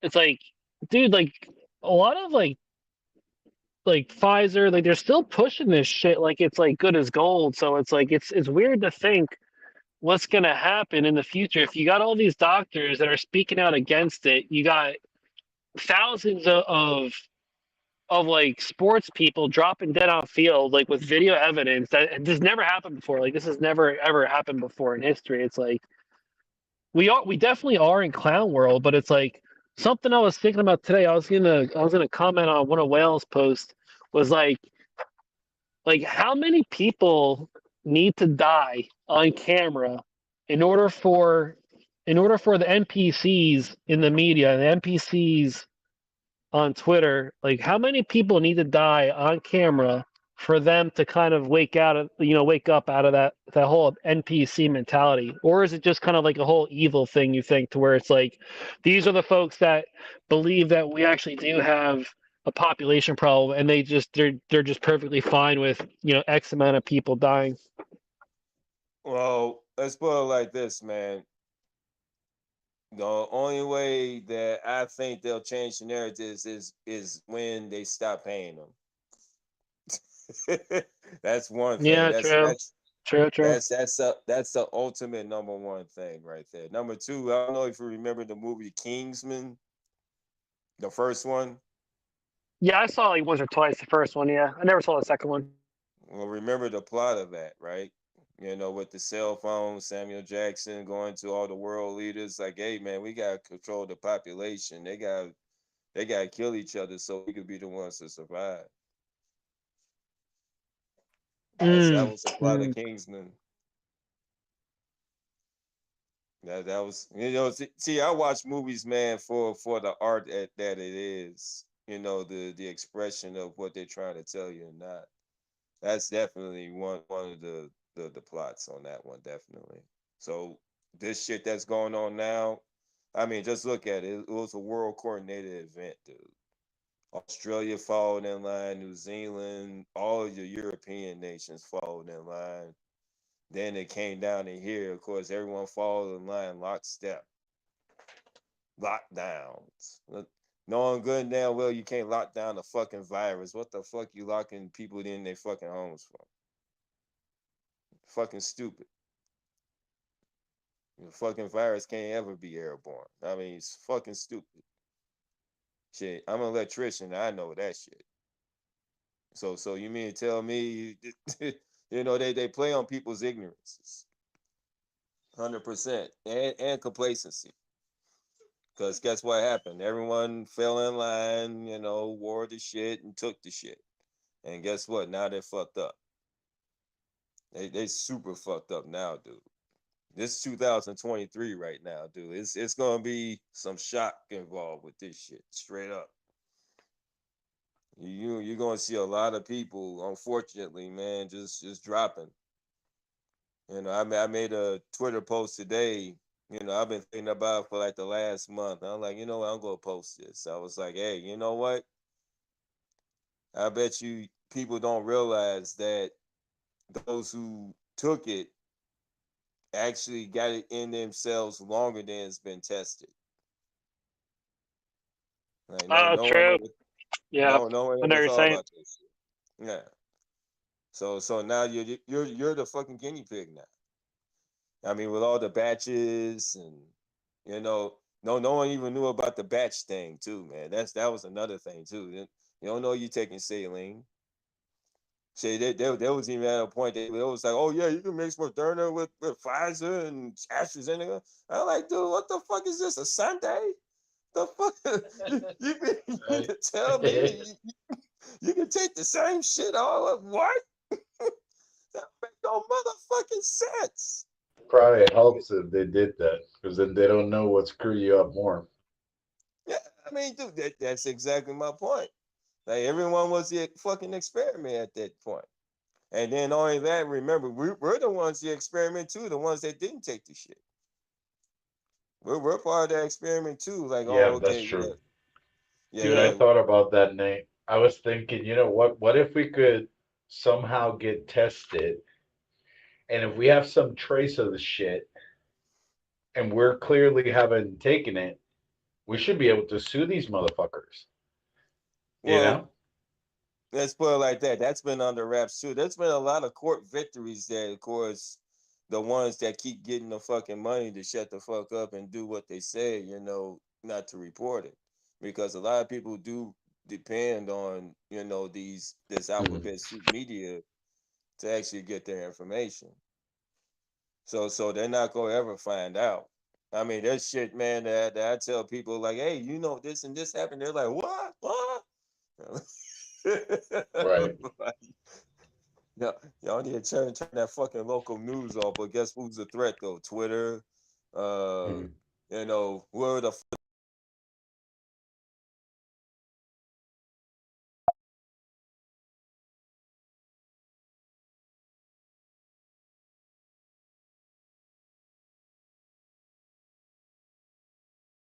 Some trace, or because I touched someone, or because someone, or in the, you know what I mean? I don't know. I don't know how the thing spreads after they get injected. it spreads. They're spreaders. They're shedders. They're straight up shedders, man. I mean, every vaccine that has been ever made, even like what's that, the mumps and rubella vaccine, and all that. Your body gets to a point where, yeah, I want this shit out of me. and those dead cells that they put in that damn vaccine is what somehow reanimated again, and then they come out of it. So Yeah, now but these motherfuckers, they don't realize that, yeah, you creating Frankenstein. You basically that's reanimating dead crazy, bro. shit coming out of people. With the Right. vaccines all along. Yeah. And But with this mRNA shit, there was there you go. nothing, traced with the so-called COVID shit that they said that, oh yeah, this going to protect you. Like, dude, there's no gene or nothing in that shit Yeah. that a vaccine will be, made of. No, this is mRNA, manufactured Mm-hmm. RNA. That's what the fuck I call it, GMO. manufactured. So I mean, what the fuck? What do you think an RNA is going to do to your DNA? Your RNA is going to Right. tell the DNA what the fuck to do. It's Mm-hmm. obvious to me. I mean, I ain't been to fucking molecular, biological, where the fuck school, where the fuck. That's If you my got thing. It's like the way I autoimmune, see it, if I have some trace of this thing and I never got injected, I should be able to sue someone. Either the it, politicians pushing it or the manufacturer or someone. and then the main ones Someone that got exempt, the main motherfuckers that got exempt, they're the ones pushing the shit on you. You know, no one ever questioned that shit either. Like when he wanted, what's that, Biden bitch wanted to tell OSHA what to do. Like, oh yeah, everyone working on the OSHA gotta get the shit. right. But The dude said he, it. The guy from the WHO, Tedros or something. He said he hasn't been vaccinated. yeah, exactly. But he telling you to get fucking vaccinated. See, that's what I'm talking about, the You know Kingston what he shit. said? He did it right. He said he wanted everyone else to be vaccinated. He was sacrificing. The dude actually said that on TV. Yeah, but that was Bora on the Pfizer guy. He said that to Maria Bartiromo, because she asked him like, "Hey, you vaccinated?" He was like, "Oh no, I don't want to jump in line or some shit." You know? Like, Motherfucker. bitch, you work for Pfizer. You could have got the first dose, Yeah, you get the motherfucker. first one, motherfucker. Exactly. You That's could what have it got should the do. You're elite like, no, you get gold the first one, dose. buddy. Yeah, you could No, have got you the get the platinum first one. dose, motherfucker, and gave the rest of the silver shit. For sure. Dude, I always Boy, say I that. tell It's you. like the politicians should be the first one to take it. If the shit don't work, they get killed. If the shit works, then, then we got them to test it first. Yeah. But either Hey, way, no, we win. no one questioned the phony shots. You know, motherfuckers were taking phony shots, dude. Yeah, Well, what was so that? Boris Johnson apparently took like 5 or 6 fucking doses within a period of time, and no one questioned him. It was like 5 fucking different fucking pictures of him taking the fucking injection. oh, man. No one He questioned him. was taking some Flintstone vitamins. Yeah, I need to take an IV. I can't swallow it. Yeah, all that damn Yeah, nut your ass swallow from them damn motherfuckers telling you what to do. yeah, that's the scary part. When they tell you, well, if you don't take it, you get fired, or if you don't this and that, and then you talk, but did you take it first? You're like, Yeah, nope. dude, look, I told my wife, she's a nurse. I told my wife, if they tell you to take that shit, come on. That's That's it. what I did. Yeah. And it was the same thing with my job. Oh yeah, this date you gotta have it or else. So like, oh well. I Yeah, mean they were like that with me because they wanted me to get like some like a weekly test or something. It was something that didn't even make sense because it was like, well, dude, if I'm not sick, where the hell am I taking a test for? So it yeah, was just like exactly. the logic that they were saying, it just didn't make sense to me. It was like, well, if you don't take the shot, then you need to get constant tests, and if you don't, and if you get the shot, you can still get it. So it was also, I was Yeah. just, nah, dude, I'm not gonna take this shit. I'm sorry. Like I'm gonna. I remember at one point just saying, you know what, if this is it, this is it. I guess it's like, I remember Exactly. thinking. Dude, I'm not even like religious and all this stuff, but I remember, I was raised Catholic and all this stuff, but I'm not. But I remember thinking that I was like, well, I mean, if the immune system's not ready for this, then maybe it's time for us, it's time. I Yeah, Yeah, don't know. exactly. Yeah. exactly. If you don't know what That's the what I fuck was it is, thinking. what the fuck I'm gonna do? What the fuck you gonna do? Yeah. Dude, look, I remember when this shit first came out over here, and I told my wife, it was like about January or February that year. I was like, baby, they don't know what the fuck it is, because guess what? Either they're not told what it is or they don't know what the fuck it is. Period. Yeah. And not only that, number two, they don't even have a name for it. So guess what? They don't know shit. And don't Yeah. trust their asses if they don't know shit. Because Yeah. they I are just not gonna remember be, looking at. I yeah, they're remember not gonna looking be. at what they were doing in Italy, and it just looked like a mess. You know what I mean? Like I was like, you know what? If they're saying that everyone that dies on that night had it, it just doesn't make sense. And I remember saying the numbers are not gonna make sense. No, it isn't. No. And you know what was very suspicious was the protocols that what's his name? Fauci face, fucking put out. And come to find out, no autopsies. Right, exactly. What? Wait a minute. The motherfucker died and shit. You don't want to analyze what the fuck is in him? Dude.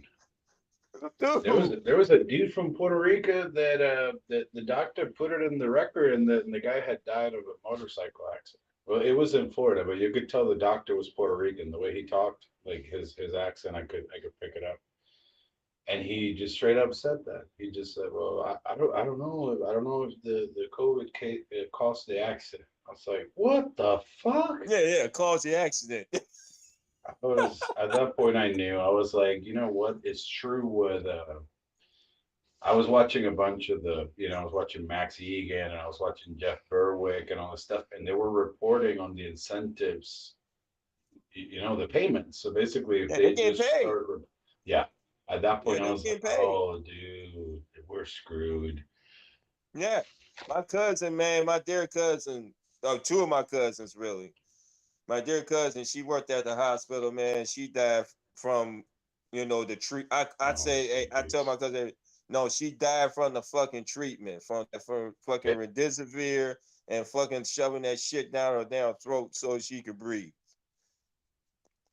That's one. And number two, my other cousin, he died from the fucking vax. Because like 2 weeks later, they want to blame it on him drinking and shit. Like, no, my family full of fucking alcoholics. We don't fucking die of heart attacks drinking. We don't, motherfucker. Isn't that intense, bro? Like in the last 12 months. Yeah, exactly. All kinds of people just and then you could read online and they're saying like you could it started all these weird articles saying like you could die of a heart attack for drinking coffee, for not sleeping, for going outside, for walking, too much exercise, too little exercise. It's like, what the fuck? Well, what was that? There was an article like about 3 weeks ago. I think it was the World Cup.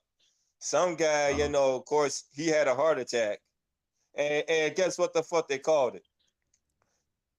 Guess what the fuck they called it? He died of a happy heart. What the fuck? Wow. What the fuck?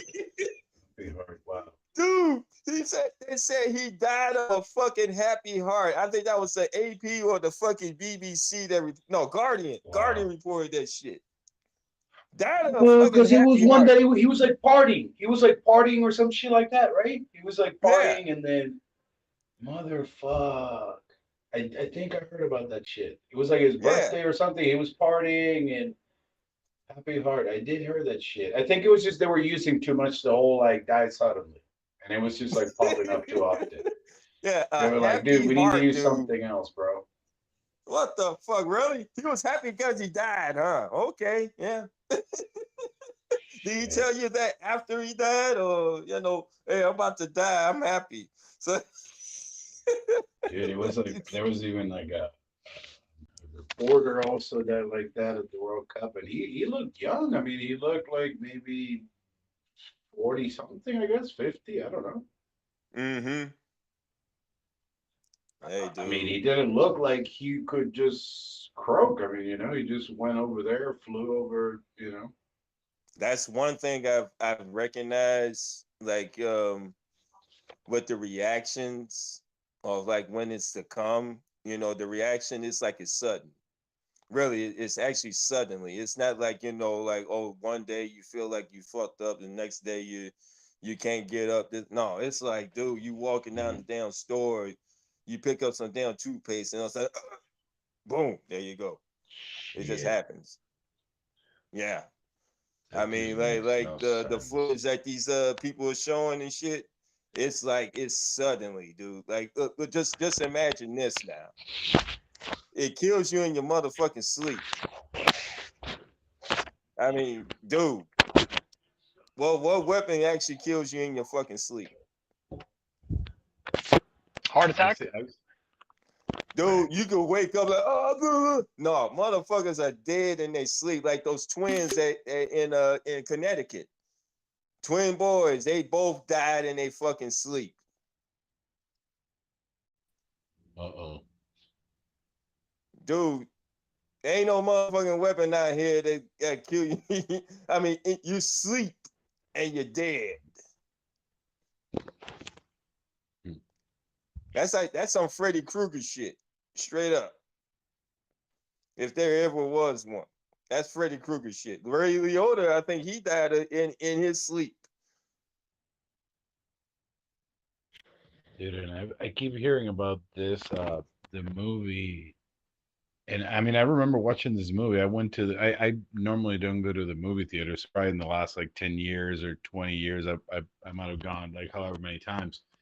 I remember going to this movie maybe like 20 years ago. It's called like Children of Men. Yeah, Children of Men is a classic, man. Yeah, I It's got an amazing that. movie. It's an amazing movie. Yeah. It's a documentary. What if that shit happens to us? Like all these people that get injected, all of a sudden we cannot. All of a sudden it's like, oh yeah, we fucked up. We can't go back now. Birth rates are down everywhere, dude. Except the countries that didn't take the shit. You know, they say like they wanted all the Africans to take it for some fucking reason. You know, wink, wink. Then it was only 6% of the whole population of Africa that actually took the shit. Now they fucking croaking on the street and stuff. But no, their birth rates are up. But in Europe, they're down. United States, they're down. Australia, they're down. Now, I don't know about China. I really don't know about China because they didn't do the mRNA. They did a vector base. You know, I didn't really do too much research into the vector base. But apparently it's almost the same reaction, but not as serious as the mRNA. I want to say like maybe a month ago, I was hearing a bunch of reports that there was people just breaking all kinds of stuff, just kind of, rebelling against against the new lockdowns that just happened like a month or two ago. Oh, But then yeah, all of a China. sudden there was like nothing. So I'm like, was that other stuff real? Was that because I never know. I never know what China lets out and then Yeah. what's real and then what's not Yeah, you real. can't trust what China brings out. You Right. just can't do it. You know, basically they got literally like they got brainwashed news over there in the fucking East Right. Asia. Like Right. if you watch the Japanese news, dude, all you see is like cooking and shopping and they looking at the sun and fucking swings and riding trains and shit. But you don't hear shit about Fukushima. Right, exactly. Like, don't go to the water, bro. Like, oh wow. Yeah. Oh, shit. I think a fuck couple that. We ain't months telling ago them I about heard that, that. dog. Yeah, I even think I about heard this like a shit. couple months ago they were just gonna flush more water into the. I mean, I think they were always flushing water. I think that thing was cracked up, and then they were just always throwing water in the top and then just flowing down into the ocean the whole time. I mean, shit. What you got like three cores that are just fucking boiling. You know, they just constantly fucking boiling. So yeah, you just gotta keep fucking pouring water. Yep. Yeah, but you don't hear shit about that. You don't hear shit about Fukushima, man. No, hell no. That thing has to be reaching already California and all that, right? Well, it already did, remember? You know, it didn't take no time for the currents to actually, have that water go all the way to the Pacific coast on the west of the United States. Now, the thing is, there's always been like a conspiracy about radiation.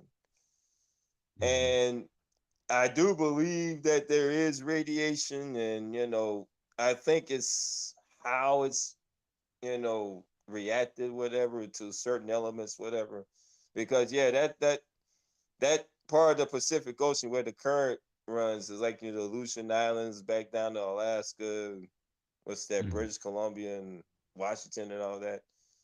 Yeah, that was the hypothetical. What's that current flow? But who knows, man? I mean, shit, Obama, he bought fucking, what's that, multi-million-dollar beach house in fucking Hawaii. So I mean, that's in the middle of the Pacific, so you don't give a fuck. Yeah, the rich folks don't. I heard Bill Gates bought some property in California too, a beach property. Yeah, right off the coast. You know, telling you about climate change though. Yeah, they don't care shit, bro. Every time I hear that, Nate, it's just I always think it's such a joke because it's like they always talk about it, and they always go in like their private jets and all this stuff. So they create so much, Yeah. Like I've never been in a private jet, like they go in and out on the. I mean, I've seen it in Yeah. some of the right? And like every time there's Yeah. like some of these events, they're like, yeah, Well, man, we need climate well, change and all this stuff, and none of them fly commercial. it's for years. It's for and walk to years the though. airport. Yeah, it's like the the level of hypocrisy is like beyond belief, but it's been happening for years. So it's just like there isn't even really anything you can say about it anymore because it's just been happening for so long, even before COVID. So it's like what the fuck, dude? Oh yeah, dude. I mean, they've been building this up, dude. Like, look, I tell people this, and they just look at me like, huh? I'm like, hey, look, True. Trump stopped the fucking shit. He did. He stopped the middleman for doing this shit. Now look at how hyperbolic it is for them to take their position. They're like, man, we got so much time to make up now, from what we lost in the last 4 years. So I'm like, man, why are they fucking, rushing this shit? They had an agenda. The thing is, they got thrown off course. They didn't expect the what's his name to win. They really didn't. And I mean, he, with his hubris and shit, he basically, lost, the presidency. So now you see what you got. And it actually sets the tone of the world when you think about it, because as soon as the mandate stopped here, then all of a sudden, slowly but surely, now Europe and Australia, they just quietly walked away. So we do still have some type of power and fortitude here, because everyone actually looks to us still for some reason. I don't know. How longer do we have with that though? I don't know, man, because after that last world meeting of those 27 nations, I think that was in Indonesia, was it? They vowed to have like what vaccination, passports and shit. I'm like, what? I mean, they vowed. They took a fucking oath to have vaccination passports with the next pandemic. Let's put it like that. I'm like, what the The way fuck? they're working, that might be next week. Yeah, They'll try exactly. it Yeah. like right away. Monkeypox 3 or some shit, Like, dude, like anything, bro, anything. It'd be like there'll be someone with some weed cough, bro. Be like, I hear it. You got it. Yeah. You're like, dude, I'm just high, bro. Leave me alone. You gotta get tested, bro. Like, shut up. Dude, they want to hinder your movement so bad. I even made a reference of the movie In Time with Justin Timberlake. That was a good movie. Oh, dude, yeah. Yep. Yeah, that, and there's another movie that was fucking good too, Elysium. I forgot all about Elysium with I Matt haven't seen Damon. that one. Yeah, it was a good one. Dude, you got to fucking check that one out too, dude, because that's between those two movies and Kingsman, dude. You seen every damn thing. You know what they want. You actually Right. know what they want. In Time, it's like, they got motherfuckers in zones by their status and class. And it's all about their lifeline. Dude, and that's what they keep saying about that CBDC. They're saying that it's gonna be like time sensitive. Yeah, that's So what they're they'll doing in make you China. like spend, and then you're like, nope, we need to spend this money, quick. Yeah, that's what they're doing in China. And the thing is, like, tell folks like, hey, that shit, cryptocurrency is the only way. It's the only way for you to save some fucking money at least. Yeah, Because that's you the thing. damn They sure don't want can't us to save it with save nothing, man. CBDCs. So you know they licking their chops on that. When they heard China was doing that shit, they were having wet dreams all over themselves, man. They're like, oh Yep. man, they actually doing it. We're gonna Oh, dude, a few politicians I've heard in the last 12, 18 months that they've said how great China's this or that, and then you're like, what the fuck? Like I heard the guy from Yeah. Canada, I heard Yeah, Trudeau, Pelosi and I said it. heard Nancy Pelosi. There you go, Pelosi. You guys heard her too say. They were Yeah, like, she yeah, said it in She Taiwan. flew over there to like Taiwan or some shit, and then she was like, oh Yeah. yeah, like the China model for this or that. I was Yeah. like, what Then cut. Yeah. Cut. the fuck? Cut. Then cut to welding doors shut on buildings and then them burning down by accident. It's like, Exactly. what the fuck? Yeah, exactly. Yeah. Exactly. I mean, fucking crazy, dude. Yeah, oh, they're the model of democracy. That's what she said, dude. That's what Yeah. she said. Oh my god. And, I and, guess and I guess at that point she was already out, so she was like, fuck it. I'm already like half a bottle in. I'll say this. you know that. But what tripped me out was that she way over at fucking Taiwan, but you see her fucking district, the Tenderloin. Man, that motherfucker, I wouldn't even walk through that motherfucker. I'm from the shy, damn it. Shit, I would not walk through the fucking Tenderloin. Fuck that shit. Hell no. Her Whatever fucking happened with dis- her case? Remember that whole mess at her house, the husband, the Yeah, boyfriend. I don't even know what the yeah, fuck was over there. he was a carpenter that night, man. Fuck,